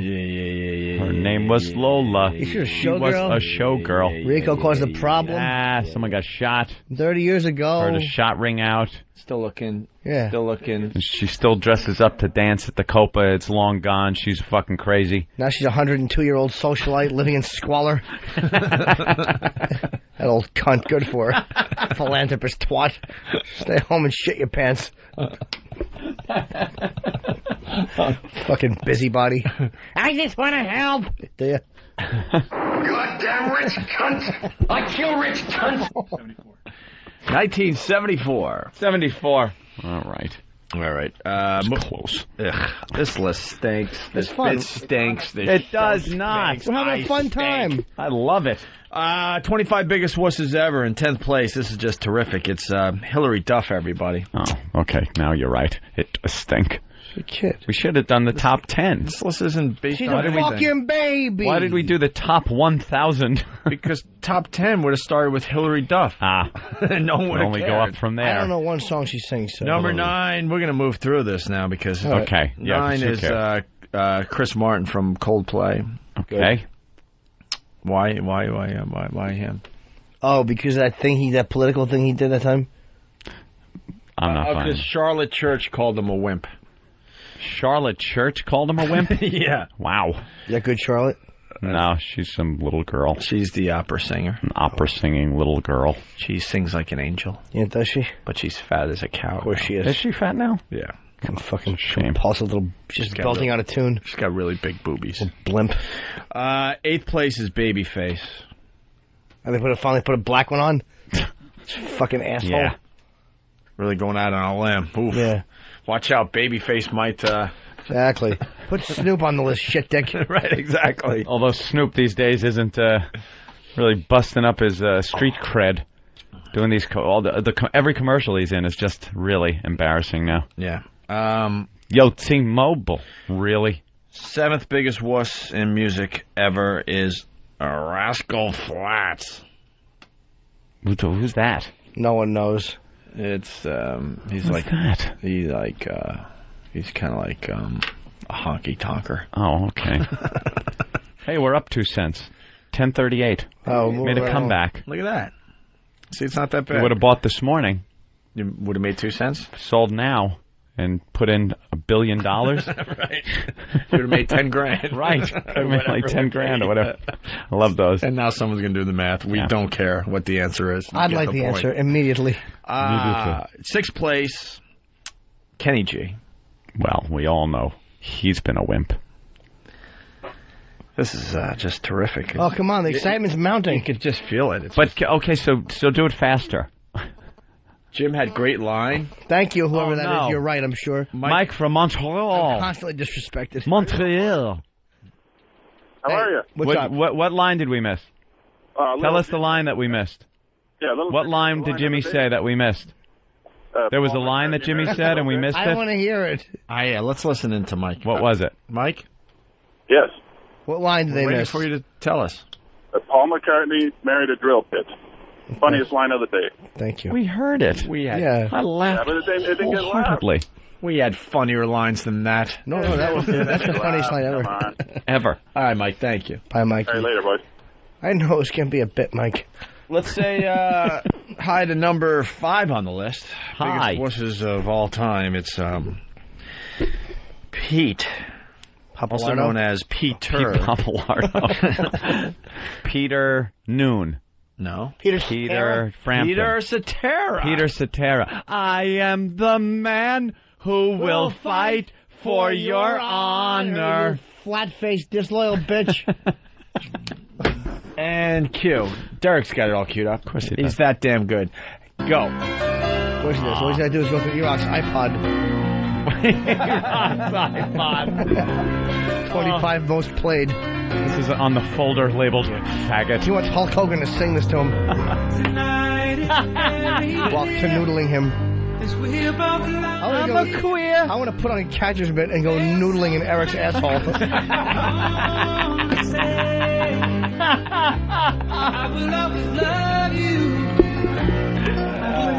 How many brides and grooms were there dancing to this song on their wedding day?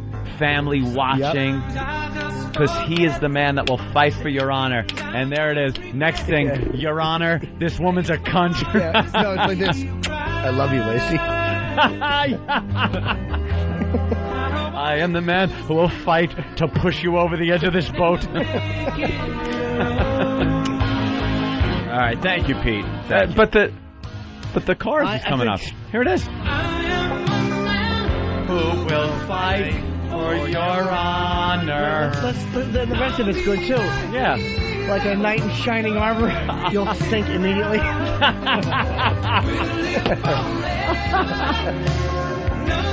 Together. How does anyone not like this song? I just want to kiss my girl. I mean, a girl. Oh, a girl. Just some girl. Any girl. Aww. No, because I'm in love. I mean, I like this tune. Aww. She was very badly raped, you see. No, she's dead. A victim of the modern age. Poor girl.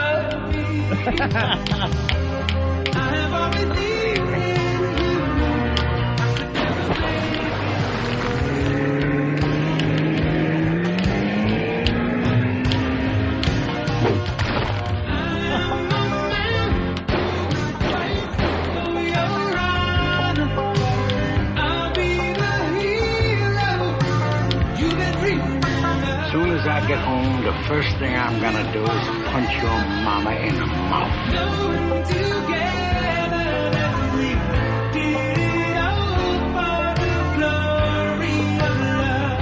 No, my health doesn't allow it. Oh, Anthony. No, she's dead. You guys have to stop. Stop it. Come on, stop. Guys, I can't take this. I gotta say, you gotta stop. Liar, whore, and you know it. No, it's not funny. You can get a doggy style, you can get a ling on your side. Those are your only choices. My house. Come on. You ever suck a guy's cock? Show me how you suck a guy's cock. So show me with your mouth. Show me with your mouth.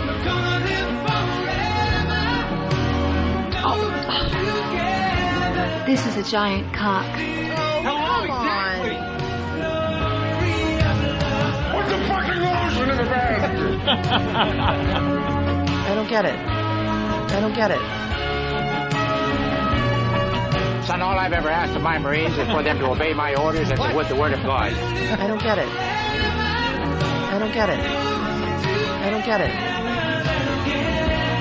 Hey, are you about size 14? That's wonderful. Shut up.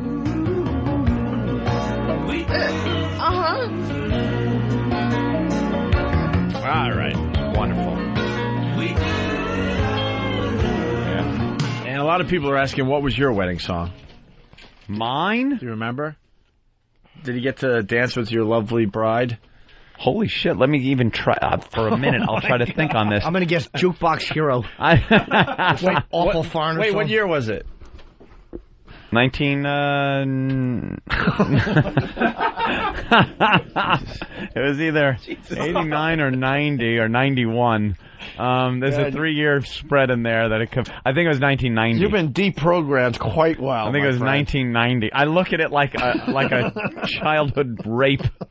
I looked at it like it's just gone. It's different. It's out of my head. Do you ever wake up in the middle of the night in a cold sweat? Cold sweat. Oh, that's right. Oh, it's over. Okay. Wedding song? No, I don't remember. It has to be 1990, 89, around there. 90, 90-ish. 90-ish. It's probably some damn Yankees song or something. I have no idea. Were you rocking, or was it like a mid-tempo? It would have been a rocking thing. Or did you go slow? Probably something you could slow dance to, but not mushy. I swear, if I remembered it, I would say it. Some power ballad. Power ballad. Like Damn Yankees? probably Damn Yankees. It might be, because I kind of remember that showing up in there. Let's call her. Yeah, let's call her. Please. Call her. You call her. I'll call her something. Oh, you do. Fourth place, biggest wusses ever. Boys to Men. All right. Okay. I don't think we need to go any further. Exactly. That one? Men to Boys is hotter. What a dumb name for a band if you really think Boys about to it. Men, of course. It's just so stupid. Matt from Pennsylvania has a little observation. What? Line 5. Hello, Matt. Yes, hello? What have you got for the show? Hey, good morning. I was wondering if you guys knew that the Modesto police had recently been doing some noodling. Recently, yeah. They're doing some noodling. The Modesto police. I think I got something here. Put your hand in the mouth and it does nothing. Grab the jaw. The gums come out. People are saying your wedding song was AC/DC, Highway to Hell. Yeah. Oh, I could think of a few it should have been. Well, we might need to look at the instant feedback today. Third place. Biggest wusses ever. Mm-hmm. Hey, can I put my instant feedback up here? Yeah, what is that dumb chart? Do we need that? This thing, no one looks we've at been it. here almost 2 years. I don't know what this does. No, I don't need to know what this does. What is it? Let Mars look at it in the back and have fun with it. I think the show would be a little better if I had my instant feedback right here. Okay. Can we look into that? Mm-hmm. Thank you, sir. Okay, yeah, it might have been High Enough. Damn Yankees. That was their song. That was their big, power ballad. I can't be sure. Yeah, it might have been. Can't be sure. Yeah, go ahead. All right. Did you dance with Mommy that day? No. You didn't really have a reception, though. No, I didn't. It was Wasn't just it kind in of a at a bar somewhere. It was at the bar, my mom. I don't know. Come on, Dawn's listening. Did she even tell you us? They've all blocked it out. Yeah. Good song. Who's singing this? This is Damn Yankees. Who's one the of those singer? bands made. Ted Nugent was in it. What's his name from Styx was Tommy in it. Shaw. And then the guys from that other band who did. The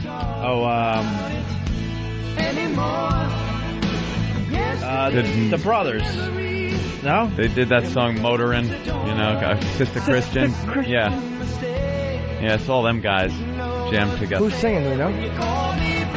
All of them. I don't know, Tommy Shaw and the guy from Night Ranger. Brad Gillis? Night Ranger. This song rocked back then. Good song. But it's got a very 80s sound to it. When did you realize your marriage wasn't going to rock? Right here. No, you're going to take me pretty low, actually. I believe this was when she threw up on my rented shoes. Did she? Right on this line. No, I'm kidding. All right. Because I've heard the horror stories. I've never heard that one. No, you're going to be taking me to the basement. Yes. Of hell. Yeah. All right. Can you take me high enough in income bracket? That's what she was. Yeah. All right. Third place, biggest wusses of all time, according to Blender Magazine, as the excitement just continues to build What's here. number 2? I got my wedding song. Now I remember it. Yeah. Goddamn rich cunt! Oh, no, that's now. But that's not a song. That's now. That's now.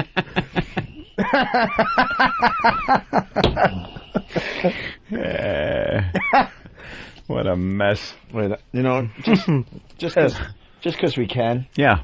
I just want to hear this for no reason.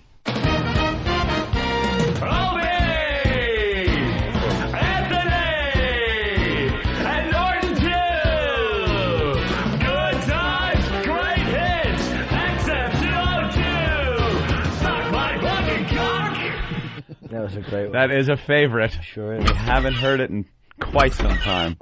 What is that? The instant messenger sound when your buddy signs online. Oh. People running around their house. We used to do a bit with that. Yeah, we would just play in the middle of talking. I forgot what it was. Something like, what was it?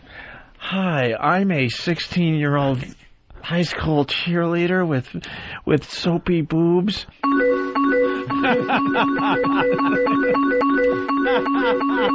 I forgot the exact bit, but we used to do. Yeah. Teen girl looking for older man just for sexual relationship. I have 38 Ds.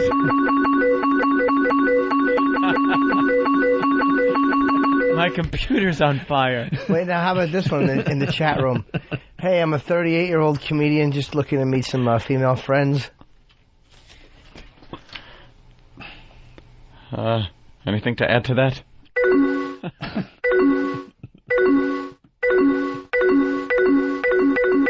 Why is he getting so many responses? No, that's the out. Oh, it is? You got to listen closely. AOL. In. Don't use it. Out. In. Out. The same day. In. Out. I haven't used AOL for years. Training wheels. Okay, this is one. Yeah, Say that it was again.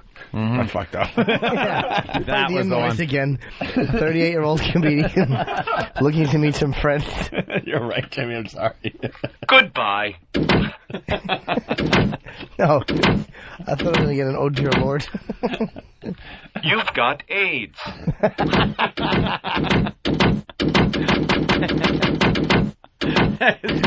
Every door slams. All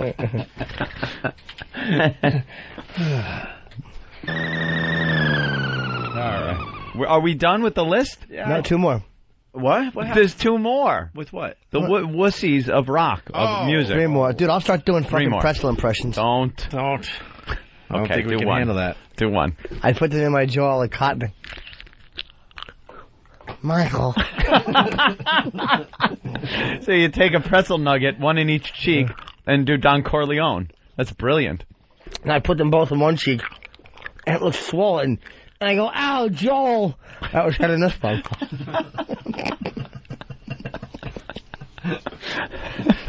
All right. Put like a pretzel rod up your ass and hum the Brady Bunch theme.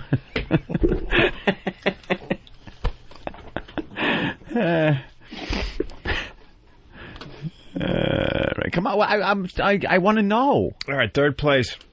I hope you play the right one. Oh wow. Okay, good one. Ew. Which one is this? You gotta go.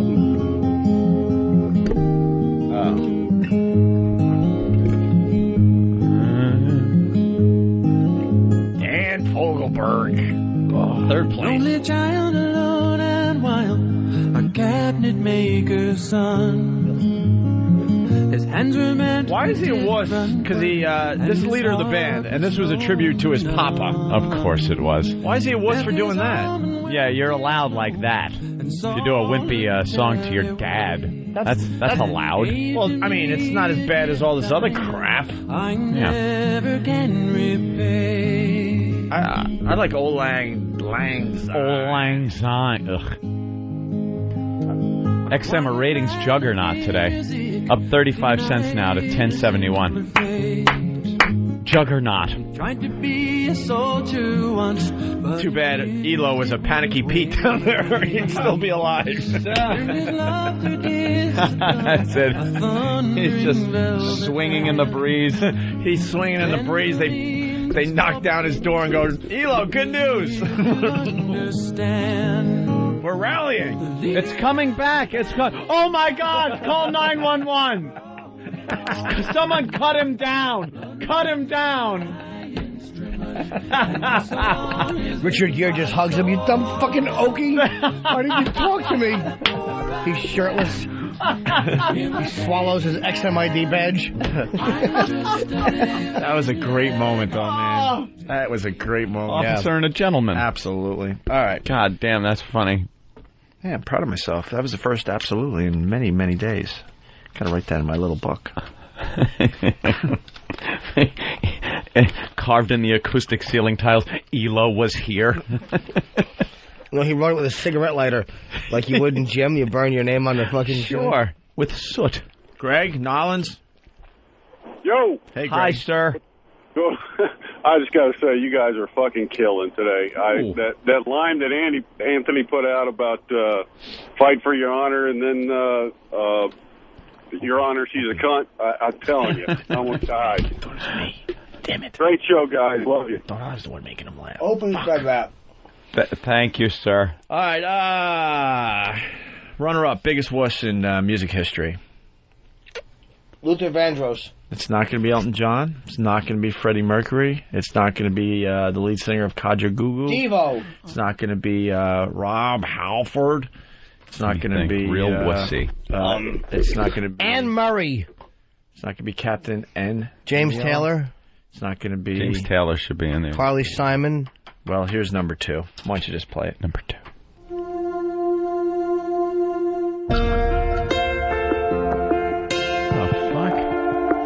Sarah McLachlan.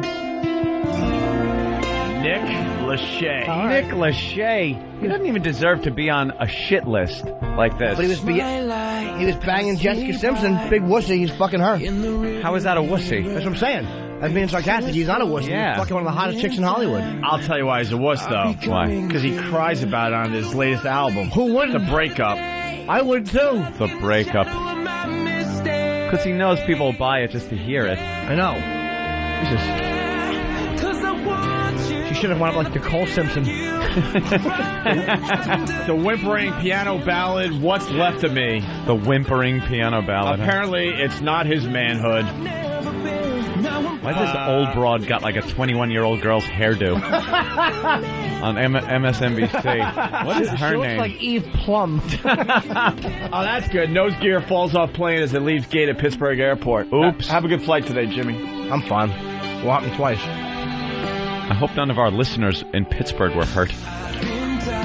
FedEx. Exactly. Fact. Damn it, I sent something to Pittsburgh today. Shit. You know what I like saying? I got 2 tickets to Pittsburgh. Oh, it's pickets to Pittsburgh. Oh, my nose gear just came off. Sorry. All right. Are you guys ready for the biggest wuss? Yes. In music? Please put this bit out of its misery. Yes. Wow, look at that. Tour de France winner Floyd tests positive for doping. Oh. It's also the same. Everyone in the Special Olympics tested positive for the same thing.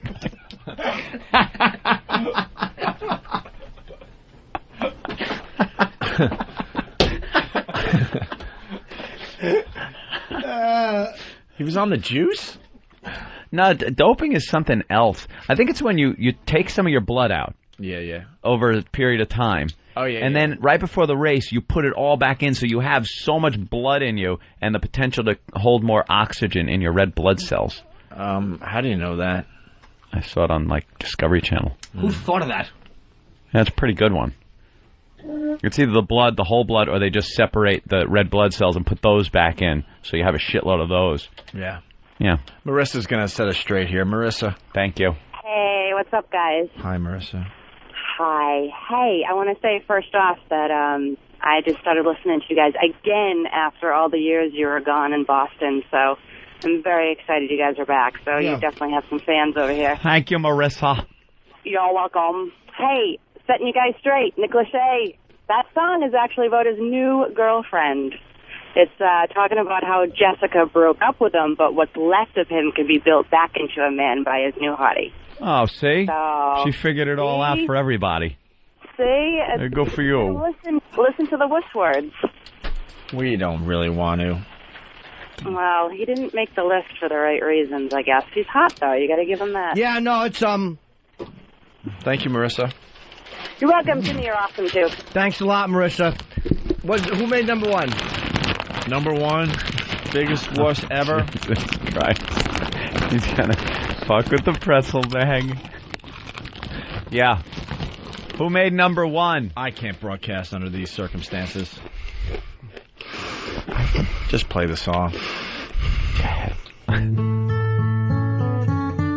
What? Wait, this guy? James Taylor used to do heroin, you asses at Blender.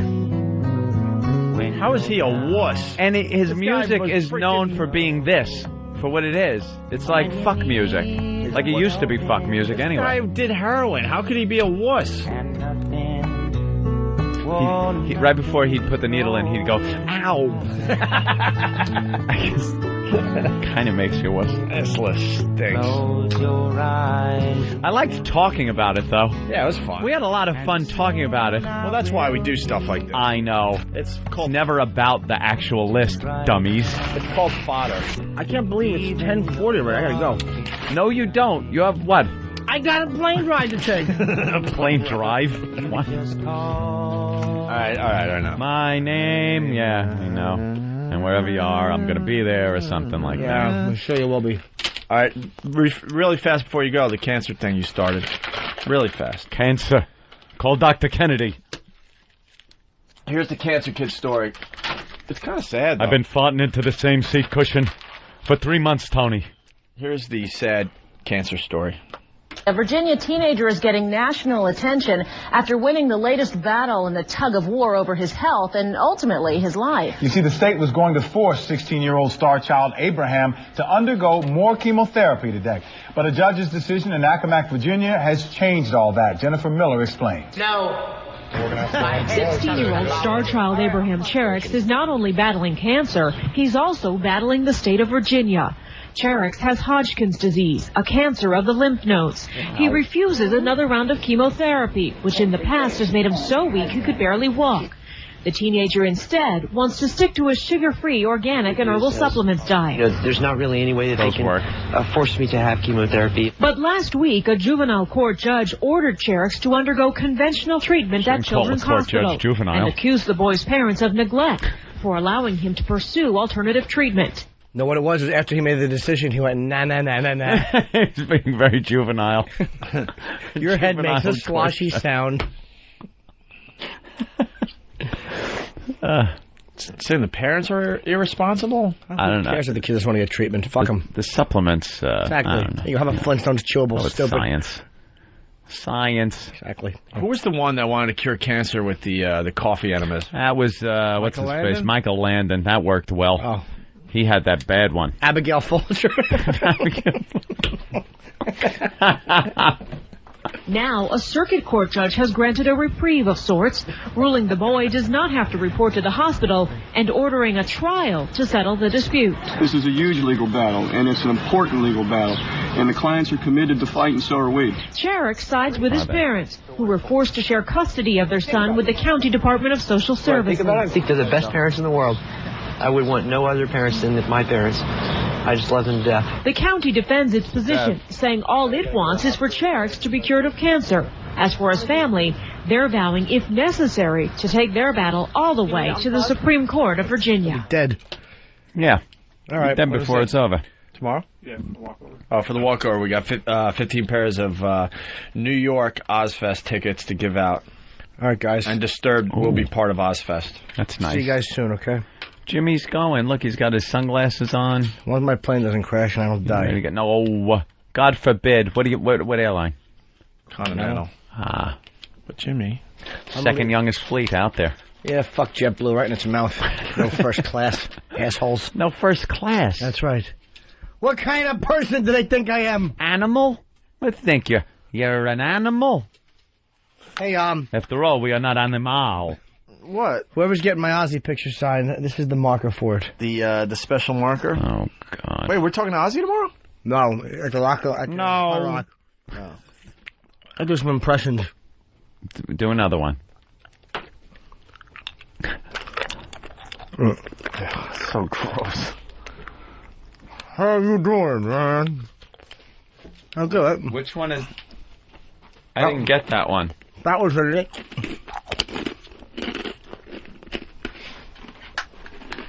What are you looking for? I was waiting for you to do your impression. I didn't see it. He did it, though. How about this? Okay.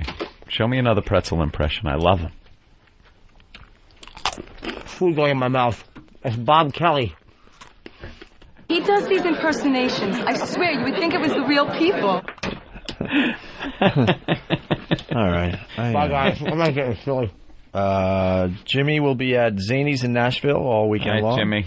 And on Lucky Louie on HBO Sunday night at 10:30. Take it easy, Jimmy. Now go home and get your fucking shine box. You know what? I say we go home.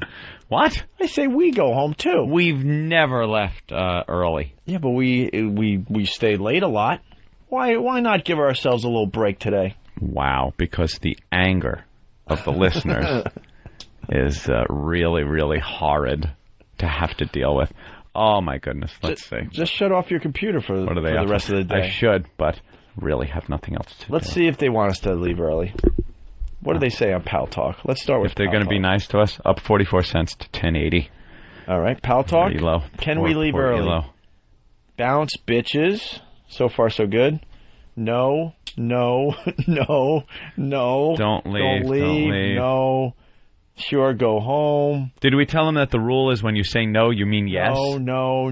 Because that's the way we worded it. We said that if you want us to go it's home. if you want us to stay, then you're all saying no. Go home, Howard. Go home, Howard. Bye, Howard. Fuck you fuckers. We want to go home 8 minutes early. He's going to take tomorrow off and all of August. You fucking asses. Go. Oh, now they're saying go. Yes, leave. Because I said it was backwards. Bye, Howard's bye turn. You guys suck, man. Get the fuck out of here. All right, we're turning them.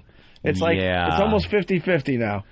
I'm going to need you guys to stay here till about 11:15. Yeah, why don't you go ahead and stay till 11:30? Go faggots. Go home, faggots. Beat it. Was Wayne Newton wearing pants? Tell him, Fred, by Howie. Howie Copter, go home, fancy man. Who the fuck cares? Get out of here. Make like a tree. Stay until 1. We'll have a show without you. Well, yeah, at this point, they don't even need us good to do riddance. a show anymore. Gee, good riddance. Bonus time tomorrow. No. Then we have to leave even earlier tomorrow. Afro show. We'd have to stay here till noon. Look, if the XM stock was a little higher, we'd give you at least another half hour. You know, why do we get blamed for not doing Afro shows when they don't start their show until noon? I haven't seen Ron. When Ronnie comes in here, I swear the mic gets turned on and he sits down and talks. I haven't seen Ron and Fez in months. No. We are home by the time they start broadcasting. Home before they even get into this building. That's why there's no Afro show. It's Ron and Fez's fault. Love those guys. Bitches. Have a good day. Fuck no. In fact, stay late. Go home early, but stay until noon tomorrow. You fancy boys need a nice break. Fine. Go then. Hoo. E-Rock Radio. No, anytime we do E-Rock Radio, we get crucified too because E-Rock stinks. All right, this is what we do. What do? We take. Let's see. Get rid of this. Wow. All right. We take phone roulette. 5 phone calls. 5 phone calls. You people better make it good. 5 phone calls. Hi, who's this? It's Ronnie the limo driver. No, it's not. I'm here to pick the boys up. What's your name, sir, really? Pat from Buffalo. Yeah. Pat from Buffalo. Yes, sir. How are we sounding on the edge, by the way? I haven't listened to you. I've had you since on XM since day one, but all the Edge fans are they're bitching because they're mad about Shred and Reagan. We want to leave like a little early, and I swear to you, by a little, it's 10 minutes or something. And I'm saying phoning it in, guys. We've been on the go since 4 this morning for this radio show. We had a good show Yet we're today. phoning it in, and we had such a good show. Pat brings up... On behalf of the loyal XM fans, then I'll say, gentlemen, have a good day. If this wasn't scrolling so quickly, I swear I'd have banned that guy. You know what we're going to do? I might do it. We're going to get to know our listeners until 11 o'clock. Pat, first of all, Buffalo. Yep. No, it's Opie Church. Okay, I can't ban it. Here's the deal. We need the hardcore XMers to at least check us out on the commercial stations to see how that's going. Yeah. I would say more, but it sounds pretty good. I would say more, but it would be highly illegal. But it wouldn't be a bad thing if you listen on XM to check out the commercial radio broadcast from time to time. All right? Yes, as your Buffalo minion, I will do that for you. And should we go early? You guys enjoy enjoy your weekend, Howard. I mean, the Hamptons are nice on Thursday just as much as they are on Friday. Take tomorrow off, too. Get a 3-day weekend out of it. You got a 3-day work week. Excuse me, Pat. Not only will we not be taking tomorrow off, we have a 2 to 3 hour meeting after tomorrow's show for the Opie and Anthony TV commercial. Right. And guess when we're filming the Opie and Anthony TV commercial? Guess. I'd say take the day off. Oh, Christ on a pony. He doesn't know how to play. He's not really playing along. It's Saturday. Saturday, and call time for the Opie and Anthony commercial, 5 a.m. 5 a.m. on Saturday. Which means no Friday night for the boys, and we have to work Saturday. How much does that suck? Howard goes off to the Hamptons in his limo. All right, let's say hi to, what's your name, buddy? Sean Piscataway. All right, what do you got, Sean? Go home, guys. That's why? No, now we've decided to get to know our listeners. Now we're staying to get to know our listeners. Why would you send us home? Well, you guys deserve it. You've been there since, what, 9 on XM? We decided to put in a full day, so what do you got for this fucking show? Jimmy left. No one's bitching out Jimmy. Everyone loves Jimmy. Since 1027. I have XM for the past year and a half. By the way, Jimmy's not here. Yeah. It hurts a little that I'm barely in second place on the whack bag poll. I gotta admit. There's a poll? It hurts a little bit. They went with the favorite member of the show thing again. Oh, they always do that. And this pops the way of up from getting time to time, and yeah. I gotta admit, it's hurting a little. It hurts. Me and Jimmy are neck and neck, and now that Jimmy's not here, I would like to maybe ask for your support. What, am I in third? No. What planet are you on today? Sorry. You win every single time. Well, now it's rigged. I only have 2 more votes than Jimmy. I'll vote for it. See, now it's going to be rigged because you mentioned it, and well, that's okay. It'll make me feel better about myself later tonight when I check it out. Anthony, vote for me. I'll put an exclusive picture up on the website tonight. You got 126 votes. Vote for me and give me $50. I got 59, and Jimmy's got 57. All right, let's go to line 2. Line 2, what's up? Hey, it's Indy Mike. Hi. How are you guys doing? Hey, what's up? We're meeting our listeners. Well, Indy Mike, I know. Pleased to meet you. We know Indy Mike. I know we know him. No, I dialed the call in to tell you guys to go home, and then you changed it to the phone roulette. Yeah, so what do you got? You could ask us anything. I just really was hoping you guys would just take off early for a change. No. I mean, I was calling in for a long time about the bonus. We're trying a new bit. Get to know the listeners. Well, what would you like to know? You're supposed to ask us something. Oh, I'm sorry. What's it like without Jimmy there in the studio? I'm sitting here on Pal Talk watching, and what's it like? It's a breath of fresh air. Literally, yeah. I don't need the deodorant to spray around the microphone because he's farted. And by the way, if anyone's wondering, I still smell like Wayne Newton. Do you? Let me see. Let me check. All right, Indy Mike, you have nothing either because we changed a bit. Hello, who's this? Hey, it's Jake. Who? Jake. Hey, Jake. What's happening, fellas? What's up, Jake?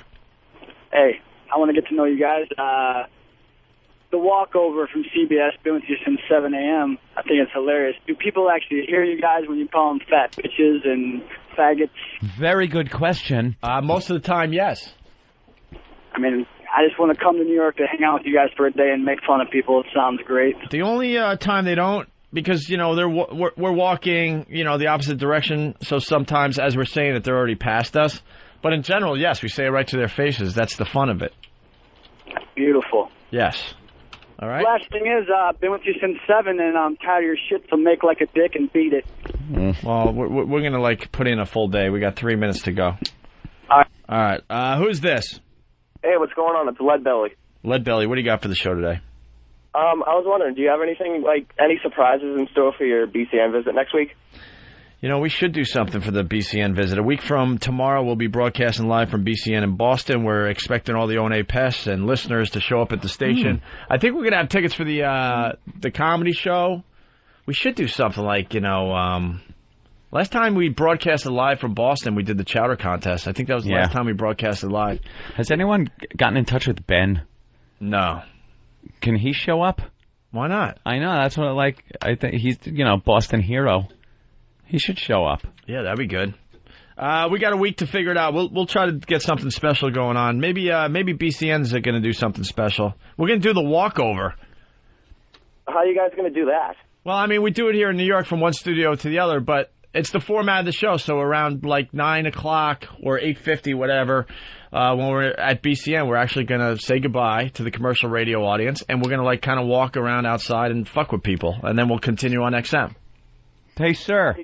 How are you guys going to broadcast from XM? Like, are you going to do that from like a different studio, BCN? No, same studio. Same studio. Were you the guy that was, be honest, complaining about the beeps on XM? Yeah, that was me. You were. I knew that you were doing it. It's just that I had my radio so loud, it just got like really annoying, the tone that the beep was at. Oh, I'll try to tame that down for you. What note would you like? A little lower, not so high. A little lower, so like an octave lower than that would be good?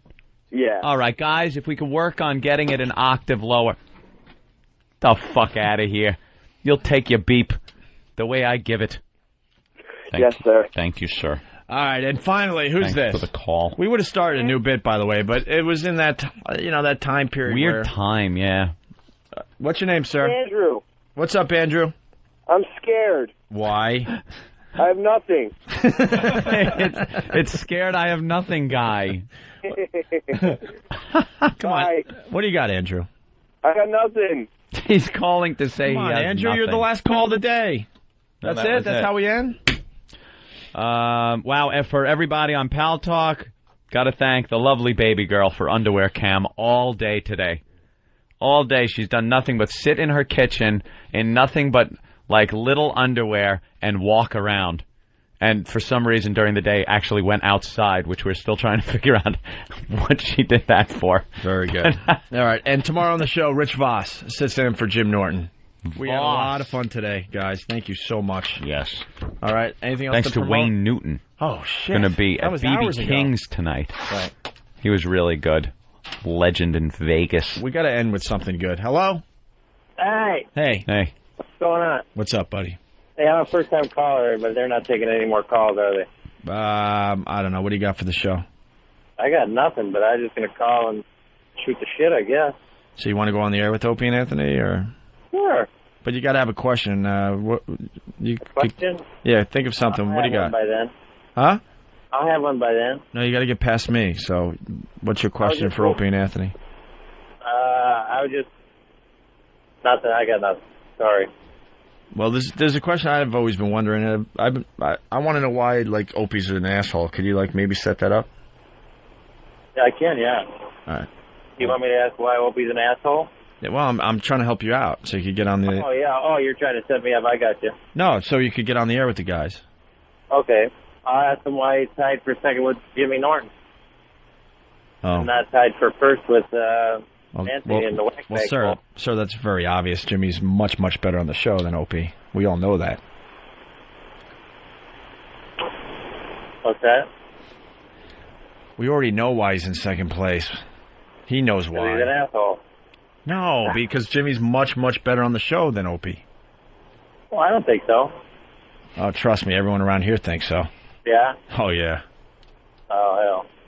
All right, well, that's no big deal. All right, so It what are was you nice gonna talking to you. what are you gonna ask? Well, that's what I was going to ask, but What? I'll have to think of something better. I was surprised that I got through. I'm All kind right, of hold on, they're gonna go to you next. Hey, what's up? Hey, how you doing? Pretty good. What do you got today? I want to know why Opie is tied for second with Jimmy and not tied for first with you Oh, that's your question? on the whack bag thing. Yeah, what's the problem? That's a lame question, dude. Well, Jesus yeah, I know. Christ. But I'm pretty a lame guy. Couldn't you think of something better? No.